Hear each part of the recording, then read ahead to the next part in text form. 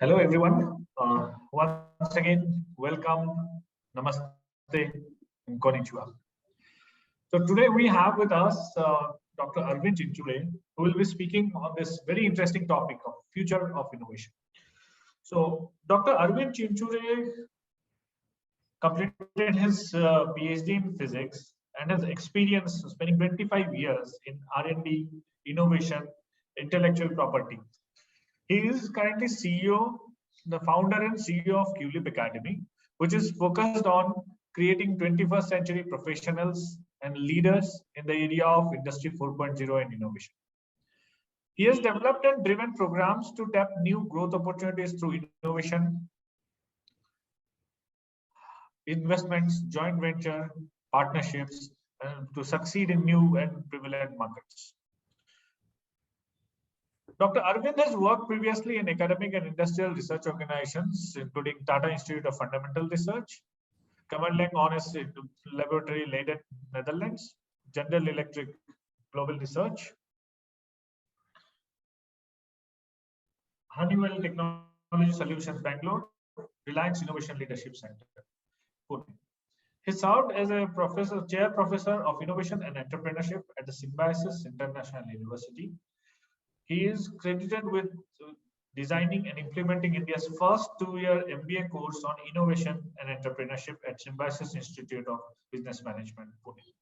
He is actively engaged with several national and international organizations in research, innovation, social development, teaching, and policy making. So I don't think we will have anybody better than Dr. Arvind Chinchure to speak on this today's topic of future of innovation. So over to you, sir, please. Thank you, Abhishek. I hope you can hear me. Yes, we can hear you. So this is such an incredible privilege and honor for me to be part of this event.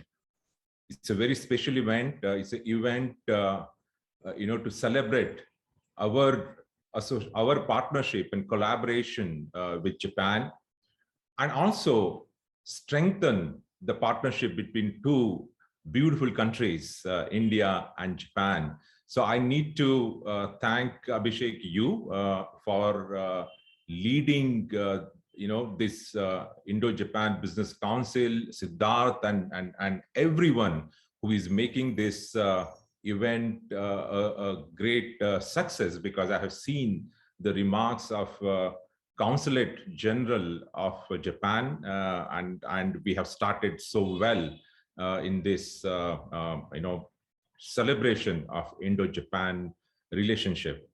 So as you said, Abhishek, I have experience of almost 3 decades. 3 decades in the entire value chain of innovations, starting from research, the technology, intellectual property, entrepreneurship, then connecting this to policy and also social development. But recently, my focus has been on also creating these 21st century professionals and leaders, and I'm doing this through various interventions, and one of the ways that I'm trying to make these things happen is through education.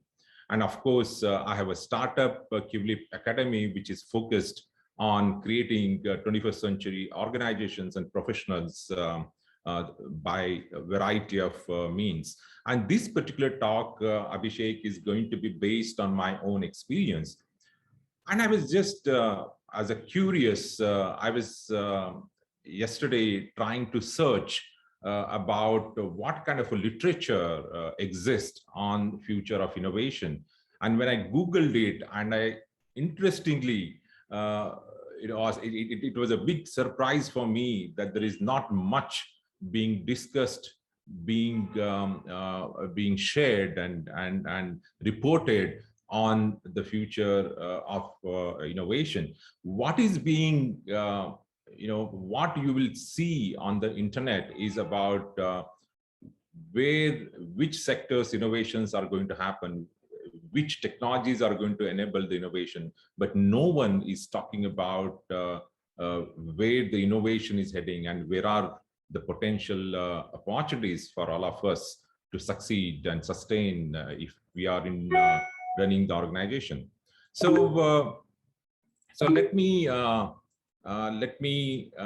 share a very interesting, innovation challenge that I found on the net, on the internet. So this is a Japan challenge for Society 5.0. So one side we have Industry 4.0, but Japan calls in a different way. So we have Society 5.0, and JETRO launched this challenge for startups around the world to accelerate innovation with Japan. It's a very, very interesting concept, and this challenge closed on July 2021. And it actually focused on three different areas, and they invited the startups to compete and be part of this innovation journey through co-creation between the startups from around the world and the organizations in Japan. And let me, share a video, a teaser video that JETRO created. It's a very, very powerful video. It gives a very important message, about the future and future of innovation. So let me play this this video, and then we will go to the next step.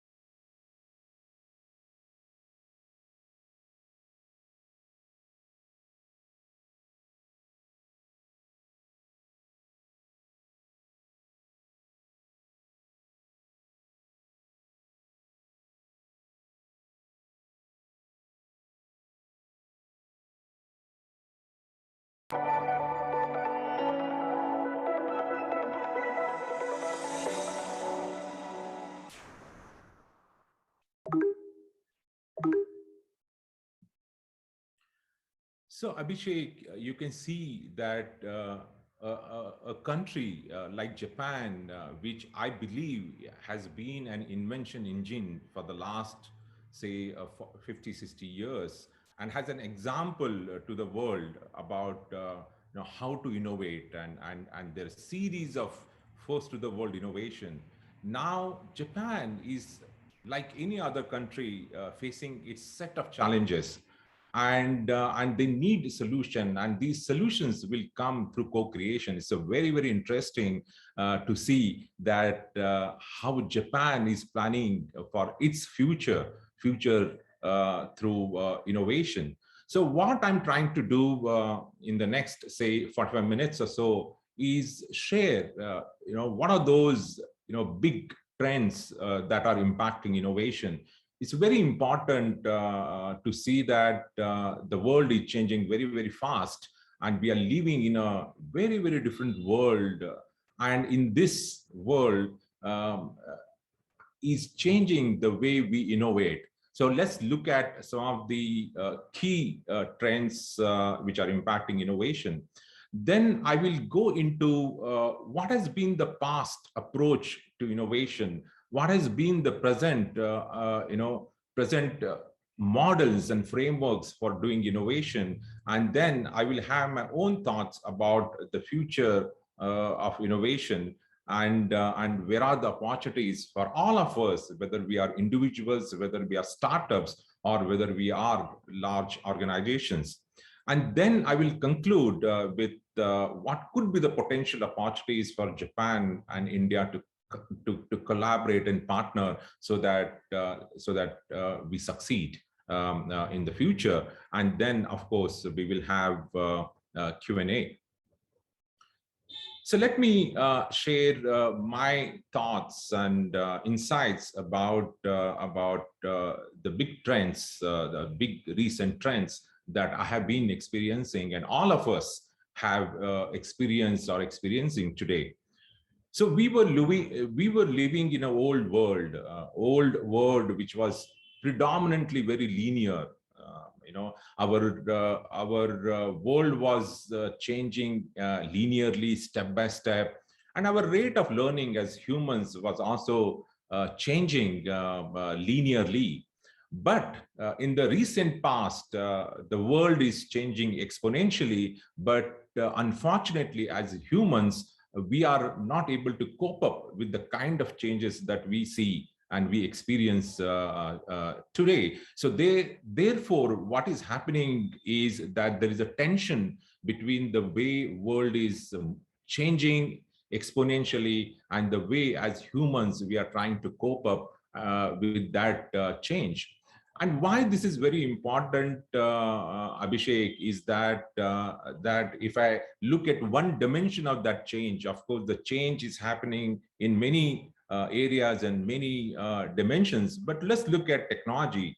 The technology is moving exponentially, but we as humans are, wired to still continue our growth and learning in a linear terms. To give an example, that the way we live, for example, if I'm into the education and if I want to get a degree, so it's a linear phenomena. I do LKG, UKG, then I get that's pre-primary, then I get into the first standard, second standard, and every year I get promoted. But technology is not linear. It is not moving step by step. It just doubles every year. It can triple every year, and therefore we have that we are not able to quickly come to the terms with these changes, and that has a tremendous impact on the way we work, the way we live, the way we build new products and solutions, and the way we create technology and innovation. Now, fundamentally, we can ask this question: what does this mean to us, to smaller organizations, to startups, and to larger organizations, when the world is moving so fast and we are going step by step in a linear form? So, Abhishek, I would like to have this a quick, a small activity for all our participants and audience, just to have some kind of an two-way interaction. So please see whether you get a responses, and let me share those responses. So what I'm asking, those who are listening to this particular talk, whether you are on a YouTube or any other means, so please share with me in your chat that, if I ask you to complete this sentence, like Tesla is a company. Or if I want you to complete this sentence, Novartis is a this kind of a company. Say, for example, if I ask to complete a sentence like Toyota is an automotive company, is a mobility company. So what do you think Tesla is or Novartis is? So let me take a pause here, Abhishek, and please just check whether there are some responses to my question. Yes, definitely. We can take, I think, 1 to 2 minutes pause and then come back and see. I'm continuously monitoring on the YouTube chat, so we'll be able to figure out what people think about. So these are very important aspects that we need to understand and appreciate. So the kind of changes that are happening in the world and how the companies are changing or managing their change to be in sync with the exponential change that we see today in the world. So Abhishek, if you have responses, it's okay. So we have responses. In fact, we have a few responses. Some of my teammates are also here. They are also responding that Tesla is typically a mobility company. Okay. Nowadays is definitely a pharma company. So that's the kind of response we are getting for now. And any response on Novartis? Yeah, Novartis is being said now. Earlier it was this pharma, but now somebody is saying that it's a healthcare company. Yes. So Abhishek, this is what we perceive and we understand that Tesla is a automotive mobility company. It is a company which produces cars. And then when we look at Novartis, which is more than 100-year-old company, and we always look at Novartis as a pharma company or a healthcare company. But you will be surprised, I mean, those who are listening, you will be surprised to hear that or to know that Tesla never calls itself as a mobility company or an automotive company. Tesla says we are data company. It's very interesting.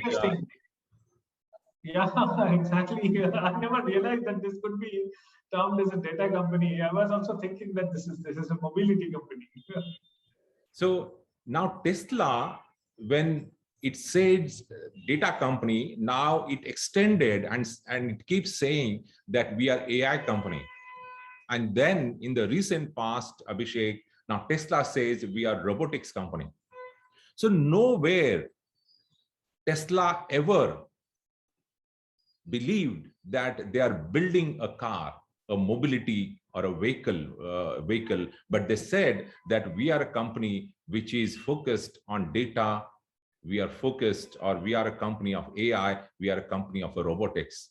And that makes a tremendous change in our thinking that the companies need. So the traditional way of looking at the companies need to be changed or has to be changed. Now, some of us who are listening here may say that, look, Tesla is a very new age company. It's like a startup now has, become a slightly larger company. And if you look at the valuations of Tesla's valuations are more than top 5, automotive companies in the world. And what makes Tesla to get that kind of a valuation is because of the nature, the focus, and the way they want to drive this company. Of course, their revenues are maybe 1/10 or 1/5 of some of the companies. And if you look at Abhishek, that Tesla has collected over 3 billion miles of real-world driving data, which is incredible.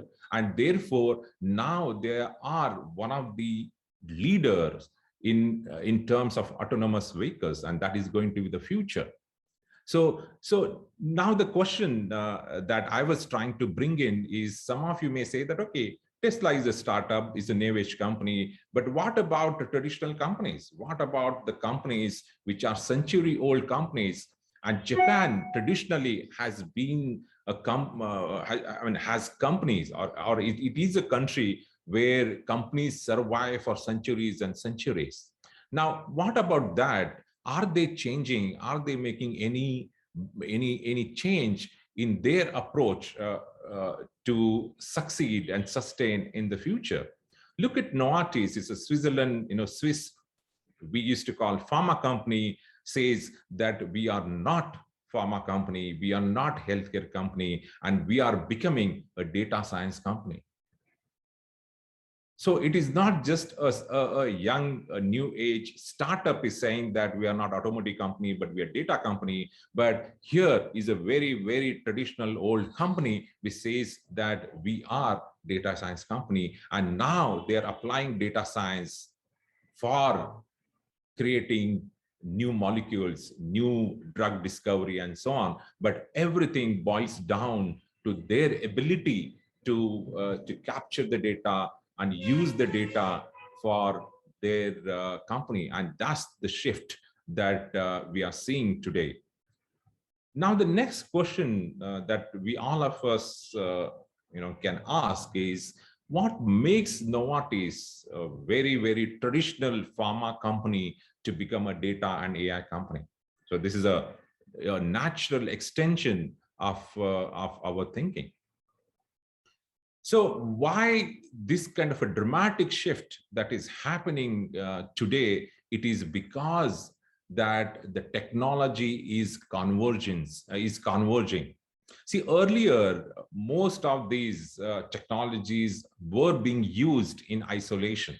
For example, we look at IT and ICT. So ICT was predominantly an independent technology area.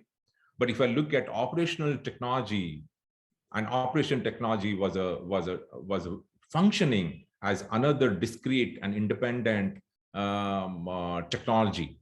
So there was never been the convergence of these two powerful technologies earlier. And now what is happening is that now there is no difference between OT and IT, or information technology and operational technology. So they live together today. So the core concept of Industry 4.0, the core concept of Society 5.5 is this merging of different technologies coming together, and that combination of technology, convergence of technology, is making large companies, irrespective of their sector, saying that we are either data, AI companies. I think this is what is happening, and this was not existing, say, in the third industrial revolution. Third industrial revolution was more focused on use of IT to make automation or digitalize things. But now, because of this convergence, there are new possibilities exist, new challenges gets created. Now let us come to our topic. Again, ask very series of questions. How does this impact on innovation? So what does this mean to the innovation, the way we do innovation, the way we approach innovation? Then the next question is, where this innovation heading then? And where are the opportunities for us to innovate? I think these are the three questions that I try to discuss in the next, say, 15 or 20 minutes. So let me let me go back to say 20-30 years from now. So when I finished my research, and when I was in the process, or when I was working in Europe to create or innovate to solve a particular problem, I think our focus predominantly in the past was that create a product. So the first thought for us as a scientist, as a researcher, is, what technologies that we need to build so that I can create a product. So in the last, say, 20 or 30 years, what I have seen in my discourse or in the discourse of while it comes to innovation, that predominantly we saw that either a company is focused on creating the products or services, and of course there's a lot of innovation that goes into creating new products and new services, and then of course improve the processes. If I look at Japan, Japan is a leader not only in the products but in the processes. Japan gave to the world various innovations. For example, Kaizen, Lean, just-in-time, Toyota production system. So that was all focused on processes, and of course, in some ways to the business model, like how do I apply Kaizen, continuous innovation, so that I continue to improve quality, productivity, and so on, while creating the products. I still remember, my first time when I bought a Walkman. So Walkman was a revolutionary product that Japan created, and of course, Japan is an innovation engine. It's an invention machine, and they have brought so many products in the world, whether it's a bullet train or in the recent times, whether it's emojis. Emojis has come from Japan, or it is QR code, for example, is a biggest innovation that Japan has given to the world. So in the past, the whole innovation was, mainly focused on either, innovating in processes, innovating in products or services, or in the business model. And now we know that the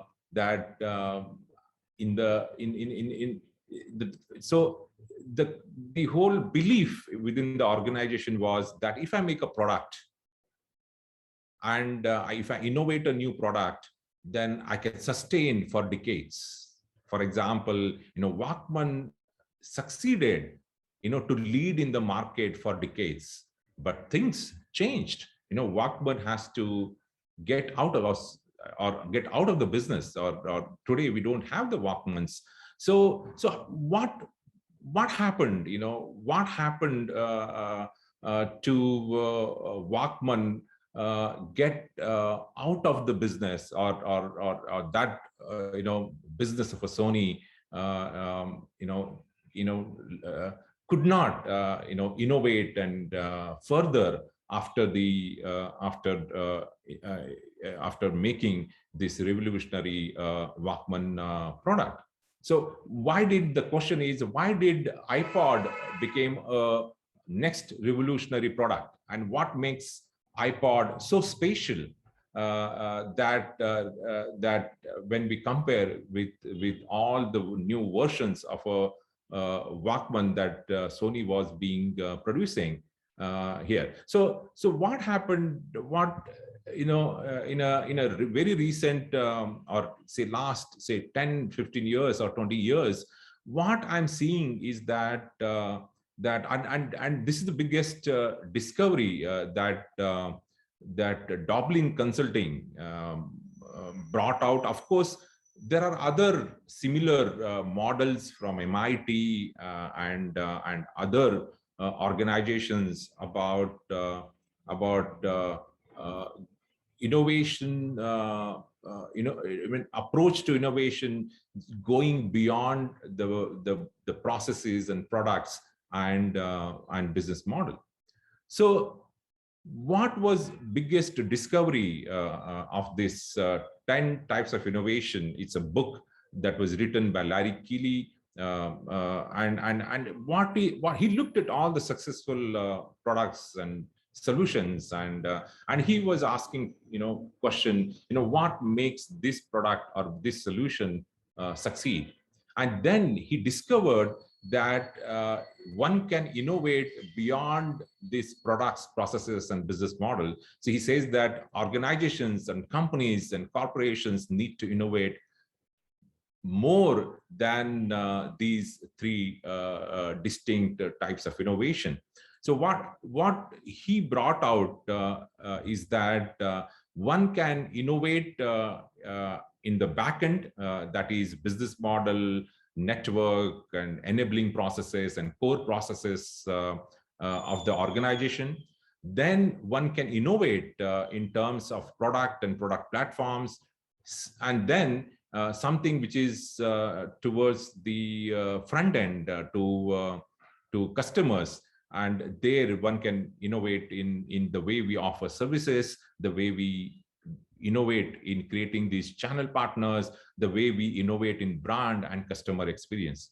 So and of course, one can individually innovate in these areas. For example, if you look at business model, the dominant innovation by Dell is a business model. And Dell said that why customer or consumer should have only few options of having desktop and laptop, and why they should go and buy these laptops and desktop in a air conditioned showrooms. And that change in the way the business is done made Dell a very successful company. So similarly, one can look at the companies, for example, Amazon. Amazon's biggest innovation is network. But of course, Amazon's success is not just because of the network, or Dell's success is not just because of only business model, but these companies also innovated in other types of innovation, in the other categories of the innovation, whether, for example, Dell, whether they branded, whether they created the service and channel partners and customer experience and so on. So the thumb rule was in the recent past is that if you want to bring out a breakthrough product, if you want to create a disruptive product, you must innovate not just in product or a process or a business model, but at least the innovation has to happen in 5 to 6 different categories or types out of 10 types of innovation. For example, what was the difference between Walkman? Walkman continued to create newer versions of the product, but what Apple did is that they said, let's innovate not just in the product. The product was a simple, all of us, we knew that there is a memory, there is a internet, and we can listen to the music and so on. So, but they went beyond the product. So they innovated in the business model. They created a iTunes, and iTunes is one of the most,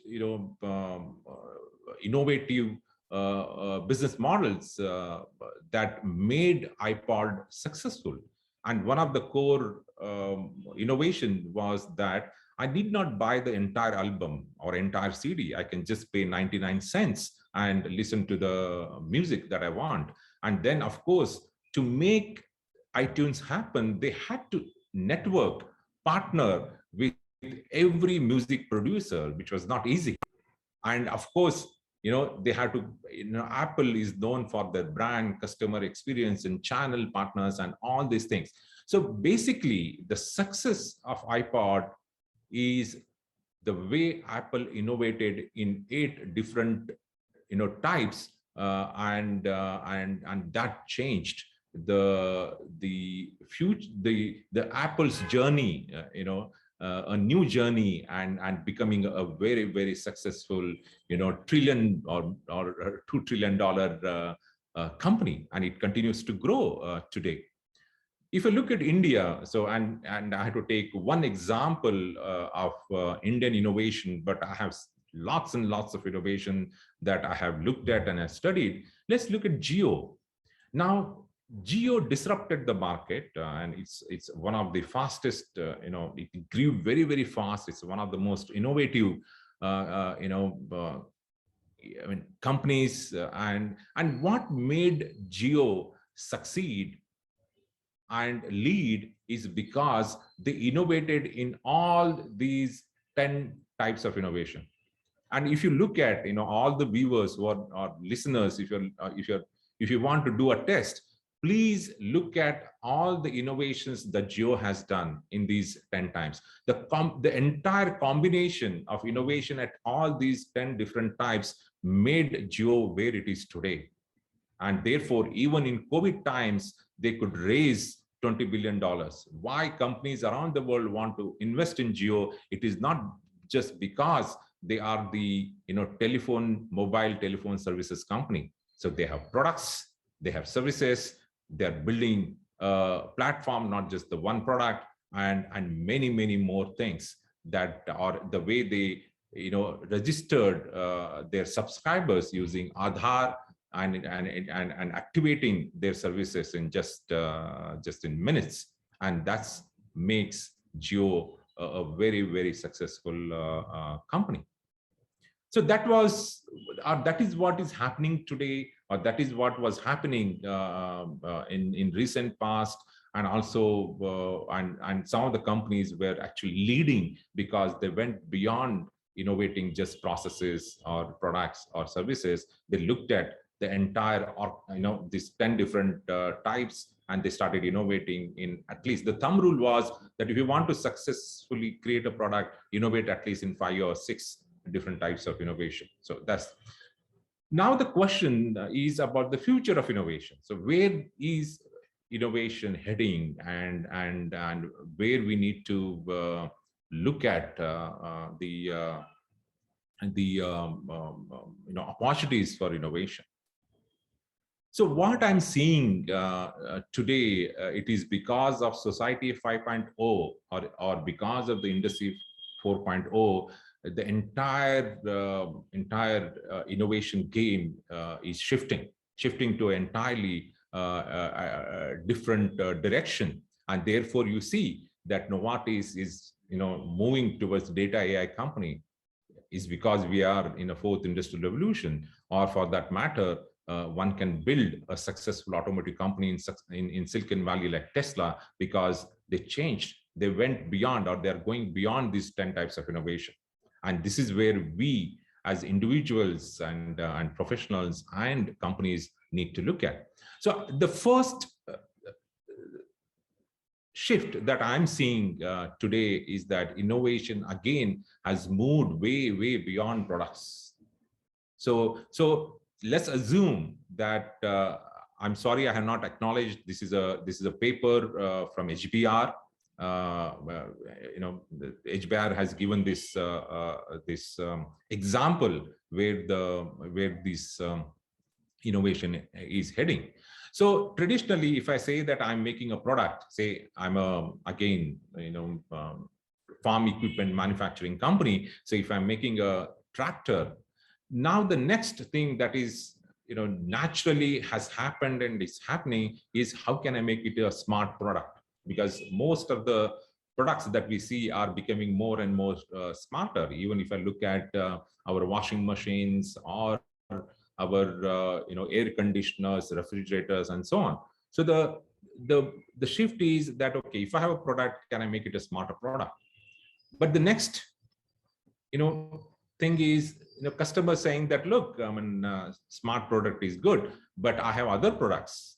Can I have a connected product? So we are moving from a smart product to smart connected products. It's very interesting. Now the tractor is not only smart, but it's connected. I can track, monitor, control, and do a lot of things, because I'm as a device. If I have a mobile phone, I can just connect it to this, and I can get all analytics and data and so on. But if you look at now farmers' point of view, see, if I'm a farmer, if I'm agriculture, I'm into the agriculture.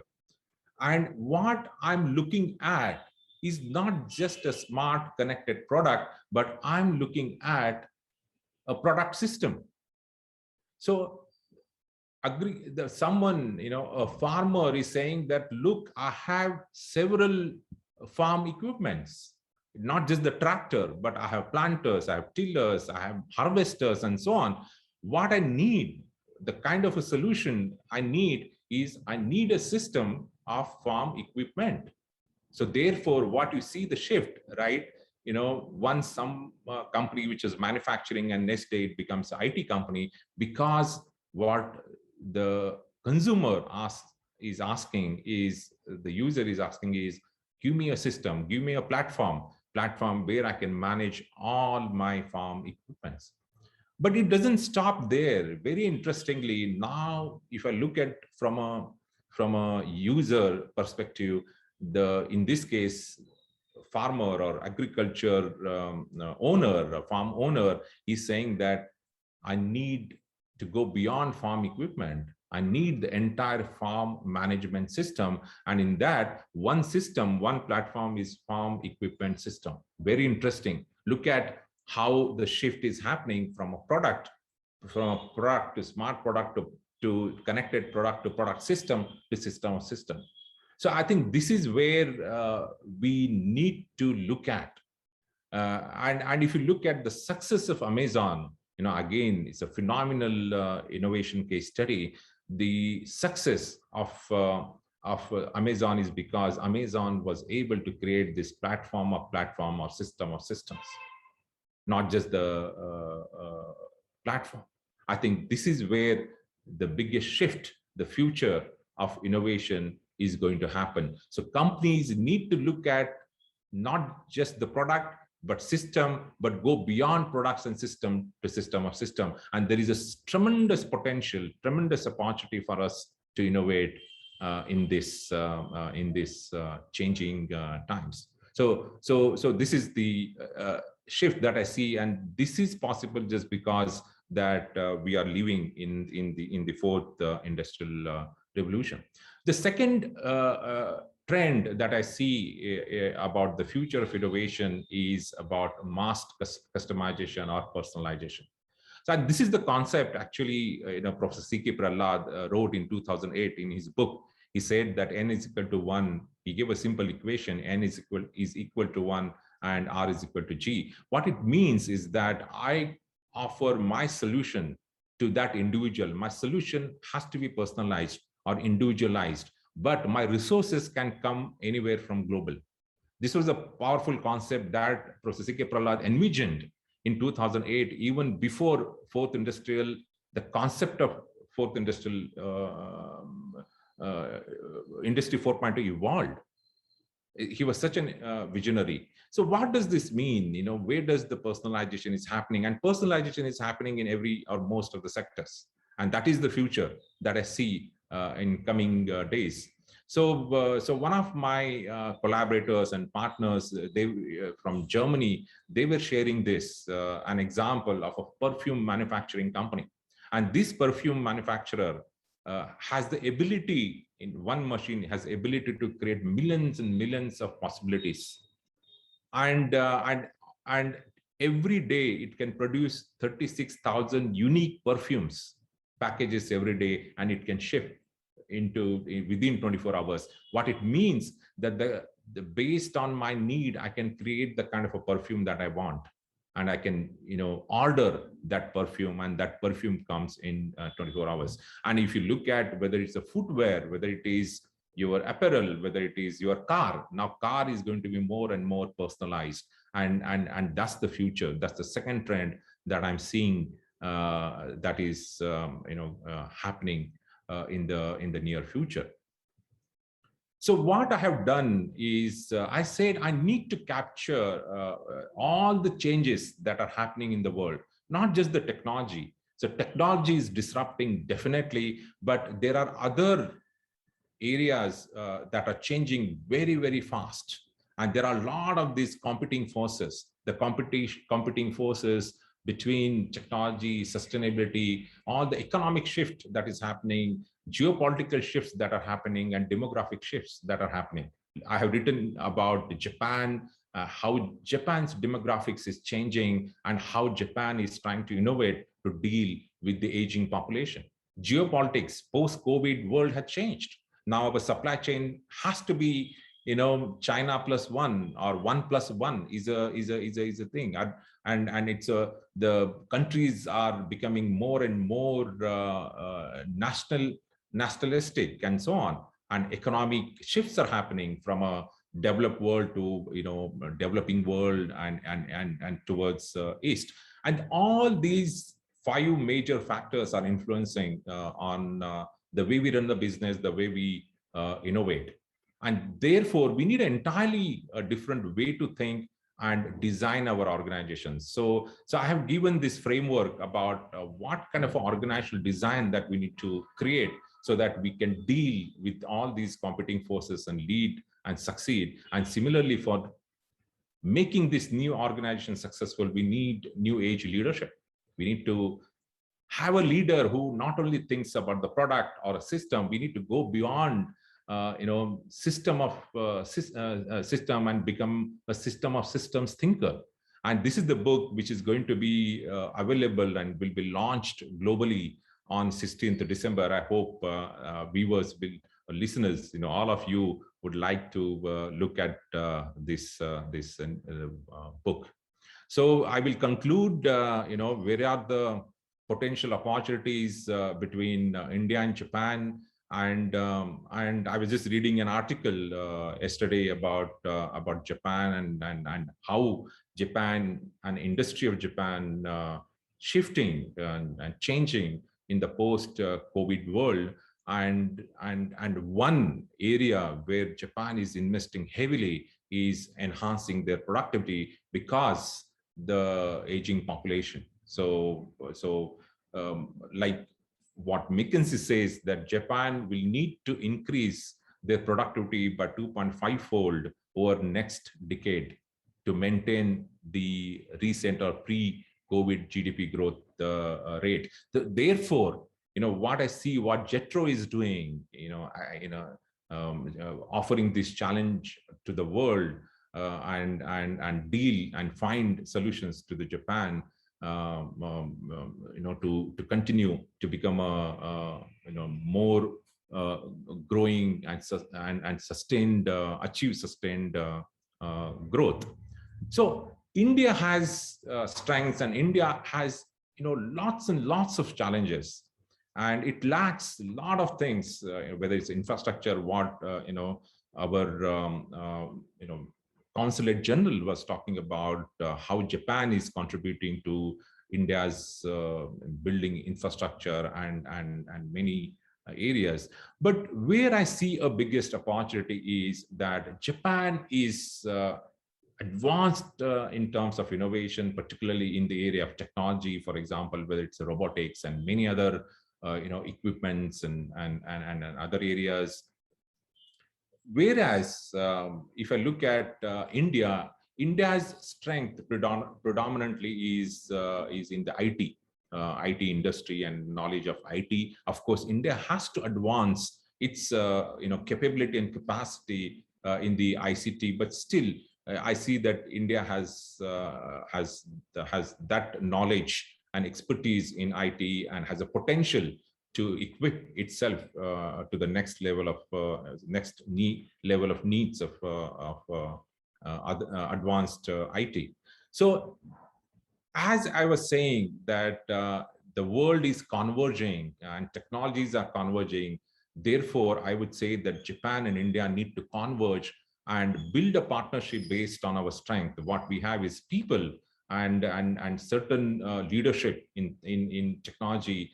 And Japan has leadership in many areas, including technology. If we bring and build that partnership, believe me, this is going to be a game changer, not only for India and Japan, but for the world and for creating that sustainable world. And just to conclude, I see that Indo Japan Business Council, is growing. It's becoming more as a influencer to or facilitator or a catalyst to make these partnerships happen.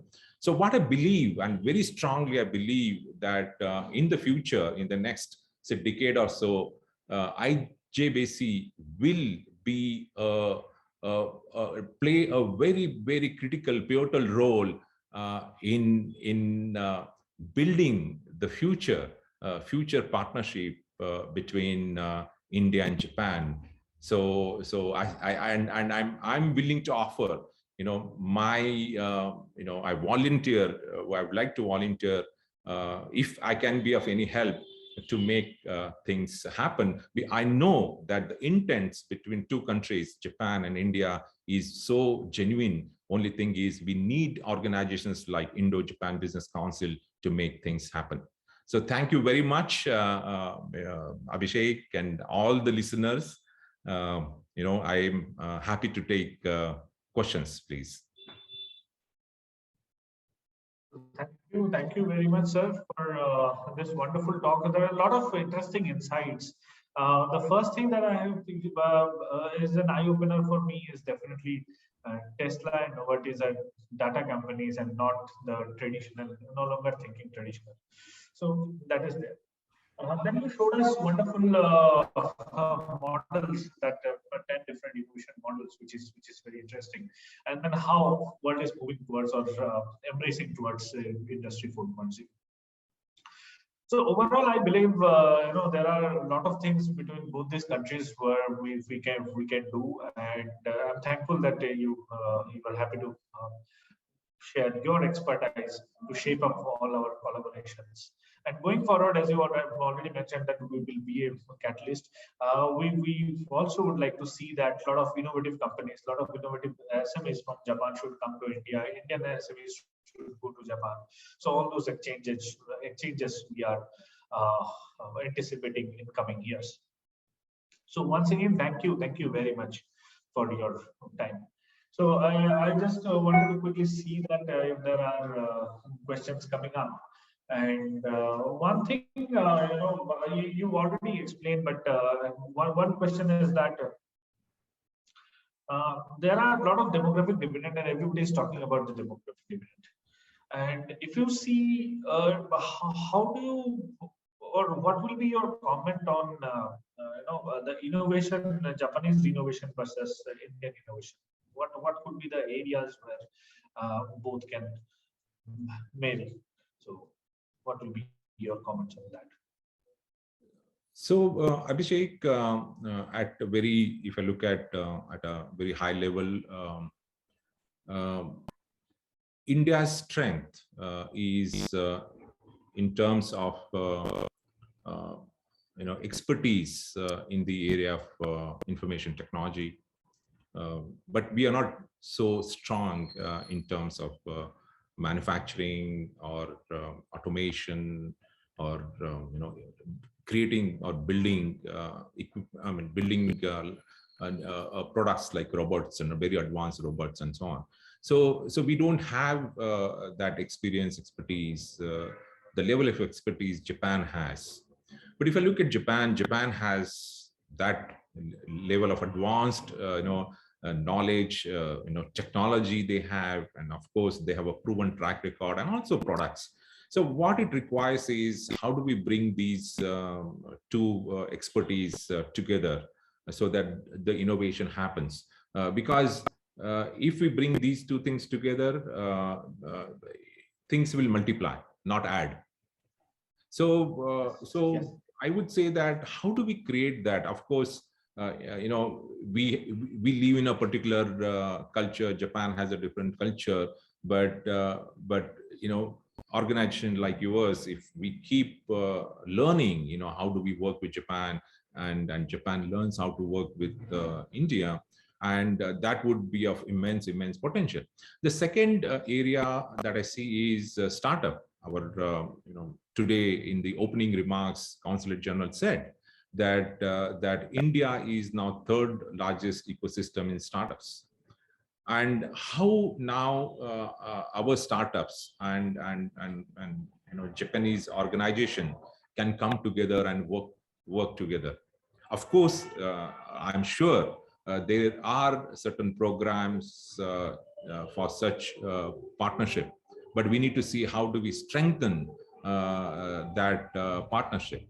But what would be the catalyst or real change that we need to bring as individual when we work on this kind of innovation is like, for example, professionals who are in IT, they need to learn about manufacturing.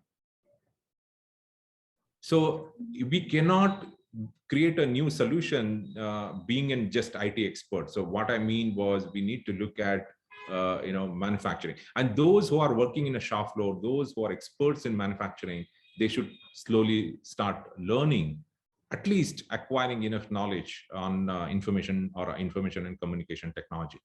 And when that happens, the real intersections will happen. And for that to happen, so in my book, I'm saying that, what kind of a new 21st century talent that we need. So what I'm saying, we need intersection of three things. One is, the change is so fast that we need to build, or acquire new skills, which I call it human skills, like empathy, EQ, growth mindset, and many other things. I think these are very, very important for innovation and manage that change. The next is, of course, we need to empower ourselves with the tools of innovation. So we need to be creative, we need to be innovative, we need to be more entrepreneurial and so on. And we need to keep acquiring that. And what is going to enable the true innovation happen is the technology. So I need not be an expert in technology, but I should know enough so that I'm able to find solutions. So if I'm a technology expert, suppose my expertise in technology, then I need to slowly empower myself with the new modern tools of innovation, being more creative and becoming more human and building more human skills. Of course, we can learn from Japan about human skills. They are we can learn so much from Japan, how they interact and so on. So I think if we combine these things, and then what happens, Abhishek, is then we are ready to collaborate and partner. Today, if I look at India, I say that, oh, I'm expert in innovation, or I'm expert in technology, and I go to Japan. Since I don't have those human skills to appreciate other human beings, other cultures, then we will not be able to make things happen. So in 21st century, because machines are going to be more intelligent than humans, now we need to, as humans, we need to upgrade ourselves to the next level. Thank you very much. I think these are extremely insightful, and for us also to promote this exchanges between both the countries. By all these words of yours will be a great asset for us. So once again, I think we are coming to an end of our session, and this is already 12:58, and we are bang on time. So once again, thank you very much for your time and sharing all your insights. I think all of us are will be immensely benefited from this. Thank you.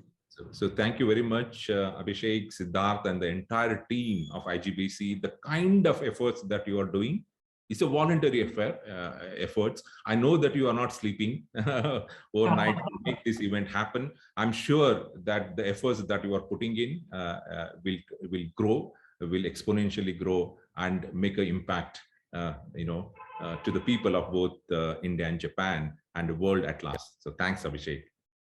Thank you very much. Once again, hello. Namaste and Konnichiwa. We had a wonderful morning session, and after lunch, now we are geared up for our afternoon session. And we are really thankful to His Excellency Sanjay Kumar Verma-ji, Ambassador of India to Japan. He will be delivering his keynote speech now. And for the complete session, from now onwards till 4:30, we have Sudhir Jaiswalji, who will be taking care of the complete session. He will be moderating a panel discussion after Sanjayji's speech. So I'm just introducing Sudhirji here. Sudhirji illustrates his career. He started his career as a graduate trainee, and from there he moved on to become president and CEO to various organizations. He is currently a founder and CEO of Enterprise System Solutions Private Limited. His areas of expertise is developing business between India and Japan, where with special attention to capital allocation, corporate finance, global supply chain management, management of subsidiaries, and also post-acquisition integration. So with this small introduction to Jaiswalji, I'll be handing over the whole session to Jaiswalji. So Sudhirji, please. Thank you, Abhishek. Thank you for this nice introduction. Namaste, Minasama, Konnichiwa. A warm welcome to all the participants of Konnichiwa Pune on behalf of IJBC, and a particular warm welcome to Your Excellency Ambassador Mr. Sanjay Kumar Verma for agreeing to be part of this session of Konnichiwa Pune 2021. In terms of the format, this session is in two parts. A special keynote address by His Excellency Mr. Verma, Ambassador of India in Tokyo. And this keynote address will be followed by a panel discussion, which consists of eminent thought leaders in the space of Indo Japan relationship. I'm delighted to have this opportunity to introduce Ambassador Verma. Ambassador Sanjay Kumar Verma is an officer of 1988 batch of Indian Foreign Service. He was stationed at the Consulate General of India, Hong Kong, and at the Embassy of India in China, Vietnam, and Turkey, before serving as the Consul General of India in Milan, Italy. Ambassador Verma was also the Indian ambassador to the Republic of Sudan. Prior to his arrival in Japan as the Ambassador of India, Ambassador Verma worked in Ministry of External Affairs, MEA, New Delhi as Additional Secretary Administration, and was also in charge of the Cyber Diplomacy Division. Ambassador Verma is deeply passionate about information technology, artificial intelligence, cyber diplomacy, delivery of people-centric services using interactive technologies, guiding and facilitating small businesses and investors. Thank you, Mr. Verma. And with these words, I request Ambassador Sanjay Kumar Verma to deliver his special keynote address in this event. Ambassador Verma, over to you.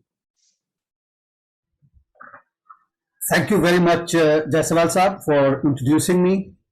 And first of all, let me congratulate the organizers of Konnichiwa Pune 2021 and IGBC to take this step forward and start preparation even before the COVID has been declared ended. And I wish you all the best in your endeavor to take things forward. Now, since the entire discussion is on what we need to do post-COVID, so first of all, we will need to understand what has already been happening pre-COVID. Only then we can see where are the disruptions, what needs to be fixed, or if we need to just continue the way in which we were doing our business earlier. So one thing is very clear, that there is an induced change. And this induced change was not very easy for traditional societies such as India and Japan. It took some time for both the countries and the actors in both the countries to get used to the new normal. But I'm glad to tell you that the new normal is here, and in Japan as well, they have accepted the new normal as the digital world with open arms. It has led both the societies, including the businesses, towards a better digitization, but at the same time digitalization. And we have to understand the nuances of the two in order to take advantage of the situation which has now dawned upon us. One thing for sure, we haven't realized this so much, but the pace of interaction has increased. Earlier, I was attending probably a couple of conferences a week. These days, I'm attending many more than that. So basically, the pace of interaction has increased. But at the same time, the human relationship, which is on touch and feel kind of basis, that has been left behind somewhere. And therefore, we need to reconnect. And that is where I see the need for going back to pre-COVID situations. That is, again, to get touch and feel kind of approach in order to take things forward. but with digitalization and digitization on our mind. So what it means is basically we are looking at some of the advantages that we gained before COVID and some of the advantages we gained during the COVID. COVID had been bad for all of us, but it also taught us some new lessons. And these new lessons have been very important in order to increase the intensity of interactions. It also puts a huge challenge in front of us that since the pace of interaction has increased, we have less lead time to achieve results. And that is very, very important to understand, because there are societies we are very good at planning, but not so good at agile reaction. There are societies which take decisions on the run, but not very good in planning. So therefore, now we need to look at the entire ecosystem through which we are able to deal with the less lead time available to us. I'll later on talk about it a little more. I was asked also to talk about the history of our bilateral relationship. I think that is something which is well known, so I'll spend very little time on that. And the historical part, the part of Buddhism and the Indian monk coming to Japan, that is a well-known fact, so I'm not going to dwell upon that. But if we look at the present situation, our relationship has become a partnership, and that is what is to be seen. Earlier, we used to talk about the bilateral relationship. These days, we talk about bilateral partnership. And this partnership has a special name, which is a Spatial Strategic and Global Partnership, which basically talks about everything which is there in the cart to carry forward. It's a spatial strategic, so we can talk about the geopolitics, geostrategy, and at the same time global, which means the bilateral partnership is not limited to our two countries, but it has to be taken forward in third countries as well.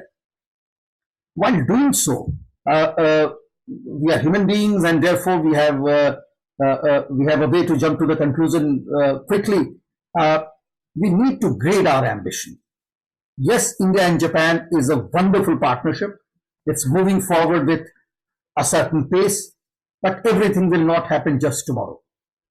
We have to take our ambition in a graded and phased manner. And all these graded ambition will have to dovetail into each other so that we do not lose anything when we move forward.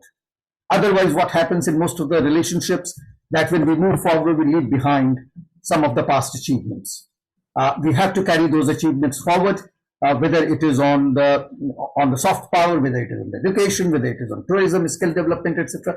So we have to take these things forward, and only then we will be able to take full advantage of the gamut which is available to us of especially strategic and global partnership. Cultural part of the relationship is very important, and this cultural part is not about reminiscing what our cultures are, how have they been interacting, but in order to understand today's culture of the two countries. For an example, the Vedic culture in India, that was yesteryears. Today it has got mutated into a new culture, which is the Indian culture.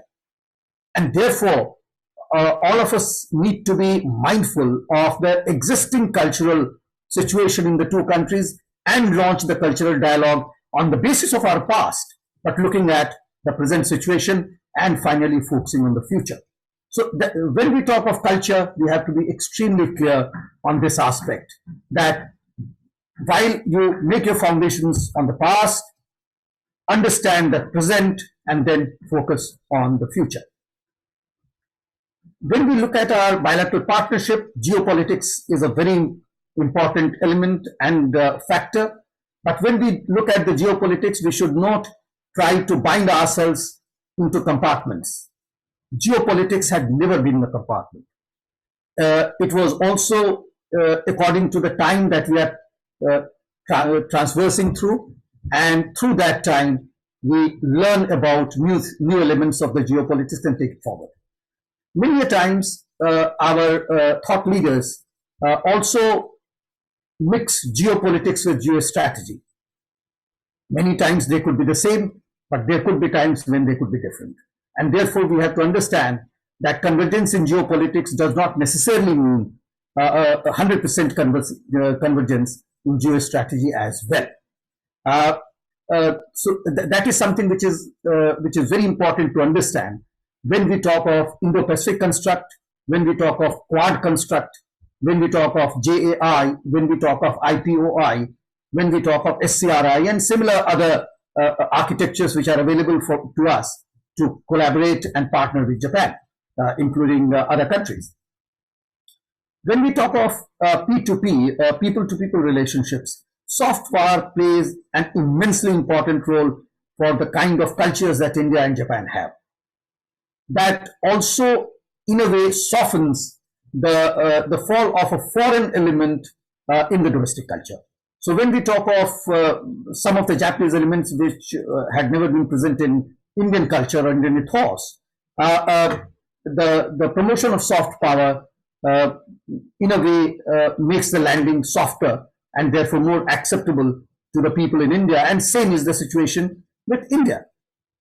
There could be many kinds of traditional mechanisms in India, traditional dances, traditional songs, traditional practices, which may be a bit far from the Japanese culture, and therefore we need to look at soft landing of our soft power approach between our two countries. There are commonalities between the two countries as far as the soft powers are concerned. There we need to sit together and think, can we take these common soft power elements to third countries and the world? That's an important consideration, which is yet not a matter of discussion in the think tank ecosystem. Education becomes very, very important as a factor to relate the two people. And when we talk of education, it's language, it's technology, it's liberal art, it's management styles, everything put together. And therefore, education by itself can open up a Pandora's box with so many elements there for us to follow up with. Therefore, we'll need to take each element by itself and see whether each element has a convergence or not. If not, how can we converge them? We should not talk about education as a sector, because each subsector will need convergence if we need to take education sector forward. When we talk of education, the skilling, reskilling and human resources cannot be left behind. We know the demographic dividend that we have. We know the situation of demography in Japan, so I will not labor on that. But I will remind the audience that there is a clear complementarity between our two countries. And that is why the two governments decided to sign agreements on training of interns, as well as SSW, which is the specialized skilled workers coming from India to Japan. All these depend a lot on the kind of skill set that we have acquired, on the kind of standardization of the skill set and certification of the skill sets that we have, whether they are able to converge with the Japanese skill standardization and certification system. If not, what can be done and how can we sell our human resources to the Japanese market, which is very much eager to take them on, because Indian human resources are taken as, in terms of a Japanese prime minister, in words of a Japanese prime minister, as excellent human resources. So therefore, we may pay more attention on this. It is not only a service as a part of the bilateral trade. It's not only a trade in service. It is much more than that. Because when a person comes here, of course, he or she is providing service to the society, but she is also a moving ambassador of India, roaming ambassador of India. And therefore, whatever that person reflects here, people would think that that is what India stands for. So therefore, before we send these human resources to countries outside India, they need to understand all these areas which I talked about earlier: the cultural convergence, the graded ambition, the geopolitics, the geostrategy. I don't want them to be experts on them, but they should be sensitive to all these aspects of bilateral partnership. Indo-Pacific is a very important construct in this part of the world. It just offers a platform. It's not an architecture. It doesn't have a multilateral kind of arrangement. So it's a very inclusive construct wherein the countries are free to talk to each other, decide on various aspects. But when this philosophy or vision was being seen, something was thought about as to how to implement this. Because if it only remains just a philosophy, then it's very difficult to make people understand that it can play a role in upliftment of the region and making the region more competitive in the world. When I say competitive, it is not only on business and trade, it's much beyond that, and therefore it includes all kinds of elements which a human society intends to achieve. So for that purpose, India launched IPOI, which are initiatives and which has got 7 pillars, and each country, partner country, has taken up 1 pillar to develop it further. Japan has taken the pillar of maritime trade and connectivity, which it is driving forward. Now, let me go to the Indo Japan Business Council, which has organized Konnichiwa Pune 2021. The most important part of doing business at the moment is to understand each other's culture of doing business.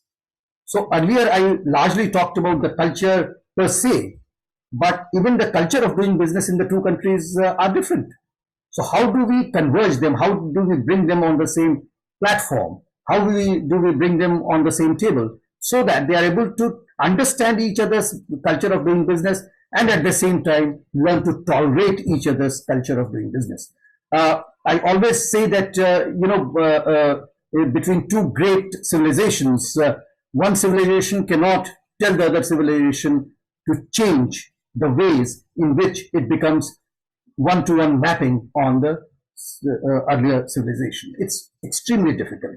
So Indians, the way of doing business in India will remain the way of doing business in India. But when it will interact with the way of doing business in Japan, there will be amendments, and these amendments will happen the same way in which the Japan will do business with India. So what does it mean? It means that we need to understand each other's business culture very well, and the way in which these business cultures are demonstrated in doing business. That could be a big task for any business council or chamber of commerce or chamber of industry to educate its members on both sides as to how to understand and converge with the culture of the country where they are planning to do trade, investment, or collaborations. In moving forward from here, if we could recall how did Japan become a global economic power in after Second World War, it was largely on the basis of innovation. It was largely on the basis of new products. Same thing, in my view, is going to happen again.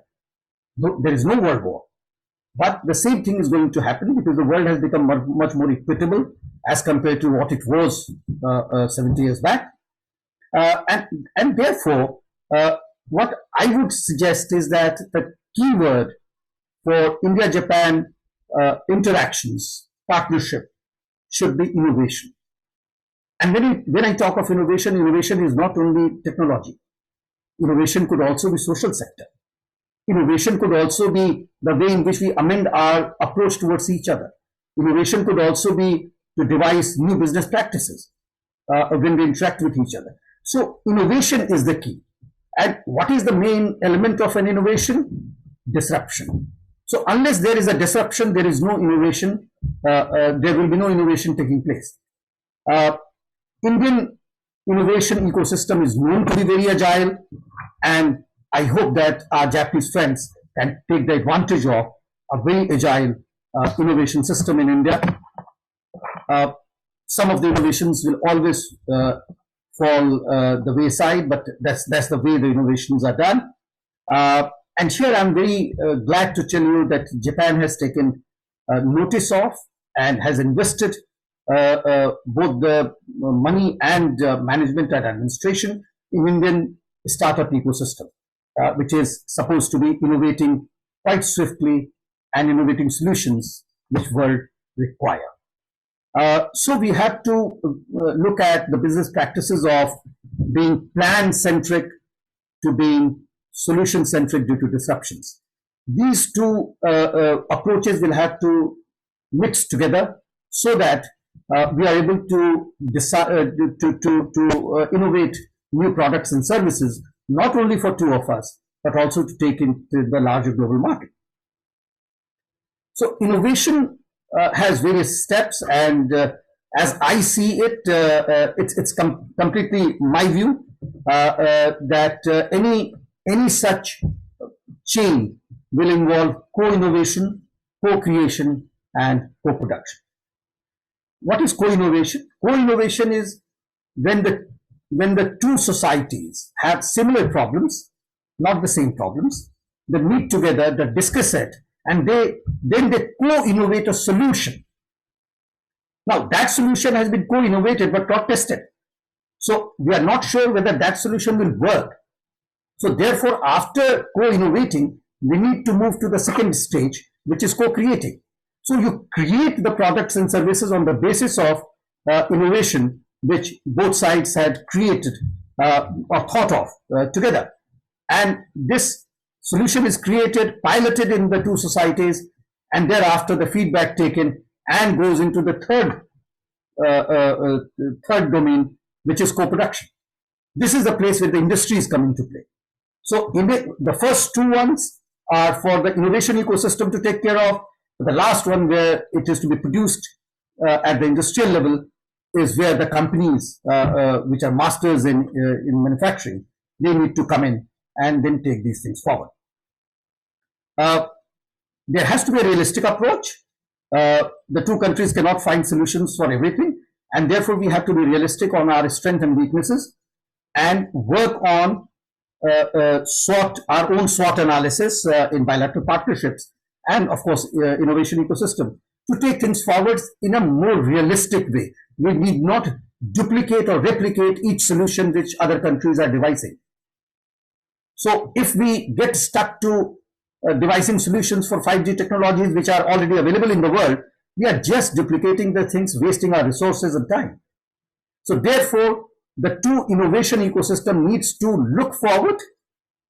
If the innovation gestation period is at 3 years, look for 5 years, where the world will be in 5 years' time from now, and then try to co-innovate, take a realistic approach, and give services and products to the world.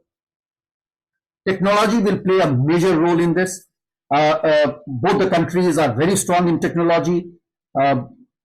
Japan is extremely strong in physical technologies. What do I call as physical technologies is, say, electronics, for example. We are very good at soft technologies, which are coding, etc. So our code cannot be embedded unless there are electronics to be embedded with it. Similarly, the Japanese electronics cannot be a complete solution unless there are codes to be embedded on it. So it's an ideal complementarity between our two countries, which we can take forward in the post-COVID world as well. SWOT analysis is very important, as I said earlier. We have to, first of all, as a business council, IJBC, if they can look at mapping the strengths and weaknesses beyond hearsay. Now, why I'm using the word hearsay is that there is a hearsay that all Indians are very good at mathematics. There is a hearsay that Japanese management style will fit into any situation. All these are hearsays. So please map strengths and weaknesses beyond hearsay on a realistic, in a realistic manner, on the realities on the ground. Once that is done, then the future path becomes much easier. Then we know what are the fields where we can collaborate, co-innovate, co-create, and co-produce. Here, in the world of technology in particular, each solution lasts a very short time. So shelf life of solutions is getting reduced by the day. And therefore, agility of innovation is very important if we want to reduce the threat. In SWOT, the last part, the threat. So threat needs to be reduced for us to be successful, and only agility can reduce the threat in the technology innovation world. We should also be mindful of converting opportunities. Many times what happens is that the opportunities can easily be seen, but then the actors are not able to convert those opportunities into businesses, into trades, into advantages. So any opportunity which comes in will remain in your window or a door for a very small time. So unless we are agile, we will not be able to convert our opportunities into advantages. That's an extremely important aspect. Energy security for both the countries is very important. Japan doesn't have much of fossil fuel or other sources of energy. The wind power could have been there, but again, sea is very rough. It is very deep on the ground. That is onshore. The plain areas are lacking. There are too many mountains and hills. So on both the countries, and in India we know, so I'm not going to labor on India's need of securing energy. So both of us have external dependence on our current energy metrics. So we need to sit together. We need to talk about the technology which can reduce our external dependence to secure energy and move towards a carbon neutral world, which is again, it's not too far. It looks like 2050, that Japan has announced to become carbon neutral. Is too far. It is not, because so many technological developments will need to take place. All these are stepped approach, and therefore, while going from 0 to 100, at every stage there will be new technologies which will be introduced in our societies in the world. Infrastructure is very important. So through infrastructure, the connectivity plays a huge role, not only domestically in India or in Japan, but also in the region. Infrastructure also tells the region that we are their friend. We are there to assist and help them, for them to connect with us better through these infrastructure projects. All these infrastructure projects will have to keep in mind that they are facilitation projects. They create small ecosystems for economic growth and wealth creation. And in today's infrastructure, one of the most important infrastructure is digital infrastructure. So when we talk of infrastructure, in yesteryears we used to talk about air, ocean, and land. But now we have to also seriously talk about digital infrastructure, and both countries can work together on digital infrastructure and take it forward, not only for the two of them, but for the entire world. We have to look at beyond trade. The trade is difficult and easy, both. It all depends which way do you look at it. We have to look at the resilient supply chain, and that is where there will be enhanced trade. That is where there will be incremental investment in both the countries, in the two sides. So that is what we need to keep in mind for our future. When we talk of trade, let's not be ambivalent about the standards and certification which are required to trade between any two countries, cross-border transactions. So if the Indian products are able to satisfy Japanese codes and Japanese certificates, then it will have a better chance to be imported into Japan. Of course, the market need has to be there. Investment has to be there. Again, I'm talking about beyond trade, so supply chain is important. Investment in the future will be very important, both for physical products, but as well as intangibles. So bourses, security exchanges, these are also good vehicles for enhancement of exposure to each other's countries and take things forward from there. My time is almost over, so before I end, I'll only suggest to all the stakeholders to look at their own domain of expertise and try to convert their expertise into advantage for our bilateral partnership and the relation.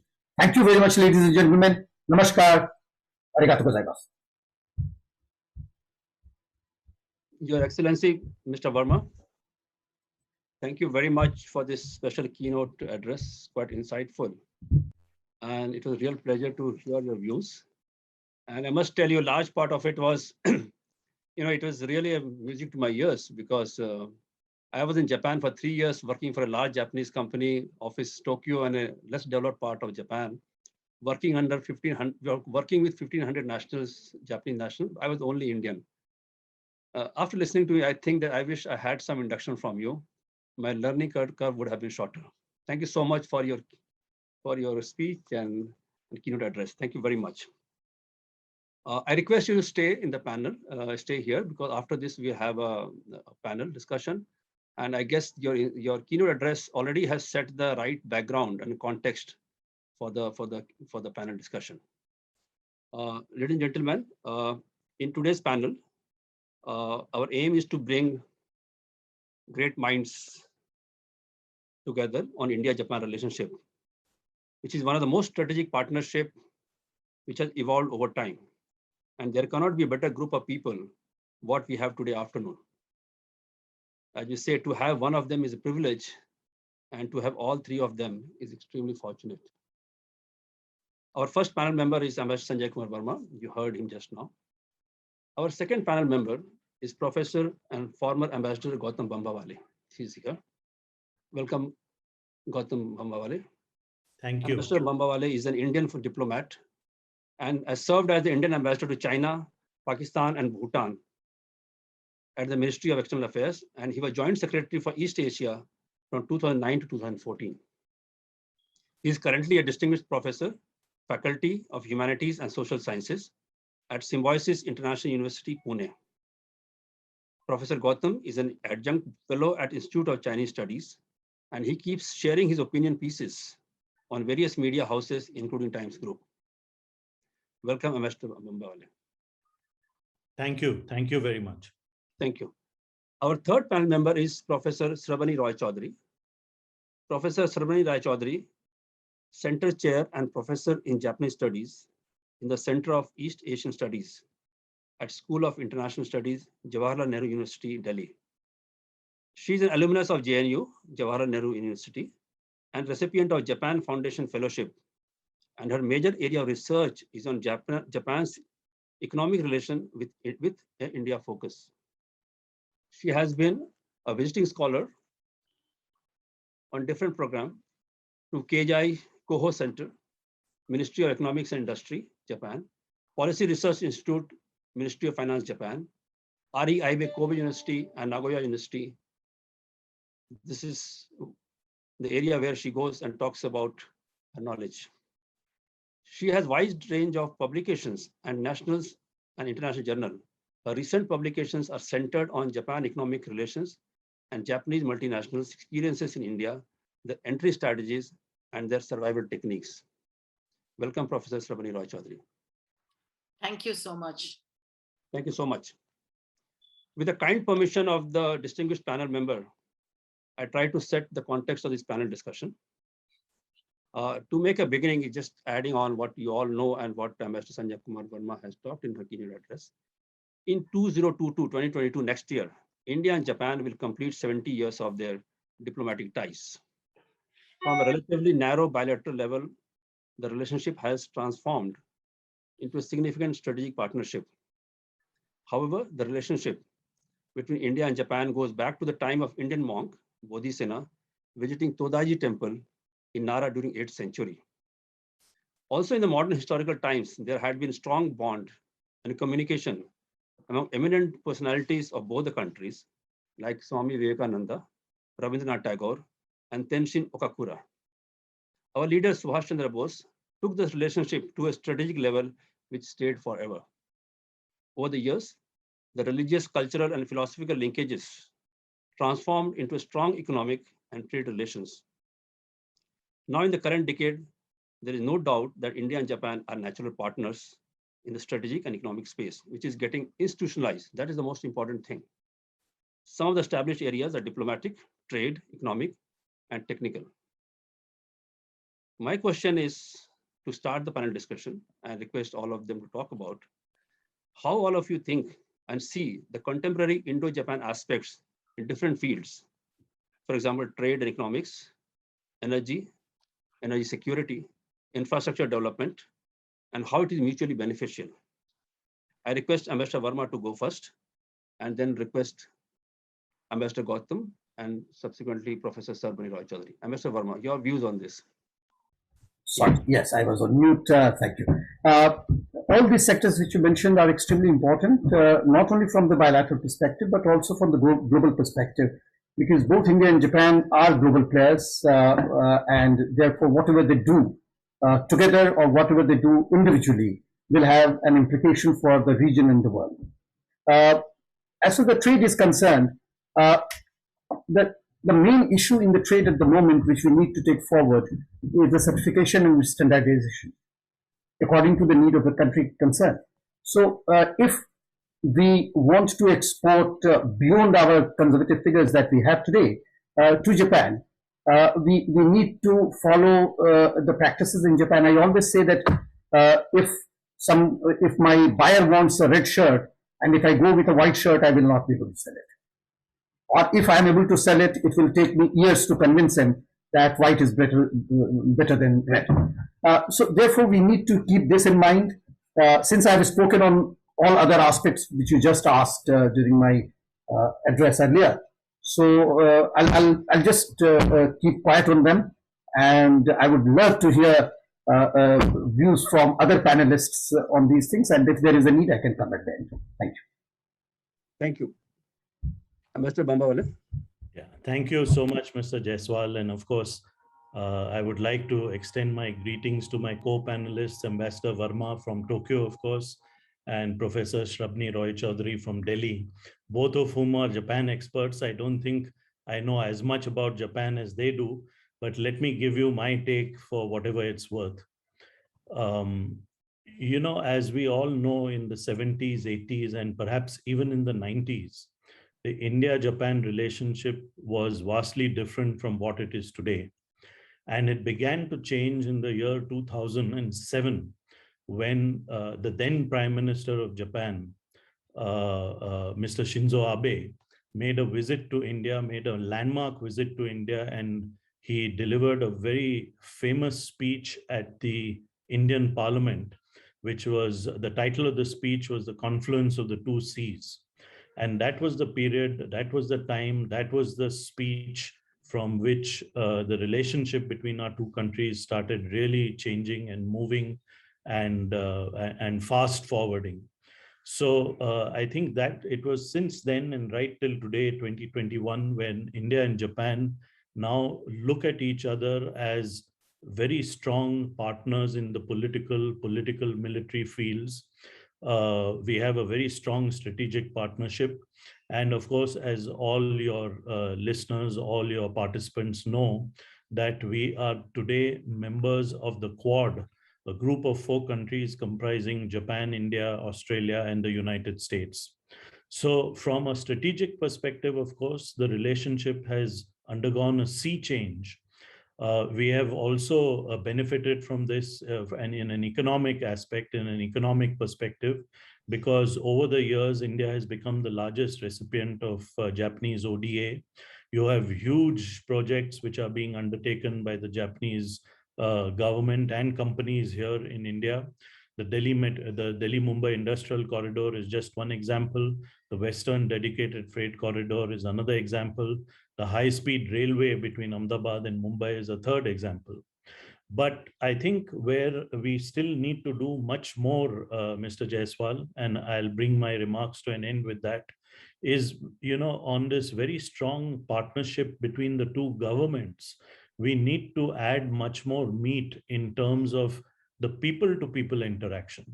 So we need to have much more interaction between ordinary people in Japan and ordinary people in India in terms of tourism, in terms of businesses doing more together, in the kind of way which you just mentioned, where you said that you had worked for a Japanese company for 3 years, and you were the only foreigner amongst a whole sea of other Japanese people.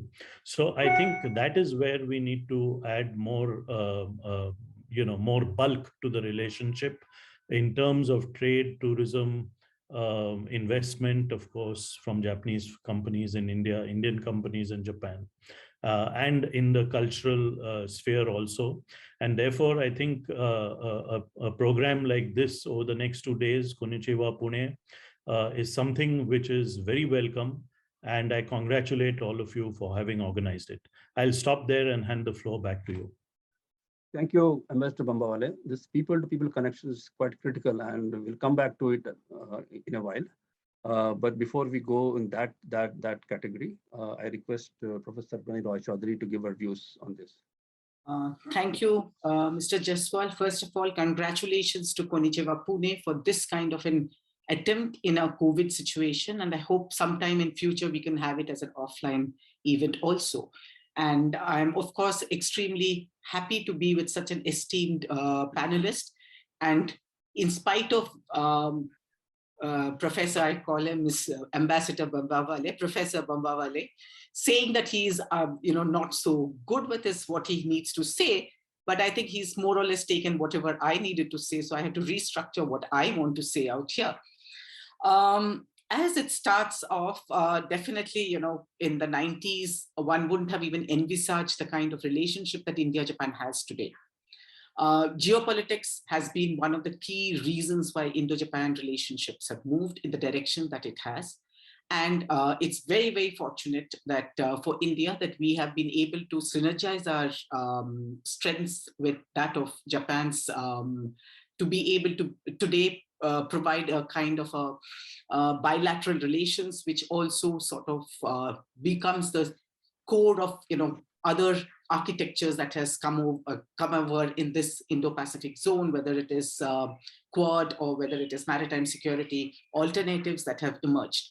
But because Konnichiwa Pune's major clientele is in business, I would like to concentrate on giving my opinion about what the business world's major issues, both from India and Japan.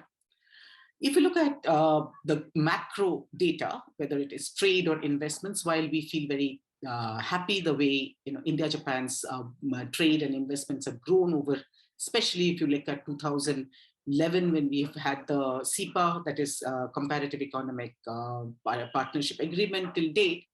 But if you look at Japan's trade and investment data, we fall short of many ASEAN countries. And this is something that we need to figure out. And it's very good to see that the JPEG survey every year has been moving us up and up in their viewership among the Japanese business in looking at India. And so we are now number 2 in the long term. However, in the short term, we are still considered to be 4th, 5th in their view of looking at coming to India. If we question why this is so, and in fact, the alternate supply chain, resilient supply chain that has been structured by Japan through its own government by giving incentive for their companies to move back out of China and find alternative destinations or go back to Japan. We've been at a loss. I remember how enthusiastically I had looked at the data thinking that this is the chance that we should be able to attract a lot of Japanese investments, but sadly, it's not been the way Vietnam and Indonesia has been able to attract. If one were to question this in the format of whether it's cultural affinity that obviously, or distance between these countries and Japan impact investments, it definitely does. We cannot sort of do away with it. But on the rebound, if Japan investments can go to USA and they're supposed to be the #1 investments in USA, that's also pretty farther than us if you look at it by kilometers, nautical miles. Question is then why aren't we being able to make ourselves attractive enough? And this is where I think the major question of people-to-people's exchange, cultural affinity, while we go back and talk about Buddhism and etc., current, need is to capture the current Japanese people to understand that India is a place for them to come. It is not any longer that India is, country that has a lot of cultural history, and we come for, tourism with respect to only having a, travel in the Buddhist circuit. There is much more that we as an Indian, India can offer. And I think this is one place, if we can break barriers, we would be able to then encourage more of small and medium scale industries from Japan to reach us as a destination for their own production as well as collaboration. Why I moved to MSME sector for Japan is because if you look at the Japan's economic development in the past, it has been basically based on the middle, medium and small scale enterprises, and their innovations which happened, and which is why they are where they are, as both the ambassadors have pointed out during their keynote address and further on. We must realize that it is this place that we need to target and be able to gain certain amount of advantage. Are we in a position to do it? I think currently we are definitely in a position to do it. We have a lot of policies in place, lot of institutions that have been created to train, build our skill sets. And we should be now really synergizing with Japan to encourage middle and small scale industries of Japan to place themselves within India. We've been extremely good at changing certain set of policies, and therefore we've moved up in the rank of businesses destination, which is really something that we need to promote to these business world of Japan.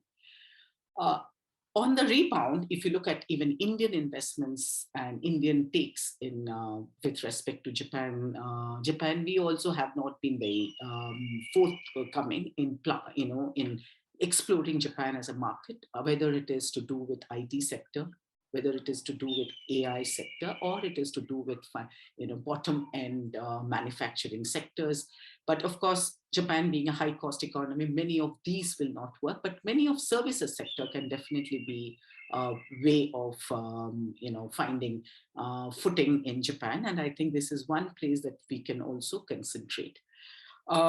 When it comes to people's exchange, I think education is one primary area that we should concentrate.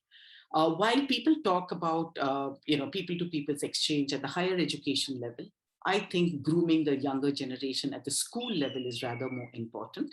While we do have a lot of programs being established to teach the language in the CBSE, for instance, has Japanese language as an alternative language to read. I think encouraging a 3-language system in which they do a foreign language and encouraging Japanese language would be a good option. And also to encourage something like what has become very popular among school students is to go for model United Nations debating thing. If we could sort of encourage something like that for Japan, in which they get to see Japan and also get to see, get an interest in the country, and that can influence them to take up certain courses, which would then lead to good higher education and travel to Japan. I have witnessed this among European countries, academic people who say that their initiation into Japan was during their school and during homestays during their school. So I advocate something like this if we could look at. As far as whether we will be able to collaborate, cooperate, and procreate, I think there are enough on the plate today for us to be able to cooperate, collaborate, and procreate with Japan. And I think the 2022 as the 70th year can be a real good platform to begin things, like how in 10 years earlier in 2002, we had also done as 2012, similar exercises of improving tourism, etc. was done, and that raised the number of tourists travel from India to Japan. And a very small study had come to the conclusion that people have now started noticing Japan beyond just kimonos and ikebana and tea ceremony. I think I'll stop out here. We can continue with the discussions later. Thank you. Thank you, Professor Mr. Roy Chaudhary. It is absolutely important what all suggestion you have given, because to deepen the cooperation and the relationship with two countries, it is important that there is a strong people-to-people bonding and ties among the people. There are around 40,000 plus Indian nationals staying in Japan on long-term visa, but it is much less than the number of people from a country like Nepal staying, Nepalese citizens staying in Japan. I would like to take this point and ask Ambassador Sanjay Kumar Verma, possibly what measures we can take to improve and strengthen the people-to-people contact, to raise the visibility. As Professor Roy Chaudhary, it is not about curry and kimono, it's much more than that. What kind of possibly cultural and academic initiative you can take? Your thoughts, please. Thank you very much. The first thing I would suggest is to encourage more Indian students to come to Japan and live in the ecosystem that Japan offers, with the academic system that they have. And of course, whosoever comes to Japan for studies will also most likely find their work in the Japanese economy as well. So any student who comes here, more or less, is expected to stay in Japan for a longer period. This has been seen, you mentioned about Nepal, this has been seen from the Nepalese students coming to Japan, from Vietnamese students coming to Japan, from Chinese students coming to Japan. So student exchange is an extremely important vehicle to initiate a better people-to-people relationship. They are the ones who are only doing the exchange for academic purposes to start with, and later on for the job if that is available. Everyone else will be more transitory in the approach, either trading a commodity or trying to get an investment. So therefore, that is very important. And when in early 90s we were facing severe foreign currency crunch, Japan was one of the first countries which provided us with a check without much of security check done, which started our economy once again. So Japan had been a close friend. Somewhere in the middle, when we had tested we had conducted our nuclear test. At that time, things went awry, and probably Ambassador Bombawale was the joint secretary or around that at that point of time, so he would have handled it from Delhi. Second thing which was raised by Professor Rai Chaudhary was regarding Japanese investments going to ASEAN. Now, first thing we have to understand that Japanese companies are not moving out of China. That is a very important factor to understand. Their new investments are going away from China. So those companies, with 14,000 companies which are invested in China, they remain in China. If they are doing some new fresh investments or incremental investments, that is likely to go out. If I give you the number, you'll be surprised that in 1 year, there were only 156 companies which chose to invest outside China while they could have invested in China as well. So it's not a large number. And going to China is not for the market. Going to China is for integration of supply chain. ASEAN offers a similar facility to them. It's one single market, and therefore logistics are easier within ASEAN. So when I talk of ASEAN, I don't talk of a country because it gives them one customs union, and therefore it's much easier for them to arrange the logistics. When they go to ASEAN, they go again for the supply chain integration, backward and forward both. And when they go there, what happens is, see, Japan started coming to India in a big way towards the later half of the first decade of this century. But in ASEAN, they were there for a long, long time. So by the time not the first, but say the 100th Japanese company would have come to India, ASEAN had 18,000 Japanese companies by then. So there is a better supply chain integration amongst the Japanese companies themselves in ASEAN, and therefore that's a lure to attract them further in the ASEAN region. So we need to pay a lot of attention on the supply chain ecosystem that will attract the Japanese investors more. As far as SMEs and MSMEs are concerned, Japanese SMEs are not known to be very international in any case. So what happens is that if you are a principal Japanese company going somewhere, they will take the vendorship with them to that geography, which we have seen with Suzuki, which we have seen with Toyota. They came to India, they brought in a lot of vendors with them to India. So therefore, if we are serious on MSMEs or SMEs, we will have to focus on those principals who can bring them along with them. Japanese companies prefer to remain in one geography, and therefore having good Japan-focused industry zones or industrial parks would be a better idea. Nimrana, we have seen, Sri City, we have seen how they developed so fast when they focused only on Japan. Supply chain, when it comes to innovation, it's also a supply chain. So in innovation supply chain, the maximum amount of Japanese investment has come to India, not to ASEAN. At the moment, in the startup ecosystem from Japan, the direct investment from Japan is close to about $9.3 billion in Indian startup ecosystem. And rule of thumb would say that there will be another $4 to $5 billion, which would have come via Singapore or some other countries, but actually Japanese money. Japanese language, I must congratulate to the students in India. They have taken it really well. Last year, we had 26,000 students taking Japanese language proficiency exam, not only learning the language. So that's a very good number. Now we need to convert these numbers into people working with Japanese companies in Japan or in India, which means to inculcate information, knowledge, and exposure to the Japanese culture, Japanese way of doing things, as well as the Japanese standards and codes.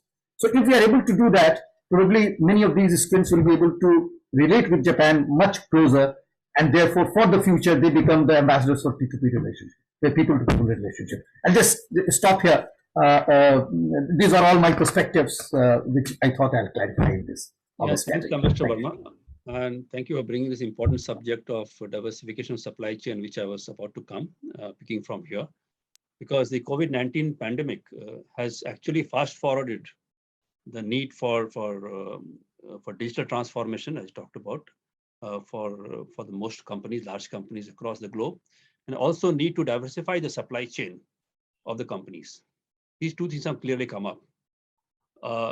In this context, of course, it is equally applicable to Japanese company, Indian company.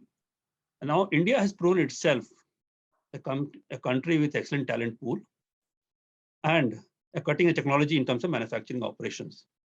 And also you talked about very important thing on innovation, which has three pillars of co-innovation, co-creation, and led to co-production, basically how the idea to transform into industrialization. The question is that, and I will address to Professor Srabani Roy Chaudhary, how do you think this role of high technology is going to play in shaping the foundation of Indo-Japan economic relationship actually? India-Japan Vision 2025 has listed out a large number of industries which are going to be core focus for the India-Japan economic relations. And if you look at it, you realize that it can be linked to the Quad set of country, listed areas where Quad also would like to work. So it's like, coming together, weaving into the Quad as well as the bilateral relations. And you have three areas that we can look at. They're called critical technologies, they're called, emerging technologies, and also destructive technology. Critical technologies are probably a set of technologies on which we are more or less today at work, and we're innovating and moving forward. And it is this area that I think both in terms of strategic military defense sector, as well as in areas of Indian manufacturing sector, where we can pool in resources.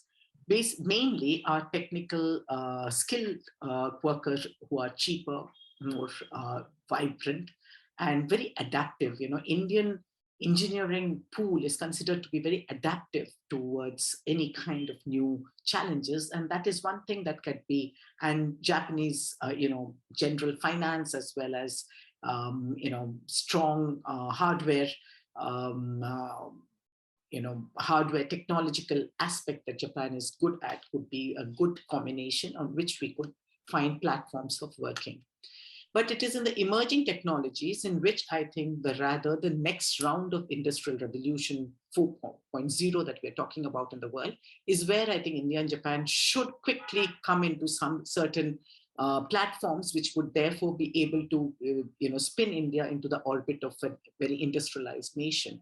In the emerging technologies, Japan has moved it towards the S&D, that is Sustainable Development Goals of United Nations, on which they have drawn their emerging technologies, one being strongly the renewable energy sector, which would be countering the energy requirement of Japan, which has always been a problem for Japan because of the distance between the oil producing nations and Japan having to take it all the way from the Middle East to Japan. And they have been much more involved in creating the emerging technology or sense of renewable energy. Of course, there has been an issue that they had concentrated on nuclear energy and then the Fukushima disaster, and thereof, we will not get into that. But in the emerging, one is definitely the renewable energy, but one which is probably something that would come into motion over a period of time is what is Japan calling the blue economy. It is where harnessing the maritime resources for development purposes, which is, I think, a very, very new area. And I think it is concentrating on such new areas between our two countries actually will propel India to a different trajectory than what we've been traditionally been looking at. And I think this is where I think we can have a good outing. And Japan has, through its various fellowships, and especially in the MEXT fellowship, they have been concentrating on the areas of maritime engineering, maritime oceanography, etc., where we recently, for the last 5 to 8 years, been sending 1 or 2 students per year, which could be a very good area where we could probably explore. As far as destructive engineering goes, technologies goes, one is much talked about today financially. We're talking about the cryptocurrency, the crypto world, which is being created to disrupt the current financial system to a new kind of financial system. These are exploratory areas in which I wouldn't be very confident in talking about it because it is something that's too technically driven and it is not my forte. But however, I think critical technologies is where we should be looking at higher education academic engagements in which you use laboratories of each other as well as academic people in these areas who would venture and try to create the base level sciences technology, which could then be used in various forums. But if you look at AI, and that is where I think India has a lot to learn from Japan, because Japan stands #1 in the AI technology. And India has a substantial educated pool which can work in this field. And Japan definitely has a shortage of people in that field. So I think that would be one place where we could probably concentrate and get into action-driven plans, which would therefore promote this sector. And we would have a great advantage in the global economy. Digital infrastructure, which is much talked about today beyond the traditional infrastructure, is one area where we've already been collaborating. And I think we have a great future with the Blue Dot Network policy that has got created. We have a great future and an outing in this. These are all areas which would obviously encourage startup companies. And I think Japan is one of the prominent startup company and venture capitalists from Japan are very keen in these areas. It is only, I suppose, needs to be matched. And I'm sure there are JEBIC out here from Japan, and we have CII, FICCI. They all must have created digital official engagement platforms, which should create more synergies between our two countries. I think I'll stop out here. We can take any questions later. Thank you, Professor Saravanan Roy Chaudhary. As you know that the India-Japan Digital Partnership, IJDP as we call it, and the Startup Hub is getting a lot of traction. And India also, the startup innovation, maybe surprisingly, has really come up very nicely. And a lot of Japanese companies are taking active interest in India and vice versa. So that's very good news in terms of disruptive technology. exploratory technology, but all innovations, underlying thing is disruption, underlying thing is taking risk, underlying thing is to exploration. So a lot of action happening upon it, maybe take up some question later on, but taking forward from here, in the context we're talking about India and Japan, we talked about and we know and we can look forward for a lot of complementarities between two economies. Which basically, if you can say that combining Japan's capital and technology with India's rich human resources and skill makes it a very winning combination for both the countries. And many times we heard that Indian leaders talk about the 3D mantra, which is democracy, large demography, and a growing demand in India. My question is that, and I now take up to Gautam Bambawale, Ambassador, that sufficiency of this 3D mantra to holistically enhance this cooperation among these two nations. And what else, what more needed to be done, more to be focused for the strategic and cultural alignment, otherwise it become a very trading alignment. What are the possible binding factors which can be leveraged upon? Ambassador Gautam. Yeah, no, it has been a very interesting discussion, and I completely agree with the views expressed by all of you, including both the panelists, Ambassador Verma and Professor Roy Chaudhary. The way I look at it is that the Delhi Metro, when it was built with Japanese assistance, it was such a successful project that you now have cities across the length and breadth of India, many of them who want to build similar metro systems. I think we need one success story in the private sector. And whether it is a startup or whether it is a well-established Indian company which is doing this in collaboration with other companies, I think we just need one successful example which will then produce so much interest that it will get replicated across the length and breadth of India. And I'm looking forward to what it is. We have had a number of recent IPOs. I think most of those companies have had some Japanese venture capital interest in it, whether it's Nykaa, whether it is, we've recently had Paytm, etc. But I think one successful example is required, which will fire the imagination of people in India and Japan, and then get replicated across the length and breadth. I'm not talking of the sector, I'm not talking of the product, I'm talking of the nature of the collaboration between India and Japan, whether it is financial, basically financial in nature, or whether it's finance plus technology, or whether it's finance plus technology plus people. I think that is what is required, and I hope that that will come to the fore very, very soon. Thank you. I'll just a bit change gear and talk about super related things only. This is about perception gap and maybe reality gap. So while there are huge complementarities between two countries, there are certain perception gaps and possibly there's some real gaps. For example, and I can talk about my experience, all clocks in Japan, anywhere in place, shows one time. And punctuality is the core of everything, for example. The air conditioning settings in Japan, any office you go, it is a certain temperature, irrespective of where you go. There's no change. That's my experience. And there are multiple things we can go on. You can see kids age of 5 or 6 year old. My child himself, and when taking admission, casually said that how to go to school, and the agents told us that you'll take a train and go. What's the problem? A 6-year-old guy taking a local train and go. I was not able to relate to what she's saying. We can go on.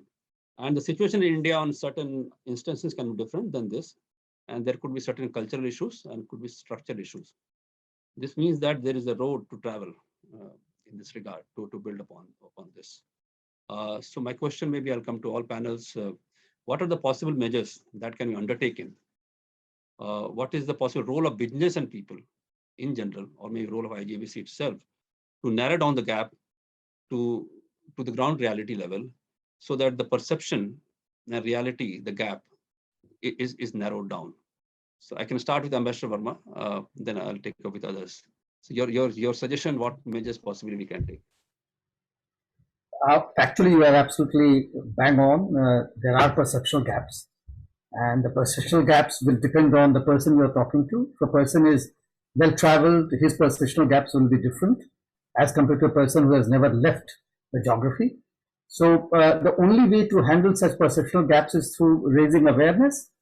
And as IGBC, I would suggest to bring out whatever magazines or newsletters or whatever you have, or go on the television or use some other channels, YouTube or whatever, to tell people what is actually happening in the society and what is the perception. Because unless people are aware of something which is not a fact, they will consider fiction as the fact. And that is, as long as we are able to do that, we have crossed the bridge. There, I will come back on the same suggestion which I have given earlier. The best way is to exchange students. There is nothing better than that. So if the students of the two countries from Japan who are comfortable in English can go to India, from India who are comfortable with Japanese language can come to Japan to study, they will be living in the societies of each other for a longer time, and therefore, looking at them, some of the perceptual gaps could be removed. Thank you. I'm sure a lot of university representatives are watching this program, and definitely they will come up with the student exchange program. Professor Roy Chaudhary, your views on this, on perception, reality, and the gap. Perceptions differ, and as Ambassador Verma just now pointed out, that perception differs because everyone's experiences differently, the culture. While, of course, the best thing is to transfer or people between two countries and submerge them into the society, which automatically leads to certain learning and understanding, perception dissolves. While it is acceptable, doable, it is not so, financially probably doable for us right now to sort of send en masse 300, 400 students, say, every month or something like that for a period of 6-8 months. However, I definitely have in mind something like, I know when my son grew up, he saw a lot of animation of Japan. And when he went to Japan, therefore, he searched for such things which he had seen in the animation, definitely having built his own perception on the things that he saw. I don't know why we cannot sort of do such animated, for children cartoon series, which talks about our contemporary Indian children's way, lifestyles, etc., which is what the Japanese did in a more innovative and, bringing in an imaginary friend, etc. I think we should also try something. We've tried to do it with Ramayana and Hanuman as a replica of Superman. I think these are copy pasting things. Rather look at something very contemporary to what the Indian teenager or Indian, Indian children are going through, and convert it into a good movie or a thing. For instance, I think the Kota Factory, which is so popular today in Netflix, would have a very good outing if it was translated or subtitled into Japanese, because they also have a similar problem. And once we can connect such, connect these kind of dots within the society, certain perceptions will move, certain perceptions would be created, which would encourage more interest in either students, children from Japan, because why? It's amazing. Children from India are still keen and want to know about Japan today, but I don't see a similar thing from Japanese children. That means we have not been able to infiltrate or create an image of wanting to visit India.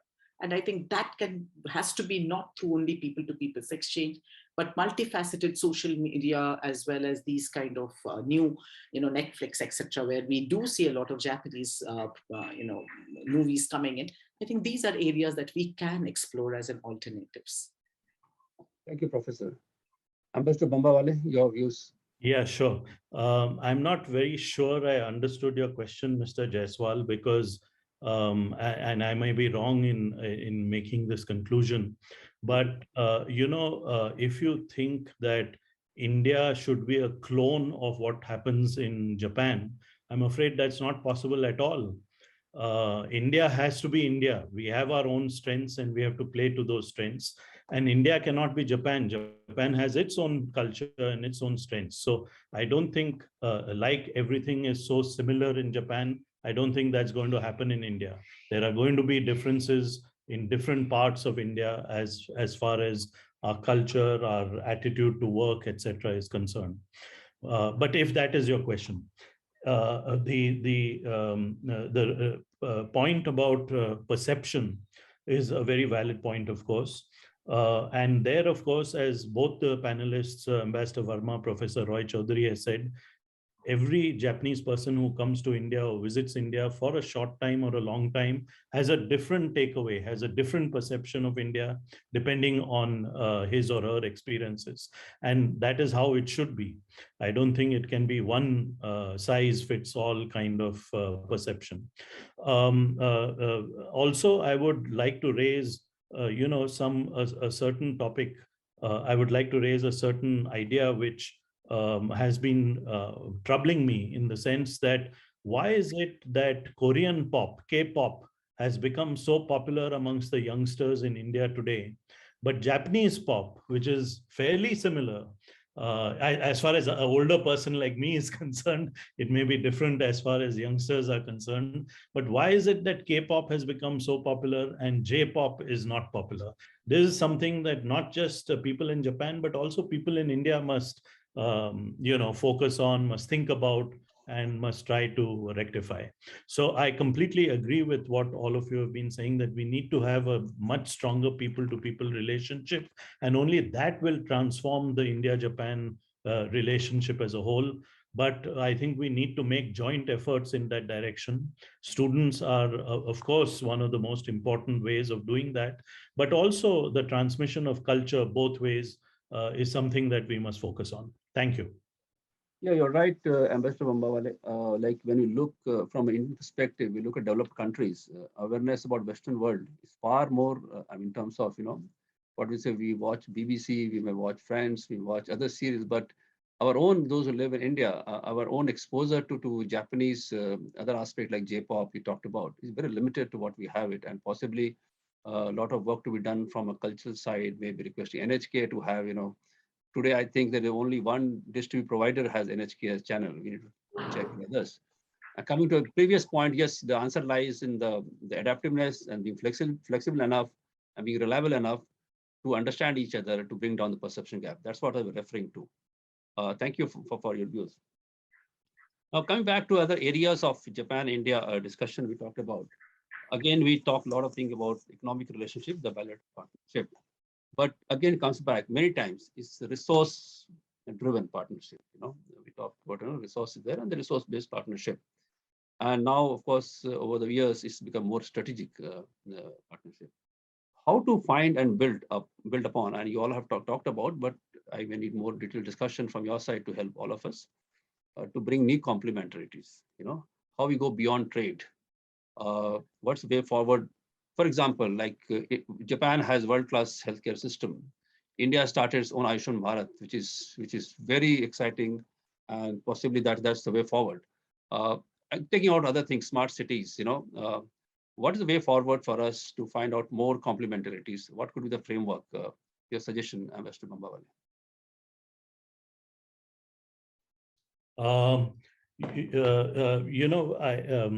I was very excited when I read the recent the outcomes from the recent quadrilateral meeting, which took place in Washington, DC in September. And I was excited to see that there are going to be 100 scholarships for equal number of students from all the 4 countries to come together to study and to ideate at US universities. And I think if we can do something similar in India, between India and Japan, or maybe even bring in a third country, India, Japan, Korea, if you want to, or India, Japan, Nepal, if you want to, that would bring some kind of excitement into these exchange programs and students exchange programs. So that's something which I wanted to feed into all of you. I also think that we need to have more Japanese restaurants in India, because I think that is something which spreads Japanese culture. I find that there are more Korean restaurants coming up, but they are much greater in number than Japanese restaurants. And I keep asking myself the question, why is this happening in India? So I think we need to have answers in those areas and those fields. We need to work together to boost this. I think it has to go beyond government. We should also have the private sector helping out in doing this, and I think they will be able to complement the efforts of the governments of the two countries. Thank you. Thank you, Mr. Bambawale. Mr. Verma.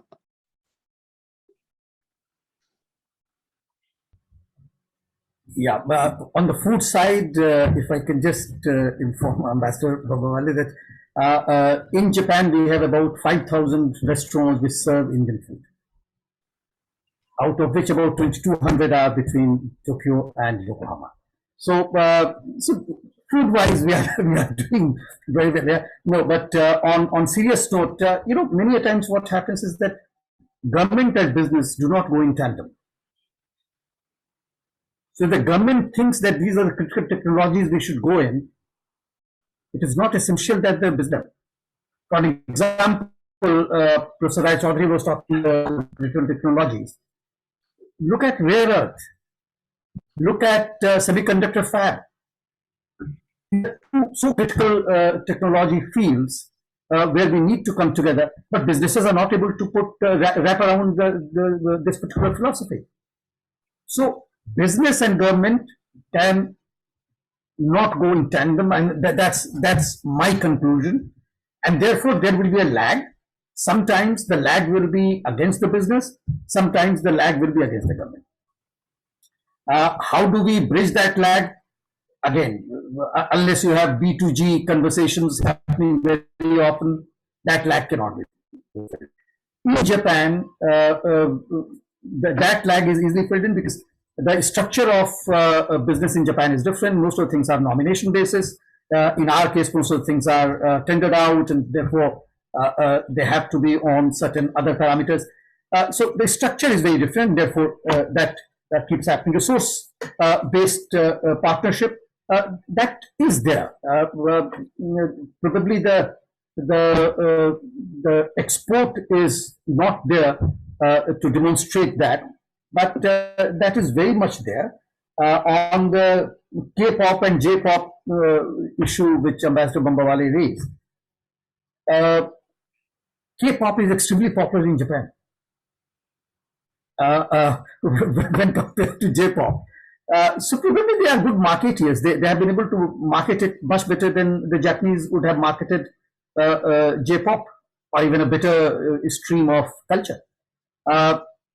Now, it's a deeper question whether they want to market it, they do not want to market. These are deeper questions which I'll not get into at the moment.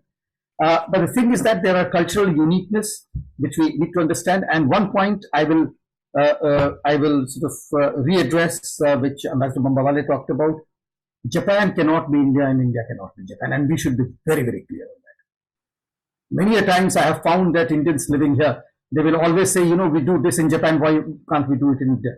These are two different societies. These are two different systems and cultures. So therefore, we have to be cognizant of that. I'll stop at that. Thank you. Thank you, Mr. Verma, Ambassador Verma. Professor Rai Chaudhary. Not much to say after what has been already said about how to go about, creating more bridges. I think, so far we've generally, if you look at between, say, even 2000 when Prime Minister Modi came and till date, I think at government level, we've now firmly established and there is no second thought to it that we're propelling this relationship and going further and further in a right direction.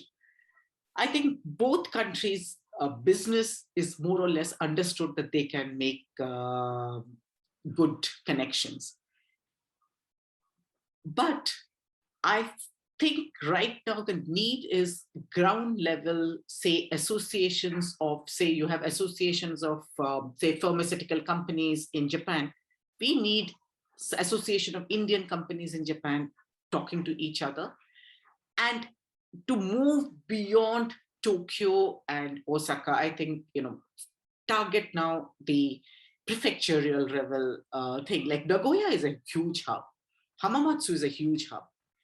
Kobe, of course, people know because we have a lot of Indian diaspora out there, but there are other hubs that is there. Niigata is another hub that is there. I think some way, those connections have to now start happening. Probably then this whole, because my concern always remains that, we are not able to use the complementaries between this business world effectively. We have a lot of chance of doing a much better job. I think that is things that we can drive in this year 2022 and see if we can have a roadmap available for the business people, or understand what's the problem with the Japanese business coming here, and probably have a study group or something like that, which can ultimately give some kind of a good understanding. It's been very difficult. I've done twice over, even after CEPA was formulated, I looked at opportunities for things. Certain opportunities have found some, like Shiseido does have a thing out here. Uniqlo has come to India, but it's much less than what one could desire. I think that is why we need to work on this. And I think 2022 can be one year that we can dedicate to such jobs for ourselves. Thank you, Professor Roy Chaudhary. It is absolutely apt that, in India, as you are aware, and among, India, Japan, there is sister state and sister city cooperation starting, already there. There, as of now, there are 7 Indian states, and 3 city regions have partnered with the different prefectures of Japan. As much, a very, very not so known or less developed prefecture of Japan, Shimane, where I worked, has a very good tie-up with Kerala government. I was surprised when I was there. Possibly I was the only foreigner at that time when I landed there. And second part, we talked about that when you go to Tokyo, things might have changed now, but 7 years before, even quite recently, either you are in IT sector or you are in restaurant sector. So Ambassador Verma, you're right. There's so many restaurants. They expect either you're running a restaurant or you're in IT sector. Very difficult to say you're working in manufacturing sector. I was in manufacturing sector. So thank you very much for your insightful discussion. Before we take any other question, I request Abhishek, if there is a question in YouTube, because the people are watching this panel discussion in YouTube. In case there is a question, we can take up now. Abhishek, you have. Yes, so we have a couple of questions for Professor Shravani. The only request will be you have to keep it a little short, because we are just 3 minutes away from our next schedule. So this is the question is, what are the critical factors to bring Japanese MSME to India? That is one. And the other is, what about the Korean education system of Japan? I didn't get the second question. What about the Korean, KOSEAN education system of Japan? So maybe the time will permit only for one question. So I will. Yeah, I think since your clientele is essentially the business world, what were the critical areas which we can ensure that MSME comes to India?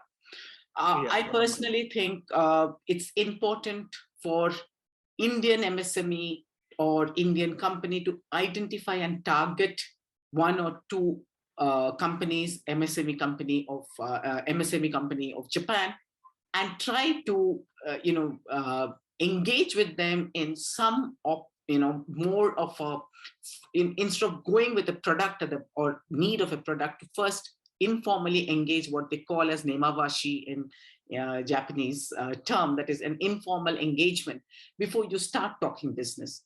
2, I think having a very defined outcome of what you want out of this particular exchange is also very important. Sometimes, from Indian point of view, we take a much bigger thing and then start, cutting it down to suit.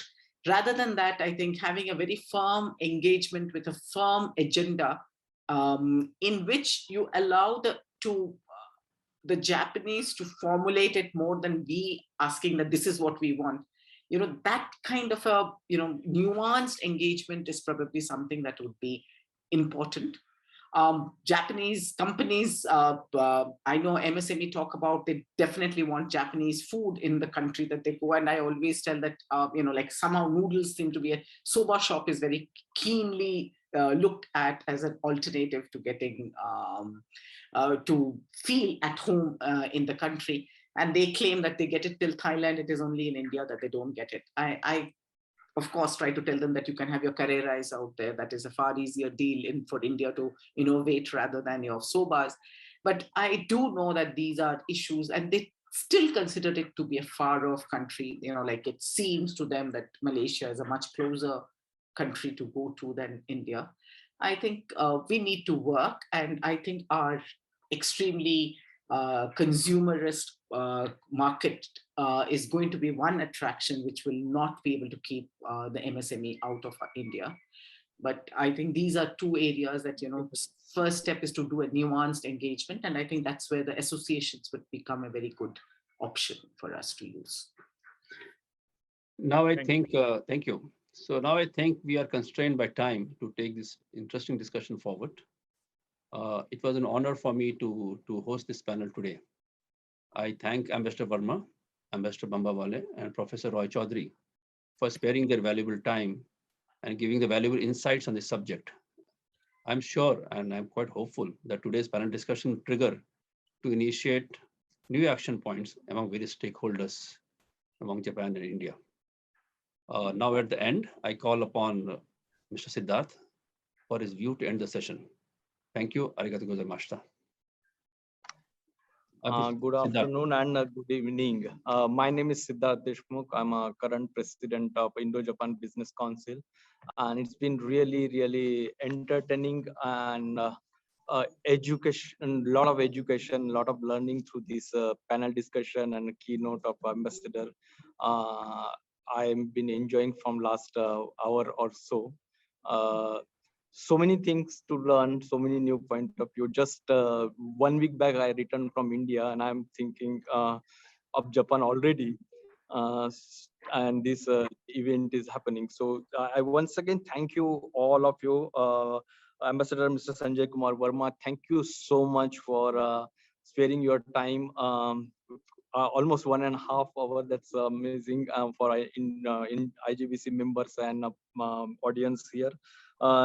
Thank you, Ambassador Gautam Bambewala and Professor Sabrini Chaudhary. Thank you so much, and I look forward to have a conversation in some other forum in future with all of you, and hopefully I can meet some of you that I'm back in India. So it's a really pleasure listening to you. Thank you so much. Thank you. Thanks.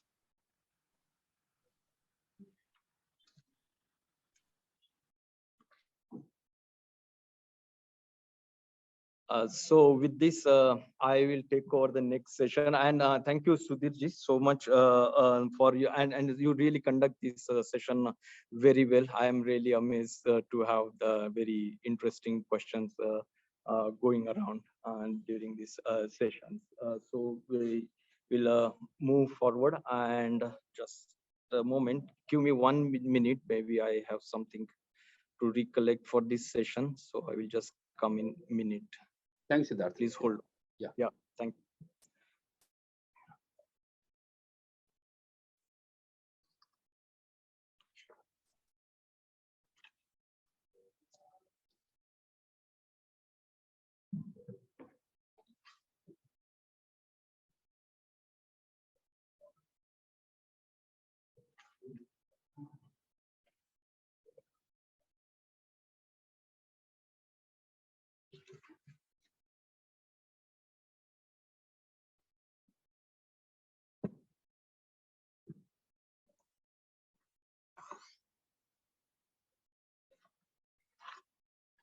Yeah, welcome again to the new session. Here with me today, I have Professor Hemant Nag and Professor Mansi Shirgunkar. She's also founder of a Japanese hub. And Professor Hemant is Assistant Professor, Department of Life Science, Shimane University. I would like to request Hemant to tell us your journey to Japan so far, how where you start and how did you reach where you are today. It will be interesting before we can hear your views on other topics, and then I will request Mansi too.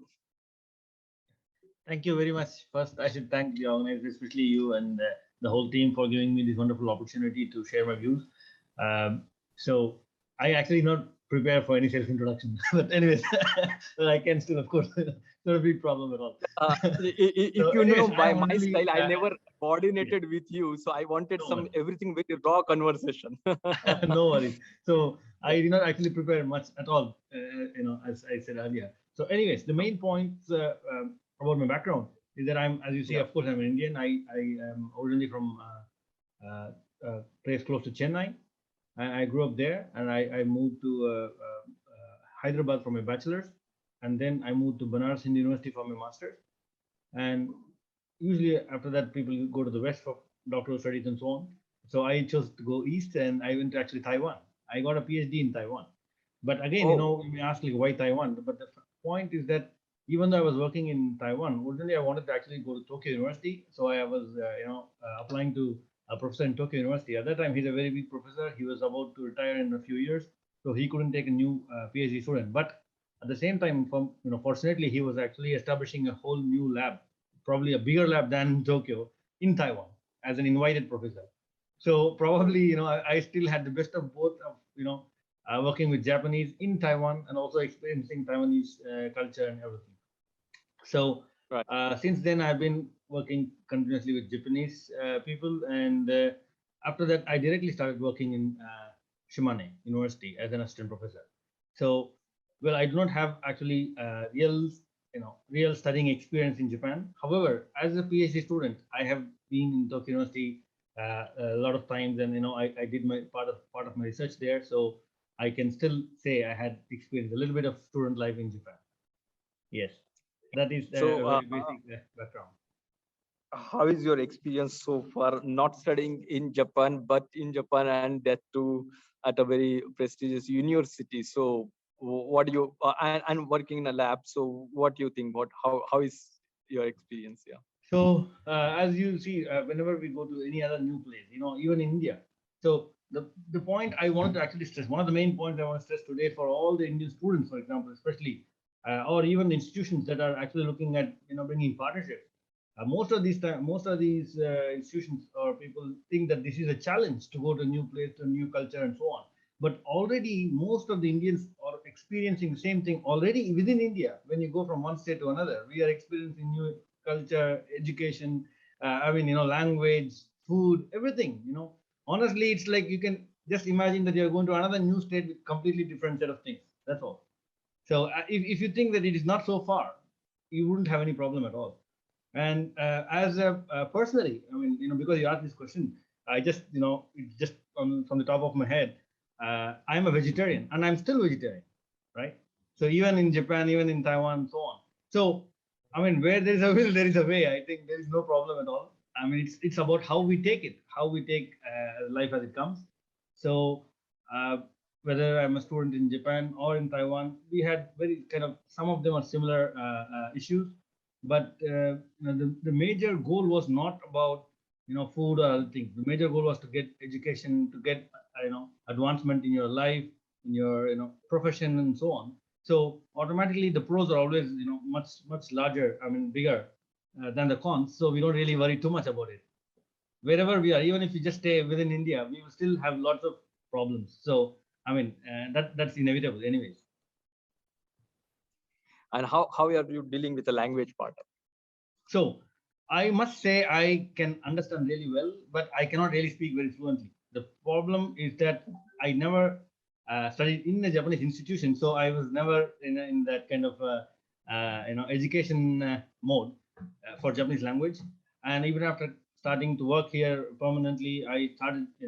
The point is there. When you are a student, you can learn language. That's much easier.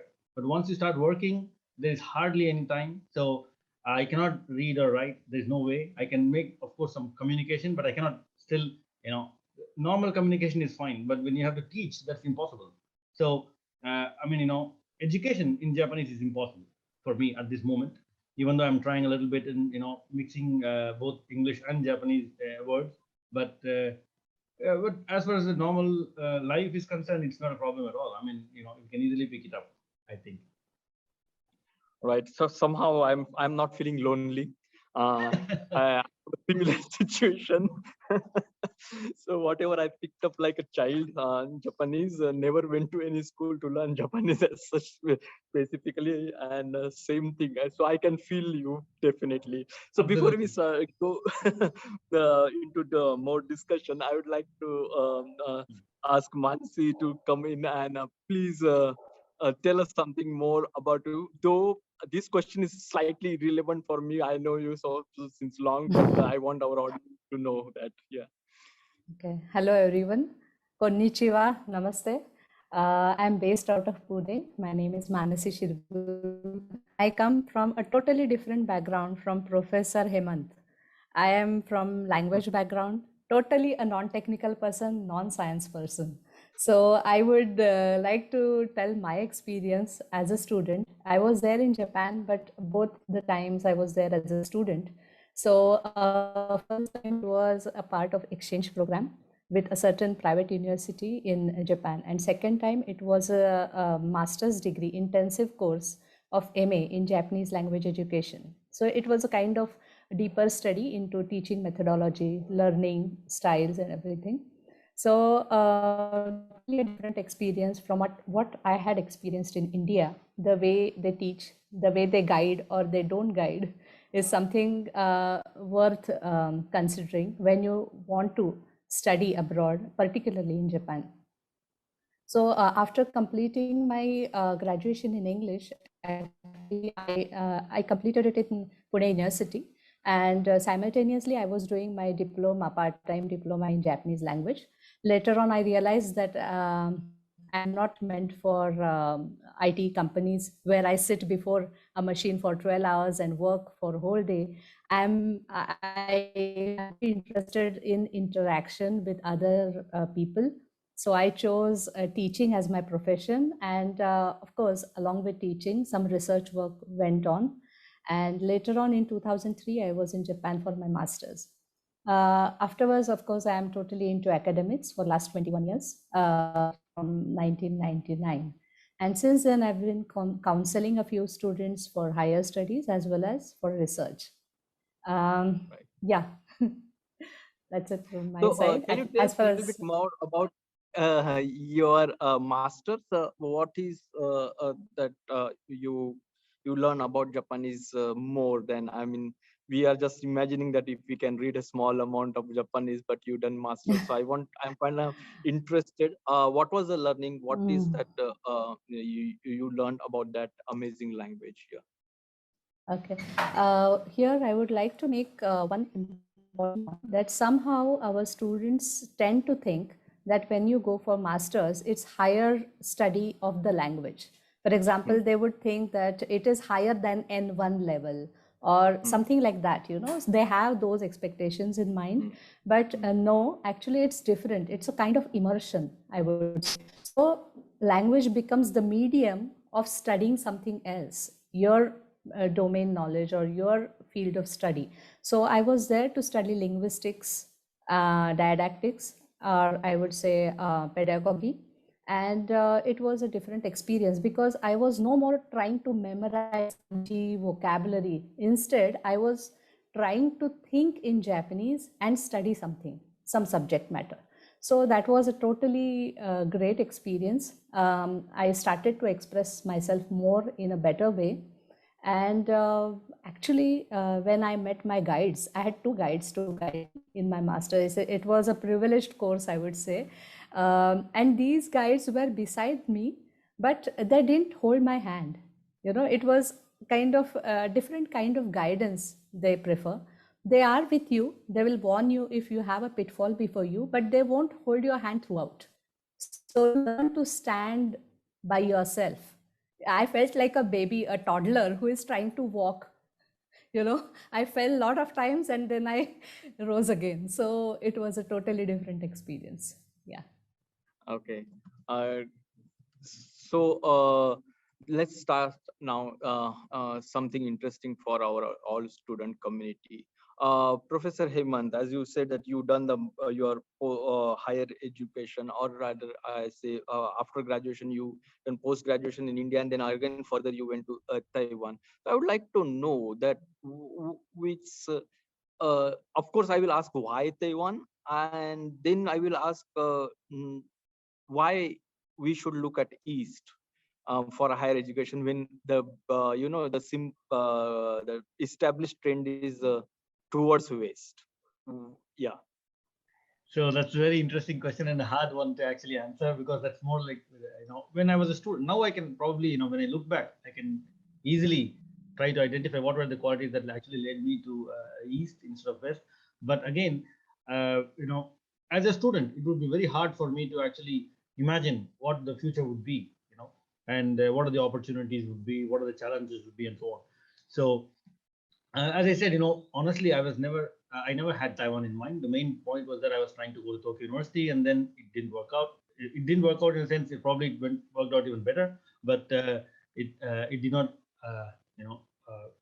materialize to go to Tokyo. But instead, I was working with the same professor. See, ultimately, when I was, the main point about doing research and PhD is that it's all about the guide and the infrastructure the guide has, and what kind of ideas they are working on, and so on. So for me, I did not really feel anything less or more, because I was actually, I could work with the supervisor I was interested in.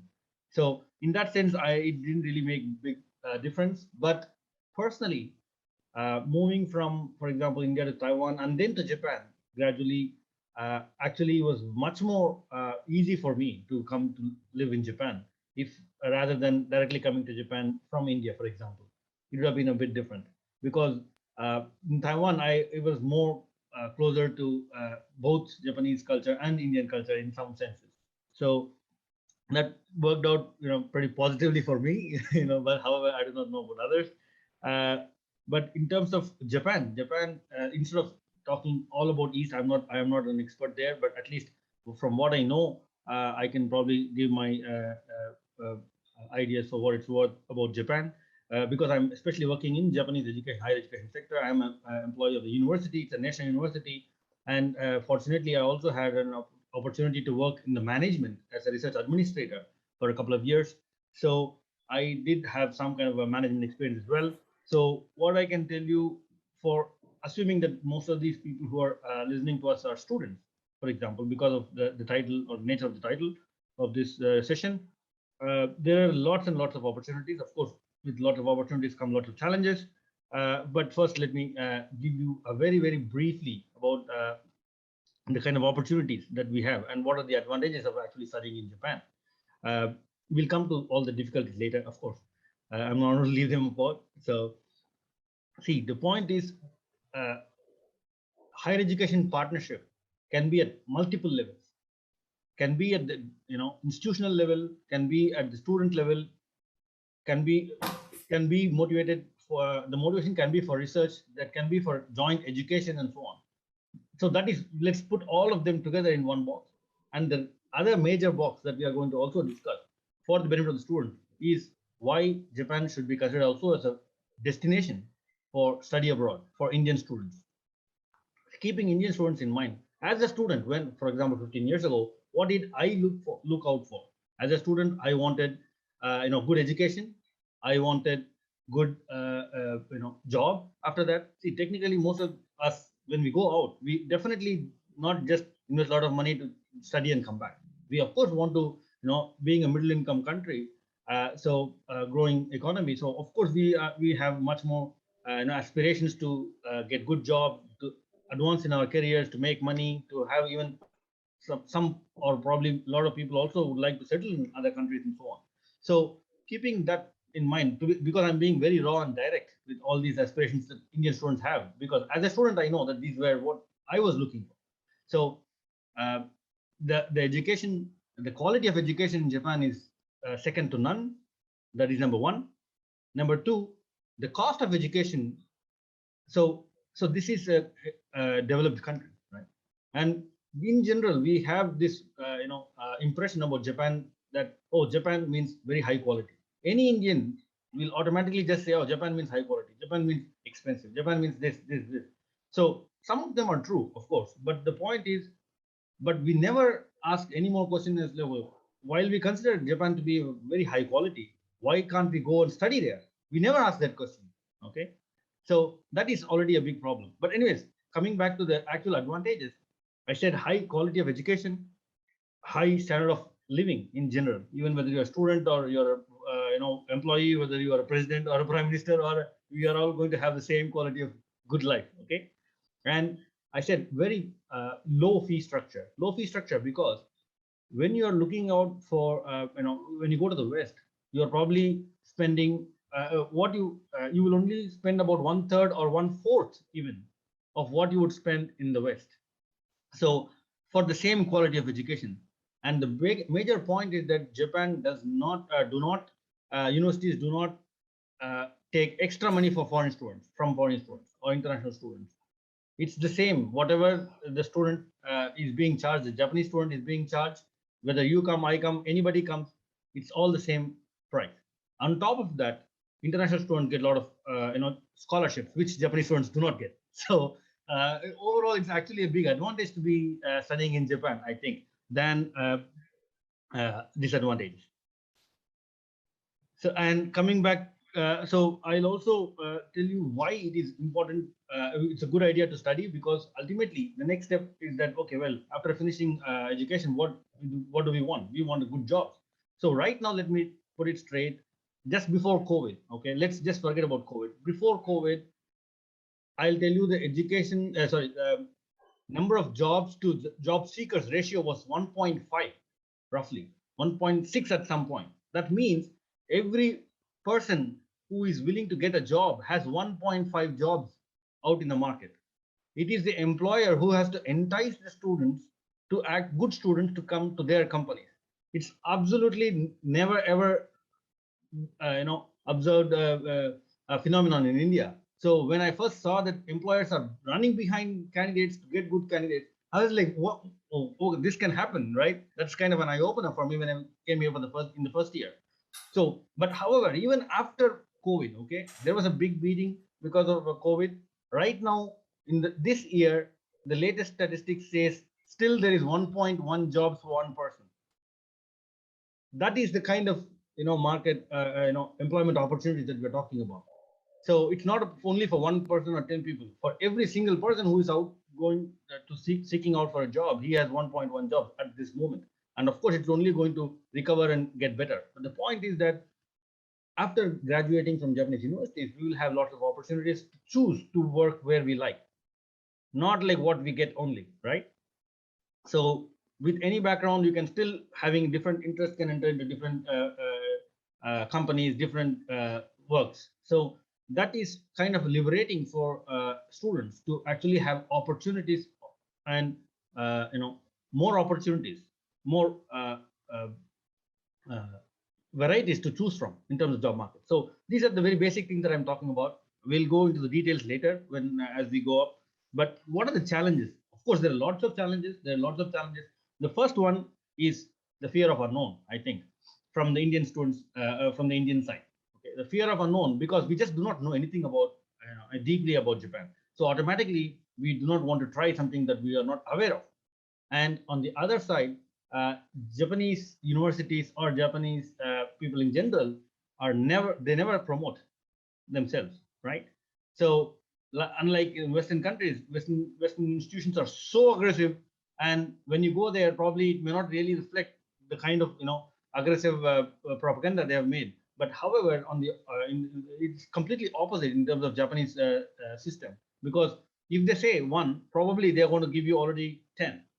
That means they always underplay their strengths somehow, for some reason I do not know. But from my understanding, probably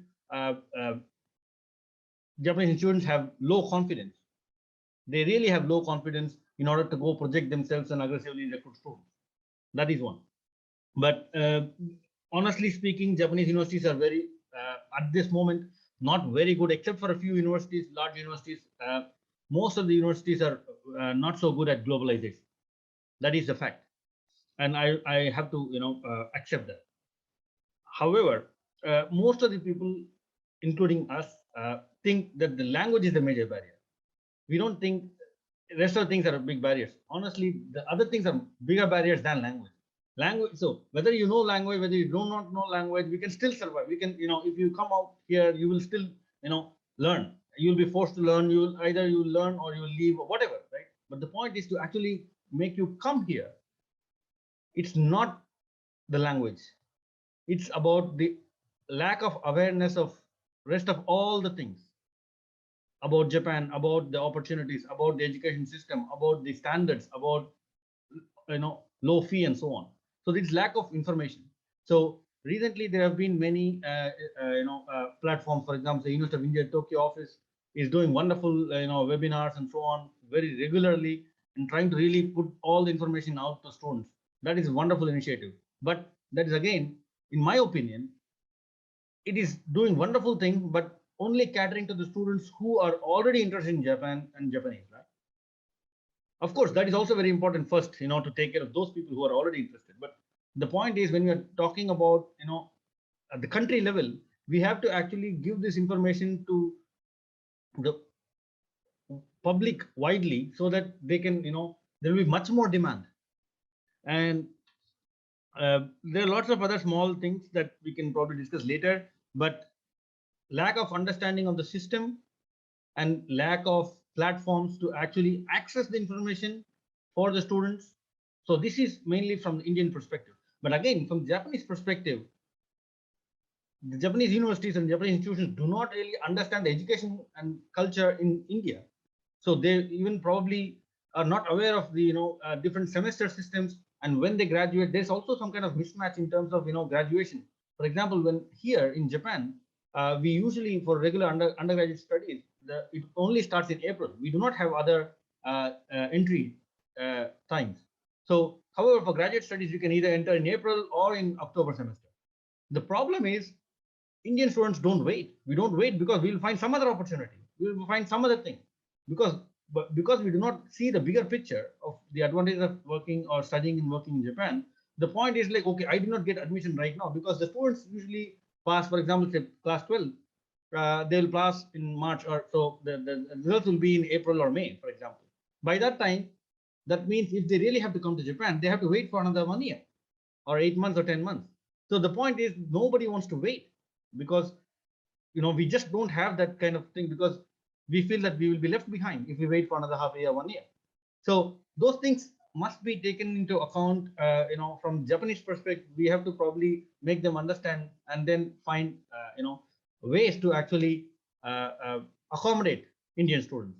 So these are much more structural problems which we cannot solve, in 1 or 2 meetings. Or so it has to be at the very high level, the government level, education ministry level, policy matters. But the point is that even Japanese institutions and Japanese policymakers are not really aware or sensitive.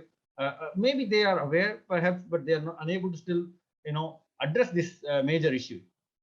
So these are several things that I wanted to actually just point out at the outset. Probably, we will discuss more in detail as the session progresses. Thank you very much. Right. Thanks for your really good explanation on the opportunities and challenges. As we see, there are many opportunities, but definitely there are challenges also.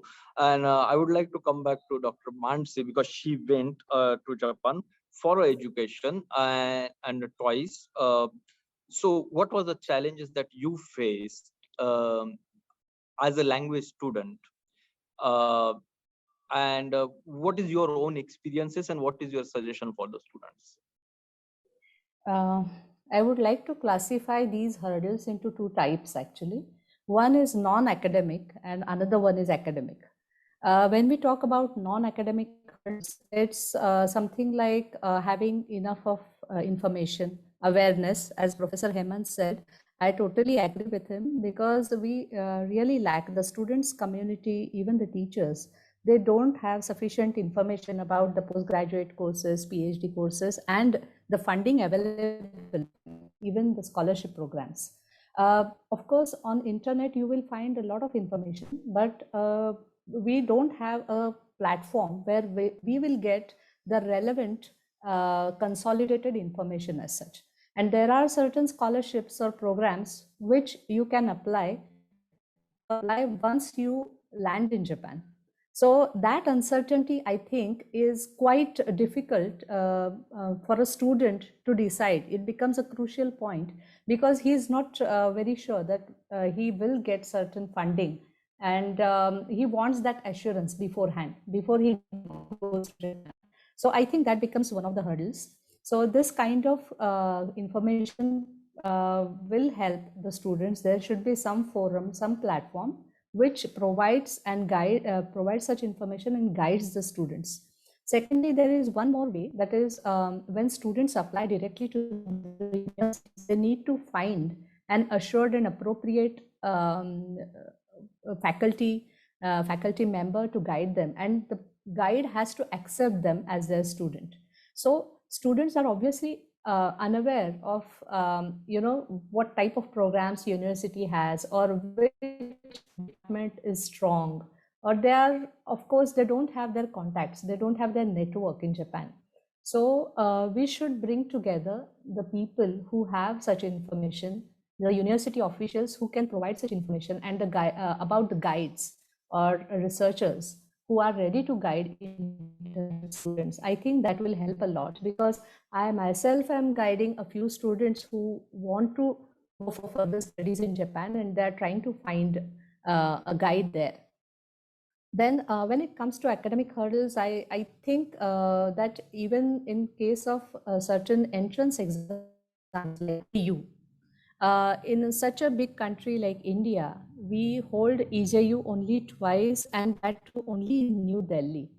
So I think that also has contributed to a lesser level of awareness among Indian students, because EJU only happens in Delhi, and whoever is interested, who comes to know about such an exam, has to go all the way to Delhi, take that exam, and then wait for the results. As you already know, the whole process of application and getting the approval and everything takes at least one whole year.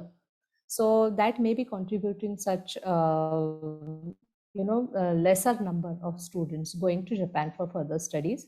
And as far as academic hurdles are concerned, I think everybody by now has realized that more or less, be it any board, SSC, HSC board, state board, CBSE or ICSE, we still are dependent on the content and students mugging up the content, learning and pouring it in exams. They will have to memorize the content and write the exams and get good scores.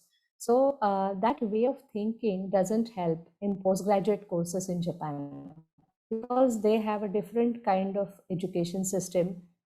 Even from school level, they make their students think. So when I ask my students, even here in postgraduate course, what they think about a certain issue or a problem, they are not able to state it in precise words.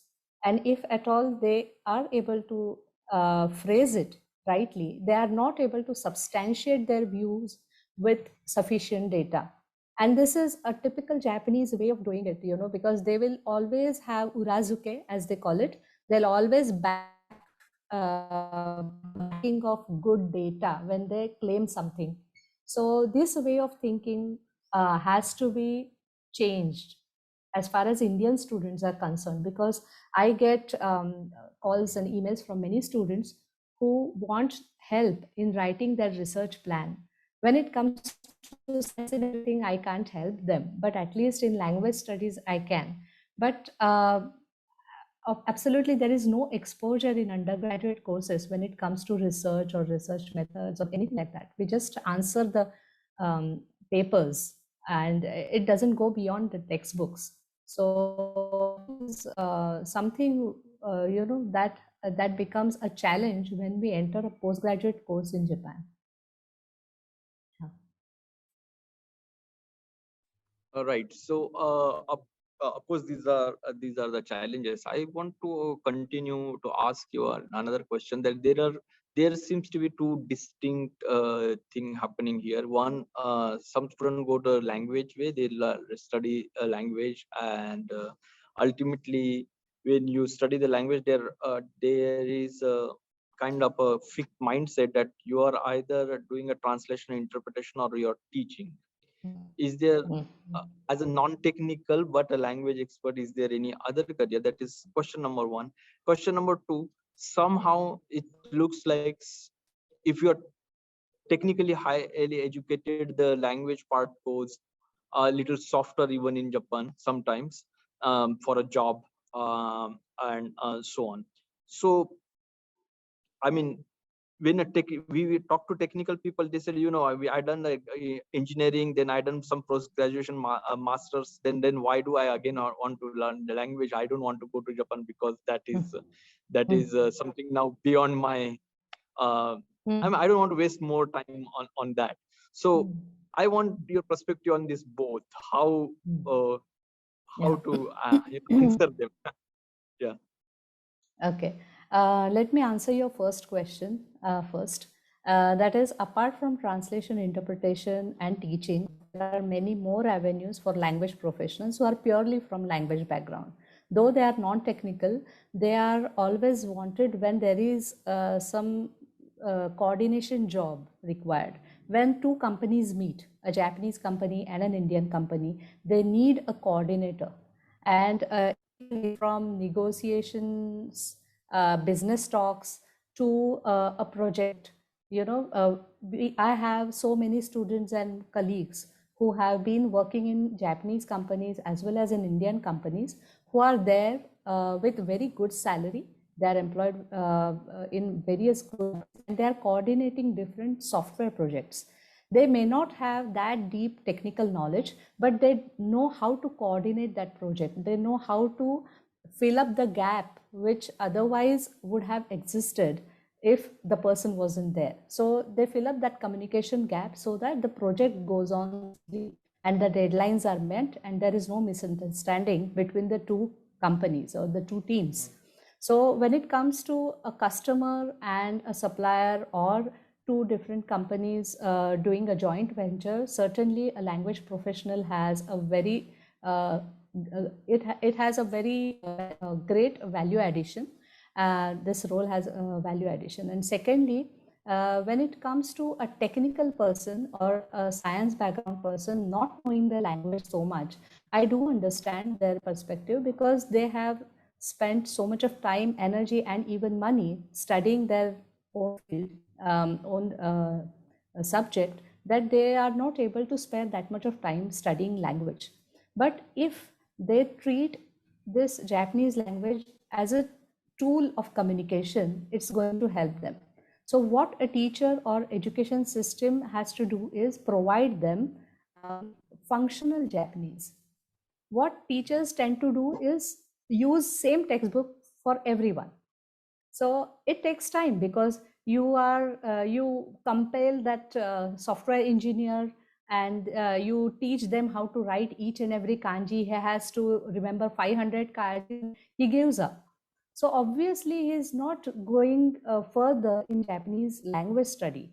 Instead, if we customize the course as per the needs of the students, for example, if we have certain group of software engineers who are about to fly to Japan, we have to teach them customized textbook, or we can prepare such materials. And if you can't prepare by yourself, you can very well bring in that IT and software vocabulary into your content. That can be definitely done. And that's what a language professional, more than that, I would say, attention should do. That is, develop a course. Course design has to be done for such groups. It should depend on the needs of the students. That's what I feel. And we have done this before, and it helps a lot. Right. I got your point. But yeah, so I bring in Professor Hemant. What's your take on this as a technical background person, and then what is your opinion and suggestion for the students? So, well, as you actually the second question was about whether the Japanese industry is softer when you are good at technical stuff, right? Well, I'm already an example here. So I am a technical person, and So I'm primarily doing education and research, and it does not mean that I can just be without any Japanese at all. So that is, a lie. So the point is that you have to understand the sensitivities of the other person, of the employer or whoever, and try to actually, at least learn where to address those, at least to be able to communicate with these people that you're working with, at least. Of course, if you're really interested in language and culture and people and so on, of course, you'll learn more language, you'll get into society and so on. But my point is, Japan is a specialty driven society. Somebody should be special in something. Okay. If you're not special in anything, you don't fit in this society, to be honest. So you don't have to know everything. You don't have to even, as long as you are an expert in your domain, that is enough in terms of technical aspect. So they respect you, you get complete respect. But if you claim to, and another thing is also about honesty. Okay. I'm not saying we are dishonest people, but the point is the way we think about honesty is a completely different picture. Okay. Honesty is 99% is not honesty. Honesty is 100% in Japanese system, right? So if you can say, I've been 99% honest and told you everything except 1%, that is not considered honest. Okay. So why I said honesty is a problem, or the point that we should consider is that if you do not know, there is no shame in accepting that we do not know. Japanese person will not question, you are not knowing something. Okay. Only question is that if you say you know something and you don't do it, that is the problem, right? So, and I mean, I'm saying all these things, it has some tinge of culture in it, right? It's not just about, business or technical stuff. And another thing is that when we say something, when we give a word, they will consider it is done. Okay, because that is how they are. When we ask something, Japanese person, when probably he may not, directly accept. If he doesn't accept, that means he's not doing it. But if he's really going to say yes, I will do it, he will give his life to do it. Right? There is no more, back negotiations. There is no going back at all, even one step. If this, so that's the point. So once you understand this, then you will also not just agree for everything. Oh, you cannot say yes for everything. Right? You cannot be an yes man. So you have to be aware of what is your limitation, and you have to be very clear about whether you'll be able to deliver whatever is required of you within a certain time and so on. So in that sense, we can simply, honestly, even take more time and to do our things. But the point is, that is what I was talking about, to be honest, when you're employed in this kind of atmosphere. So if you have these qualities, automatically, they will understand your true nature, and Japanese language will fade away. Okay. So Japanese language is of course still important for you to communicate, but you are not going to write, literature. You are not an expert in literature or anything. So unless you are writing a book, then you don't have to worry too much about Japanese language, I think. As long as you're able to communicate basic communication and good at what you do, I think there will be no problem at all. Right. As far as I am concerned, I think I am experiencing that. I've been doing business in Japan with Japan since 2005. And what you say is exactly the same. As long as you understand and match the expectations with the Japanese, I think they are also ready to forgive you for a language sometime. But that's the case of people who are in a business and they cannot now go back and learn the language. But let's take this point to Dr. Mansi, that okay, we learned, we graduated, we post-graduated, we done a lot of language, but it seems like, this is my own experience, that when we try to hire somebody for a language or something, ultimately, I mean, this is no disrespect to anybody, but sometimes I feel like that I know more inner vocabulary than somebody who learned actually the Japanese. Probably, maybe I went with my Japanese client off the time for some nomikai, and so I know more. But why do what this student should do that actually, they they express themselves, they pass the interview, they get job or something like that based on their language skill? Yes, actually, this question has been troubling me for many years. So I have taken initiative personally to solve this question, at least on a small scale, at a personal level. I've started designing courses from practical point of view. When it comes to office Japanese, I do understand that there is a whole lot of textbook which are available in the market, and they talk about business Japanese.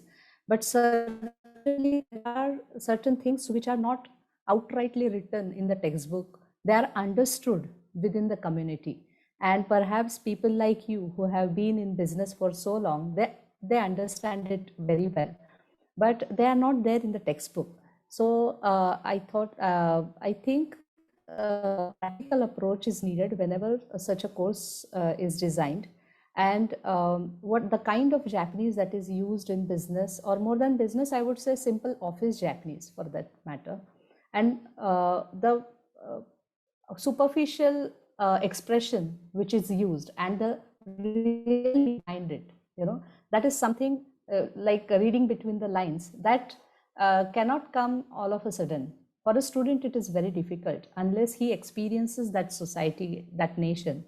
So I think some kind of practical approach needs to be there in different courses when it comes to Japanese, because unfortunately, most of our students in India have been targeting JLPT, that is Japanese Language Proficiency Test. Of course, they also have changed their format since 2010, and it has become more, functional in nature and more practical in nature. But still, it's a multiple choice question type of test. So it doesn't measure your speaking skills or writing skills or communication skills in any way. So we need to have courses where students get to use the language. Today, the students know about the language, but they don't use the language. And that's not going to help, because unless they perform, it's something like, I always give an example of swimming or cricket. It's like mugging up all the rules of the game, but I haven't played it. It's something like that. So you have to do it actually in life to know about it and to perform in that language. So that's what I think is necessary. As far as language is concerned, it's a performance after all. True, it's a performance. Of course, you really need to get out there and speak and survive, and then Yes. you can really use it as flexible. They said that if you can think in the language, then you can speak well. If you translate that language in your brain, then Yeah. definitely there is some gaps will be there. So in the interest of time, I want both of you to give your final suggestions and cautions to all our student community as well as the professional community. They are trying their they're trying to do the career in Japanese, or they are trying to do career in technical things, but in Japan or with Japan. So your opinion. Maybe we will start with Dr. Mansi, and then we will go to Professor Hemant. Your final thoughts on that. I would advise that the students who want to study in Japan, first, they would gather as much information as they can from various sources. Now, even University has been conducting webinars very frequently. Even JASO has conducted such seminars regarding scholarships, various types of scholarships. And secondly, they need to plan out their career, because once they decide on doing something, they can go further on that path. So language, at least I can say that keep your approach more practical, see how you can use the language. And I've observed that students tend to work individually. It's good to have a competitive spirit, but collaboration and cooperation always helps more. So study in groups, try to converse in groups, try to have group talks, discussions in Japanese. That will help you more to express yourself and use that language. I think that will help you a lot. Otherwise, internet has made many things so easy. If compared to my student age, I think students have a flood of materials over internet, and it's free of cost, and they can avail any kind of video, audio, or even written material on internet. So I think they should make wise use of all those resources out there. Thank you. Thanks. Thank you. Yes, Professor Hemant. Yeah, so I would like to actually give students some practical advice as well.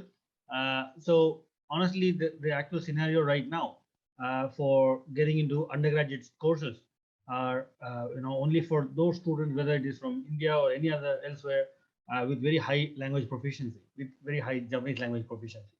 Without that, entering Japanese undergraduate programs will be very hard, and it's impossible, I would say. And so for those students who are really good at Japanese language and entering any kind of undergraduate course, you are most welcome. Please go ahead.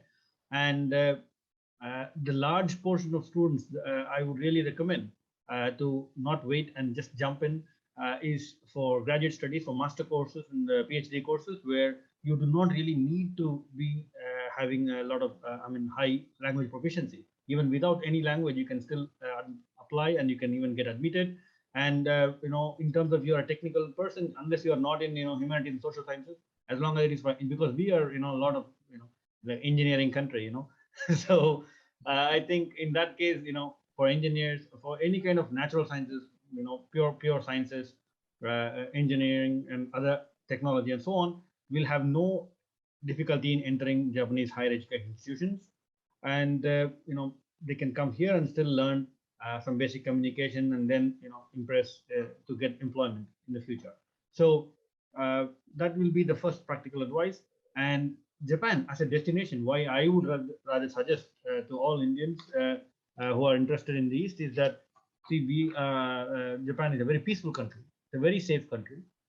So you will have a completely different kind of experience about your own life, because what you're thinking about on a daily basis will be completely different. And it's a very systematic society, so you don't really think too much about day-to-day affairs. Whether I can catch a train, whether I can go in certain time, and so on. I mean, whether I'll be able to get this or get that. So your daily life will be pretty automatic. Probably you will not think so much, and just think about how to do better things in life. About your work, about your family, and so on. And it's a very affordable education. And then once you get employment, of course, it'll be also well.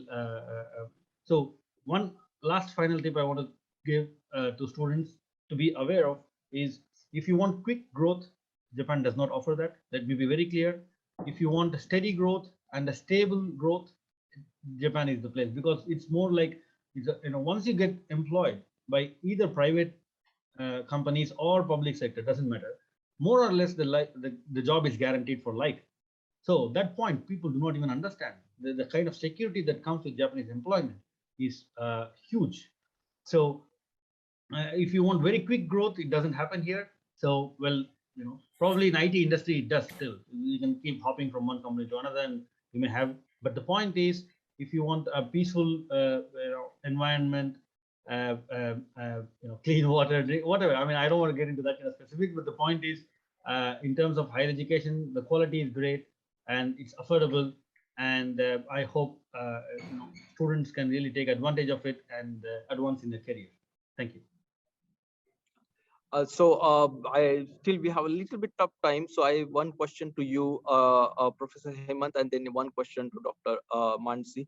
I want you to tell something about your university or your institute or your organization quickly, like what is in offer in a Shimane University for the student, and then Dr. Mansi, what is in offer in your organization for the student and how it can benefit.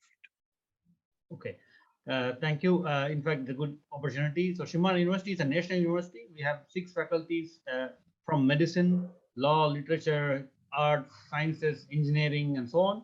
So I actually belong to Department of Biosciences. Basically, it is the Faculty of Life and Environmental Sciences.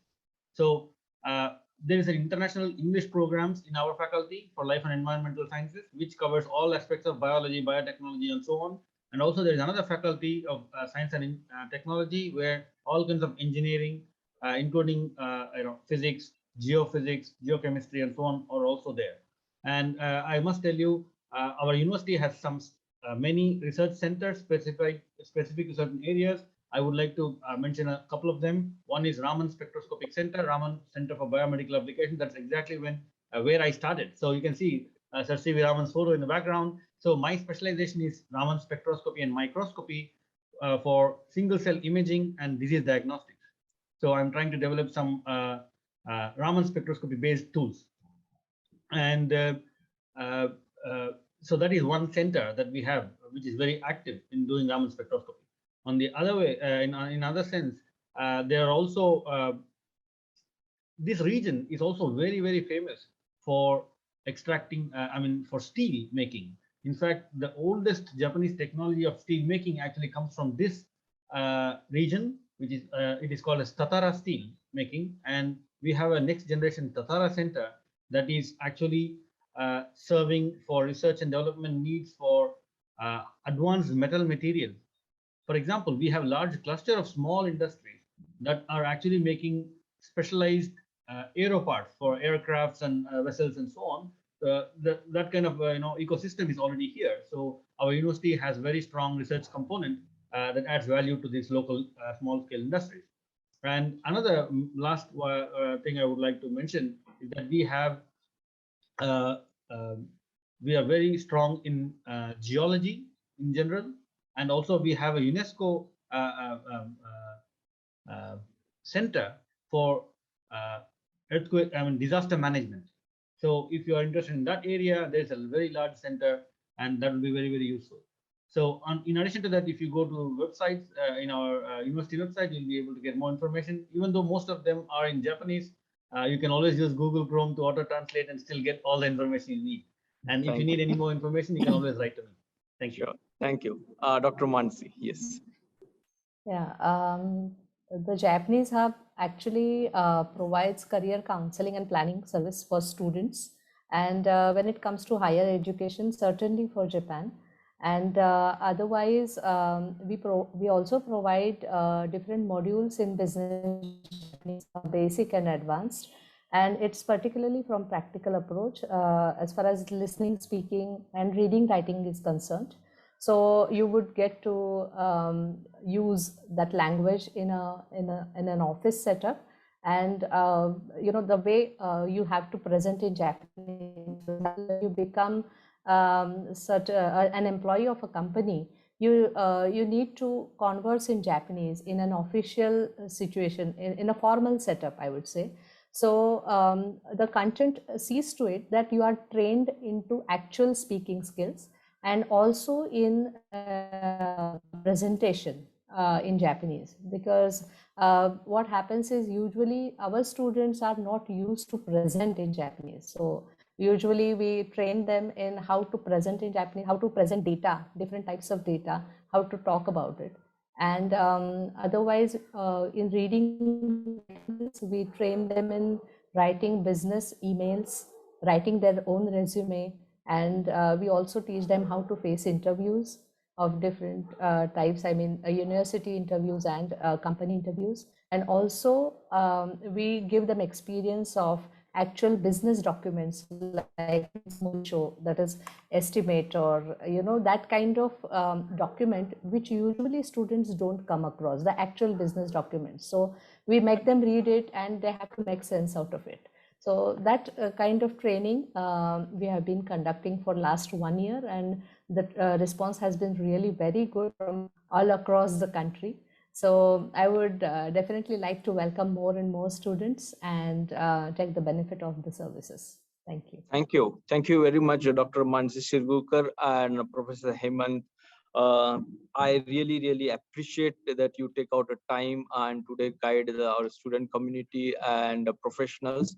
Definitely, this session is going to be one of the most valuable sessions of today, and many people will appreciate. The best part is that this session is going to remain there on a YouTube channel, so people can see it later on also on demand. So thank you very much once again, and it was a pleasure talking to both of you. Thank you.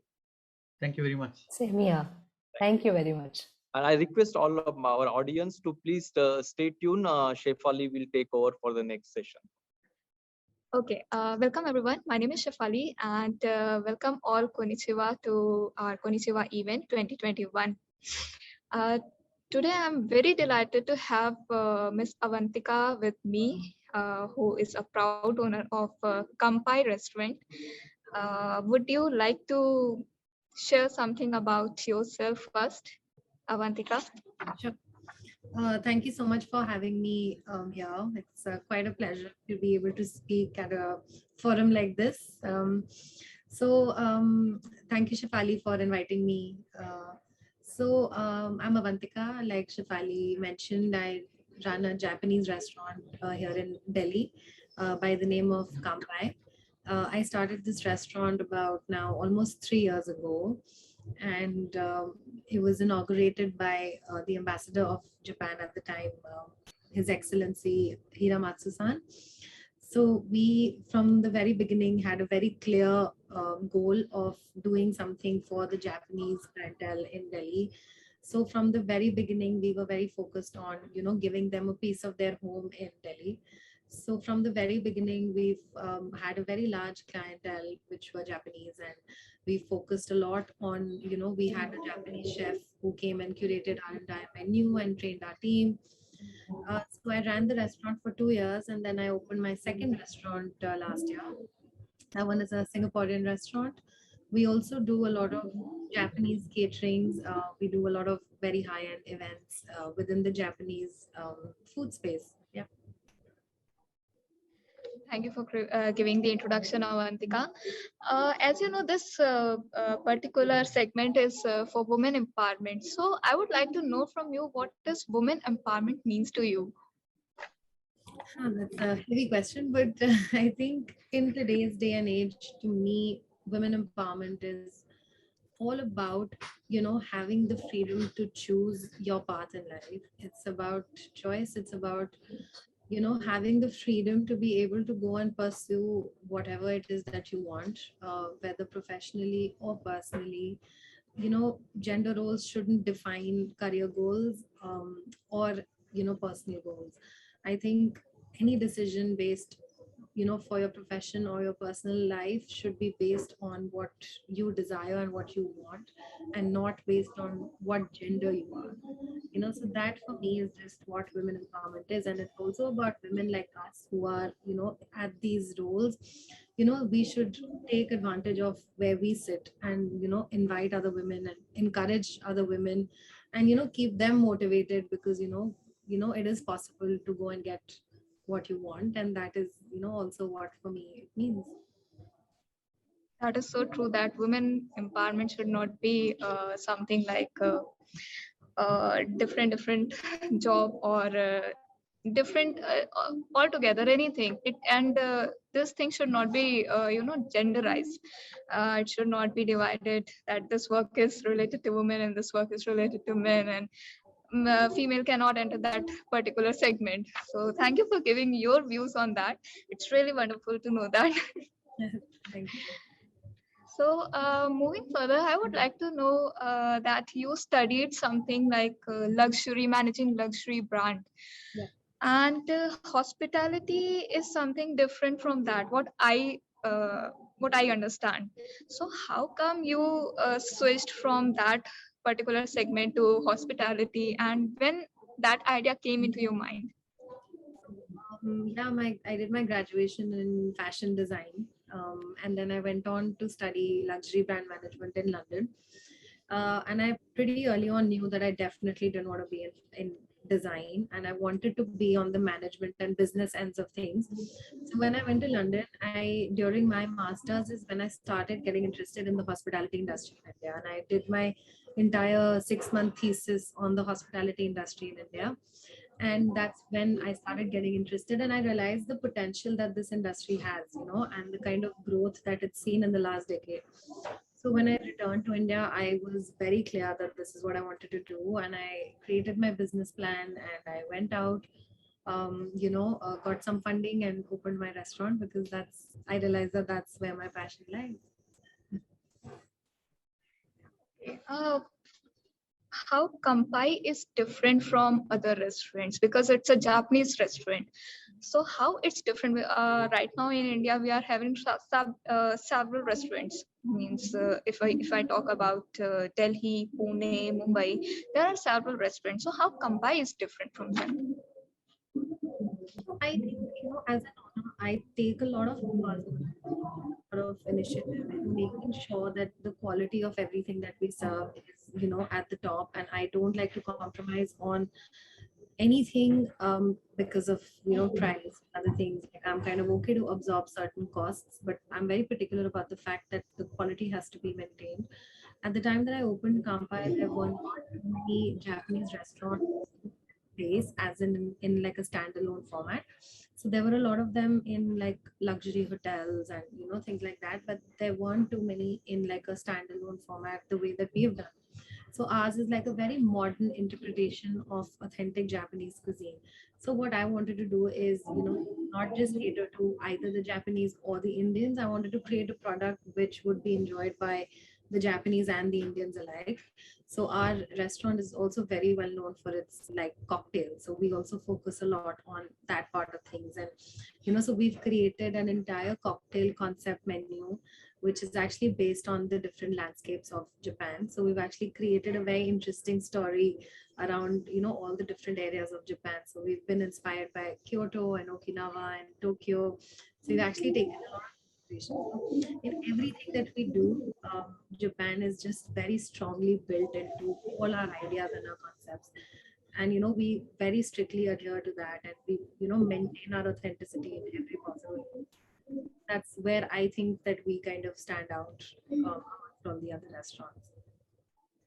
So when you started the restaurant, or the idea came into your mind that now I want to be in hospitality segment, I want to own a restaurant. So why Japan? Why Japanese cuisine?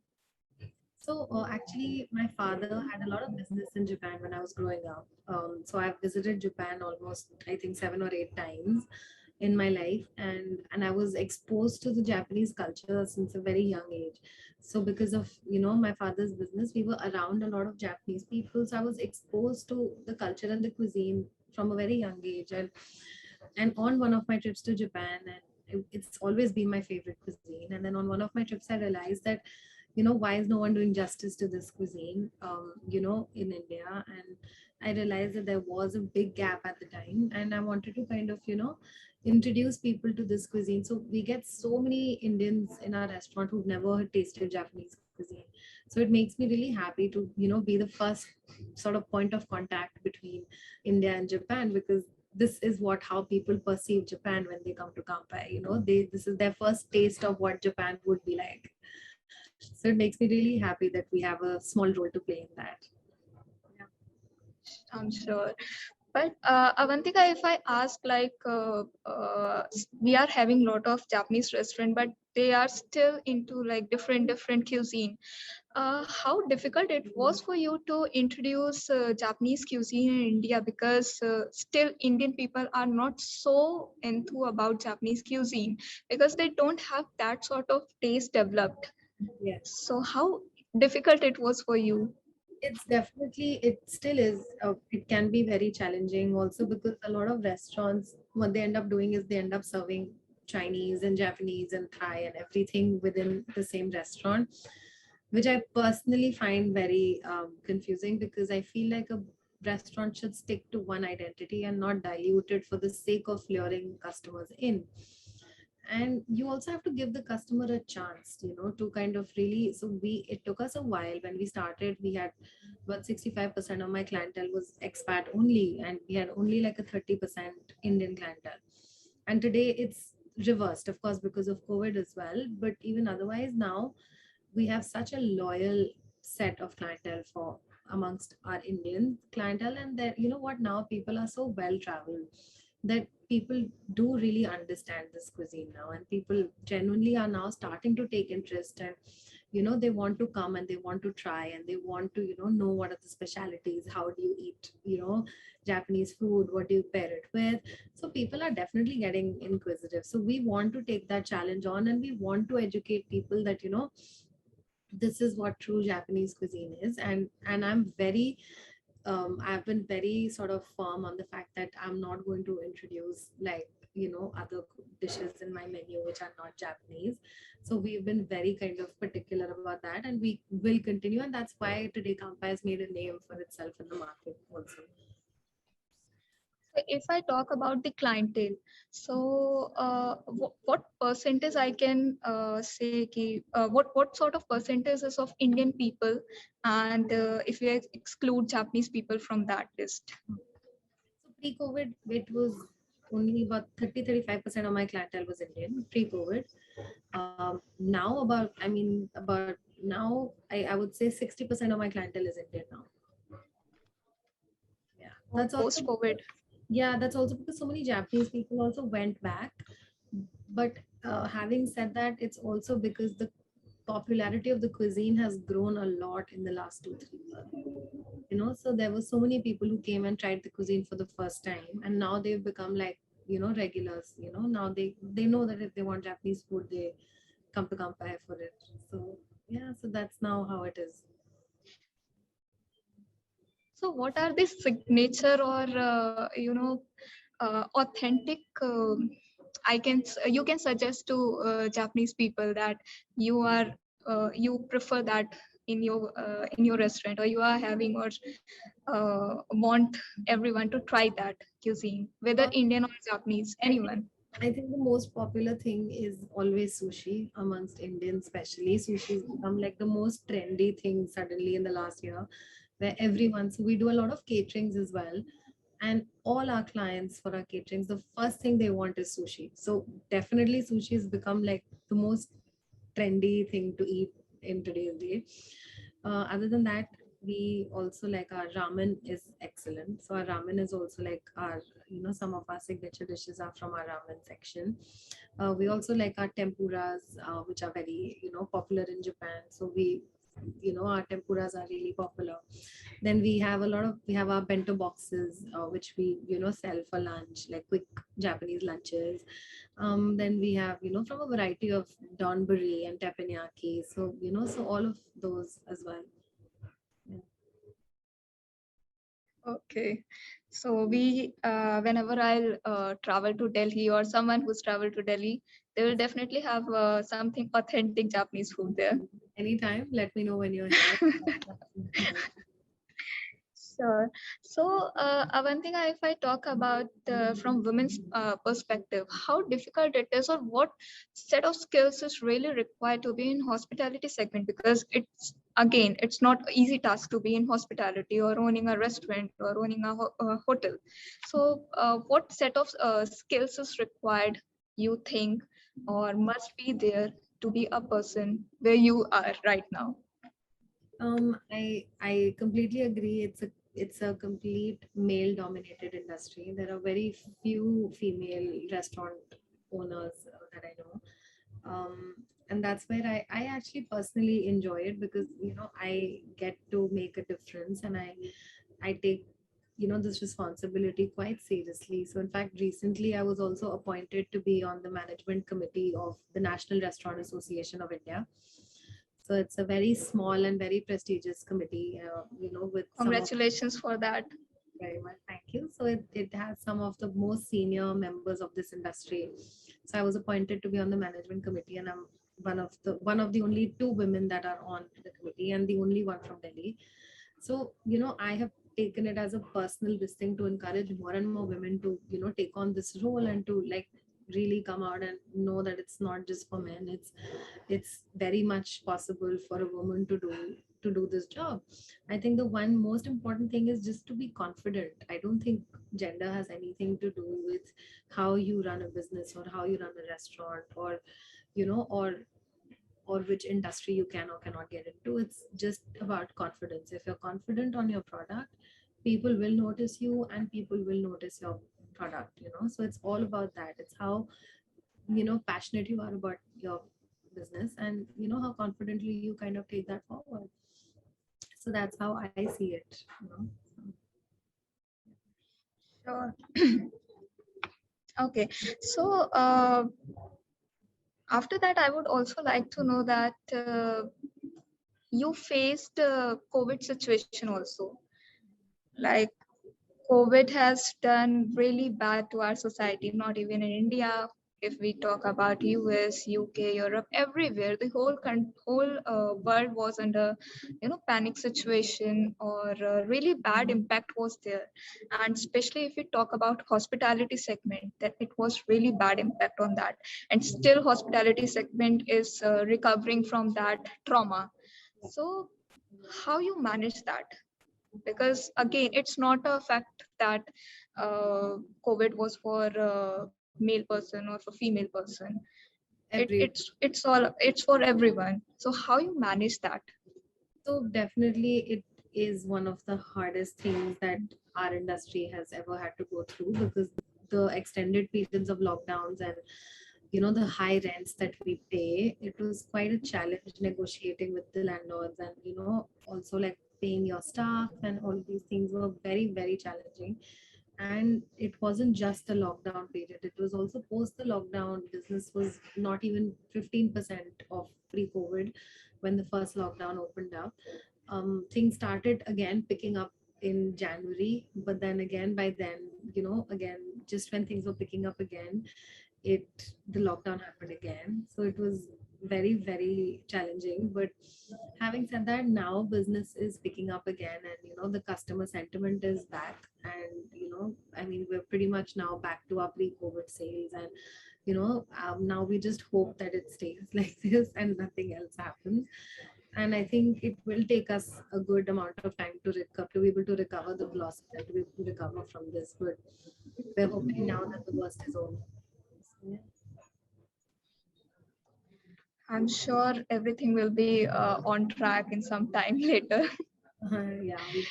So apart from that, also, like, what changes you can think that some changes has been there post lockdown, or you have to accommodate, or some hospitality industries need to accommodate themselves to survive, the COVID situation, and what changes are there?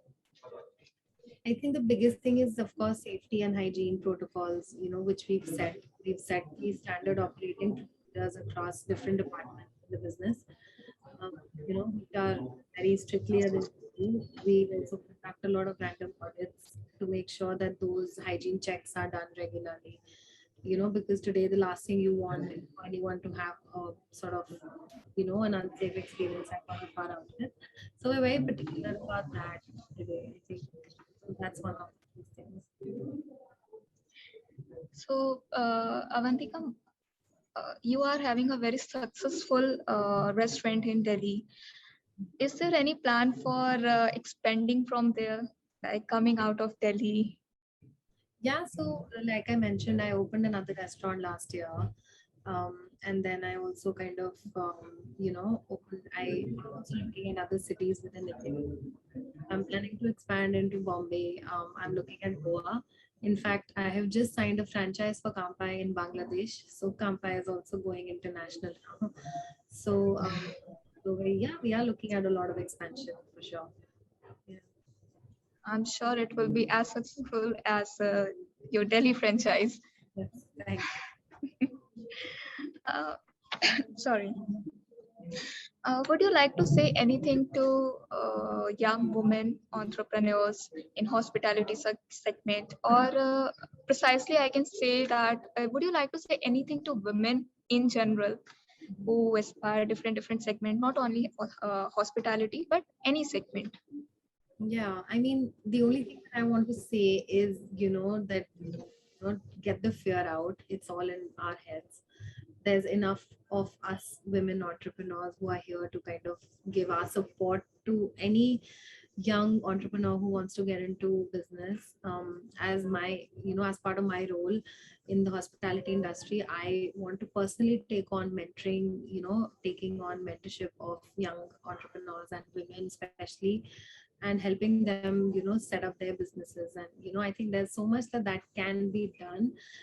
Also, I feel, that it's time that women break the shackles and they start coming out of their, comfort zones, and know that, I mean, there are people like us who've proved the fact that it is possible in a male dominated industry. it is very much possible. And with every new woman that comes in, it makes it easier for the next one. So, it's just, you just have to take that first step and it'll all be good. I'm sure. Uh, okay, apart from that, okay, some general question. Uh, since it's a Japanese restaurant, have you ever faced any comic incident, like first time any, you know, in a Japanese restaurant, anything? Yes, lots. I mean, just very recently we had an Indian customer who had never eaten sushi before, and he had ordered a salmon, spicy salmon roll, and he gave us a very bad review online. He gave us a very bad rating. And then I read the review and it said, oh, like, it was terrible. The salmon was not cooked properly. So I just laughed, because, like the customer didn't understand the fact that, salmon is supposed to be eaten raw. So that was quite a hilarious incident that happened very recently. So how you deal with that sort of comments or, negative environment or negativity? Because, social media is so prominent now. Anything on social media can tint your, image, your restaurant's image.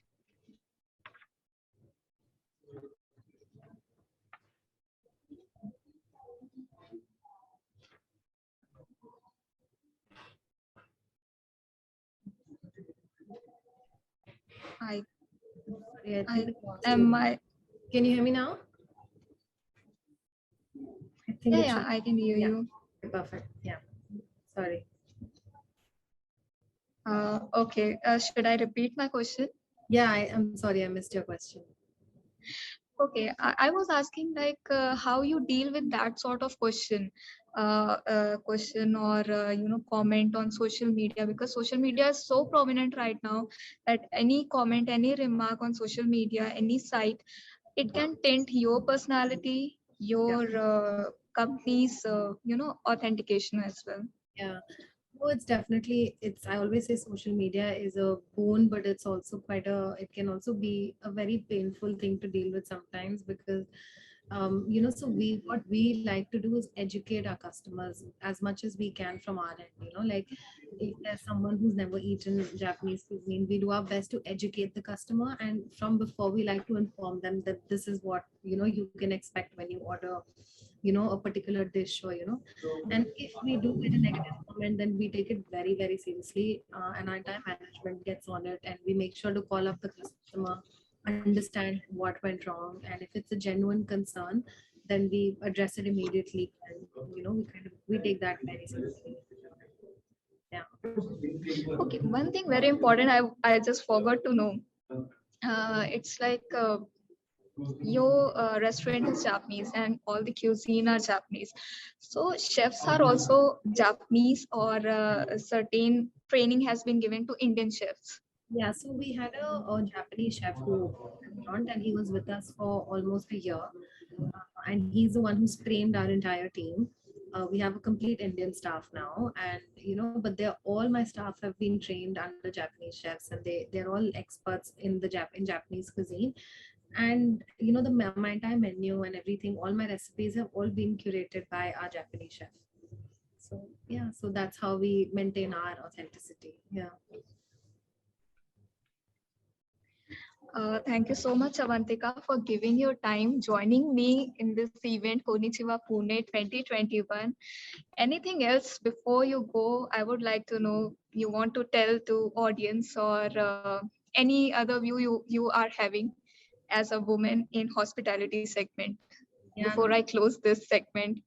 I think for me, I'm very proud that, you reached out to me for being part of this. I have worked very closely with, the Consulate General and with the embassy, so I've always been very exposed, and, it's been such an amazing support from, the Embassy of Japan here in Delhi also. And it's been such a lovely relationship. And, Japan is one of my favorite countries in the world, and I can't wait to go back when flights open. I think my first trip will be back to Japan. Having said that, I think, this women empowerment thing that you guys are doing is great. I think it's, the first step in making a difference is speaking about it, which is what we're doing. And, all of us as women need to do whatever we can to empower other women. And that's how, we'll be able to tackle all the problems that come in society. And, that's all that I can say. Thank you, Avantika. It was really a wonderful session talking to you. And I can't wait to see you in person. Yes, Maybe when I come to Delhi, and hope so see you in next year's Konnichiwa Pune, whenever it happens. I look forward to that. Thank you so much for having me. Thank you, Avantika. Have a nice day. Bye. Bye.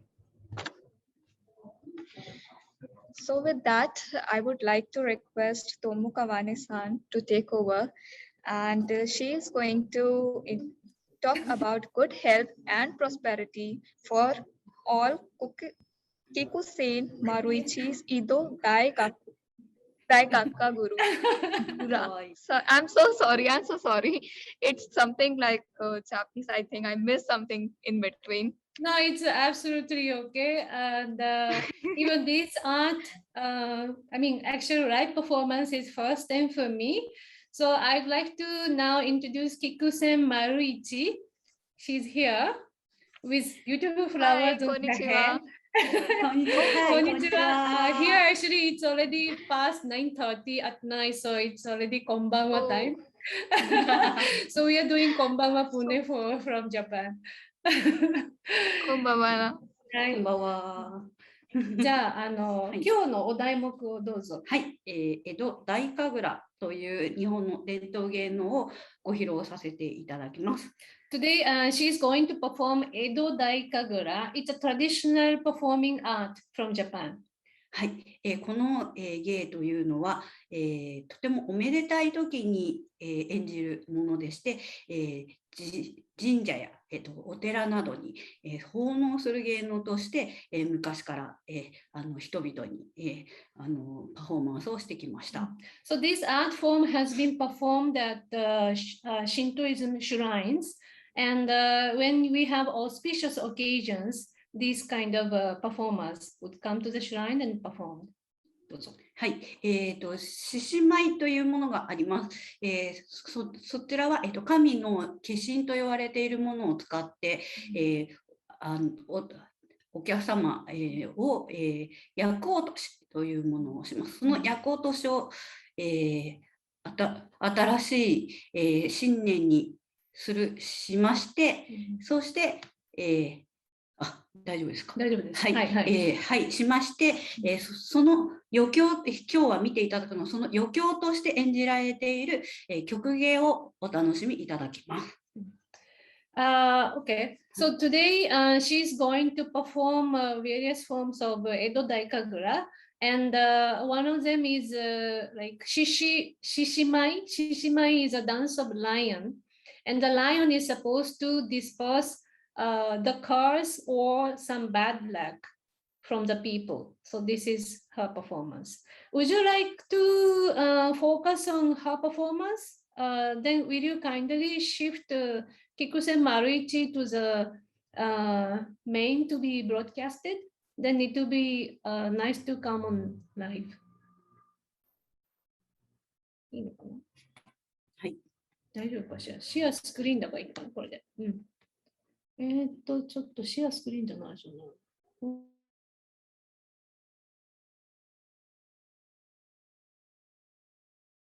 このままじゃあれですよね、うまくいかないですよね。はい。Just give me some time.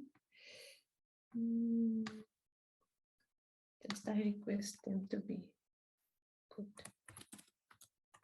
Give us.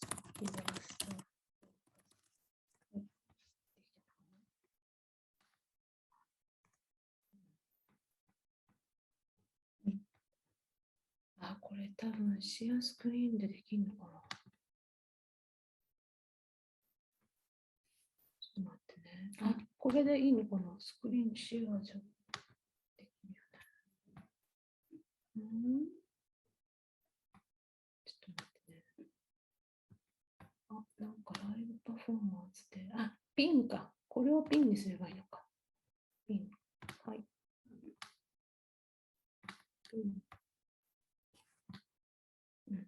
多分これで大丈夫です。はい、大丈夫、大丈夫。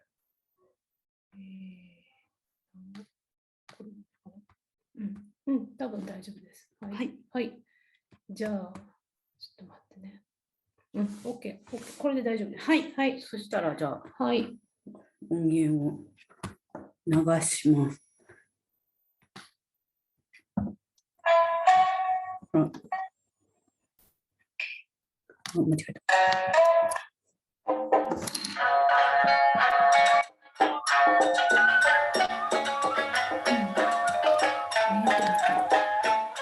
見えてますね。見えてる。大丈夫です。見えてますか？見えてます。はい。はい。ということで、ぜひパフォーマンスをお楽しみいただきたいと思います。おめでたい曲芸とされているので、一つ一つにとてもおめでたい口上というものがついてます。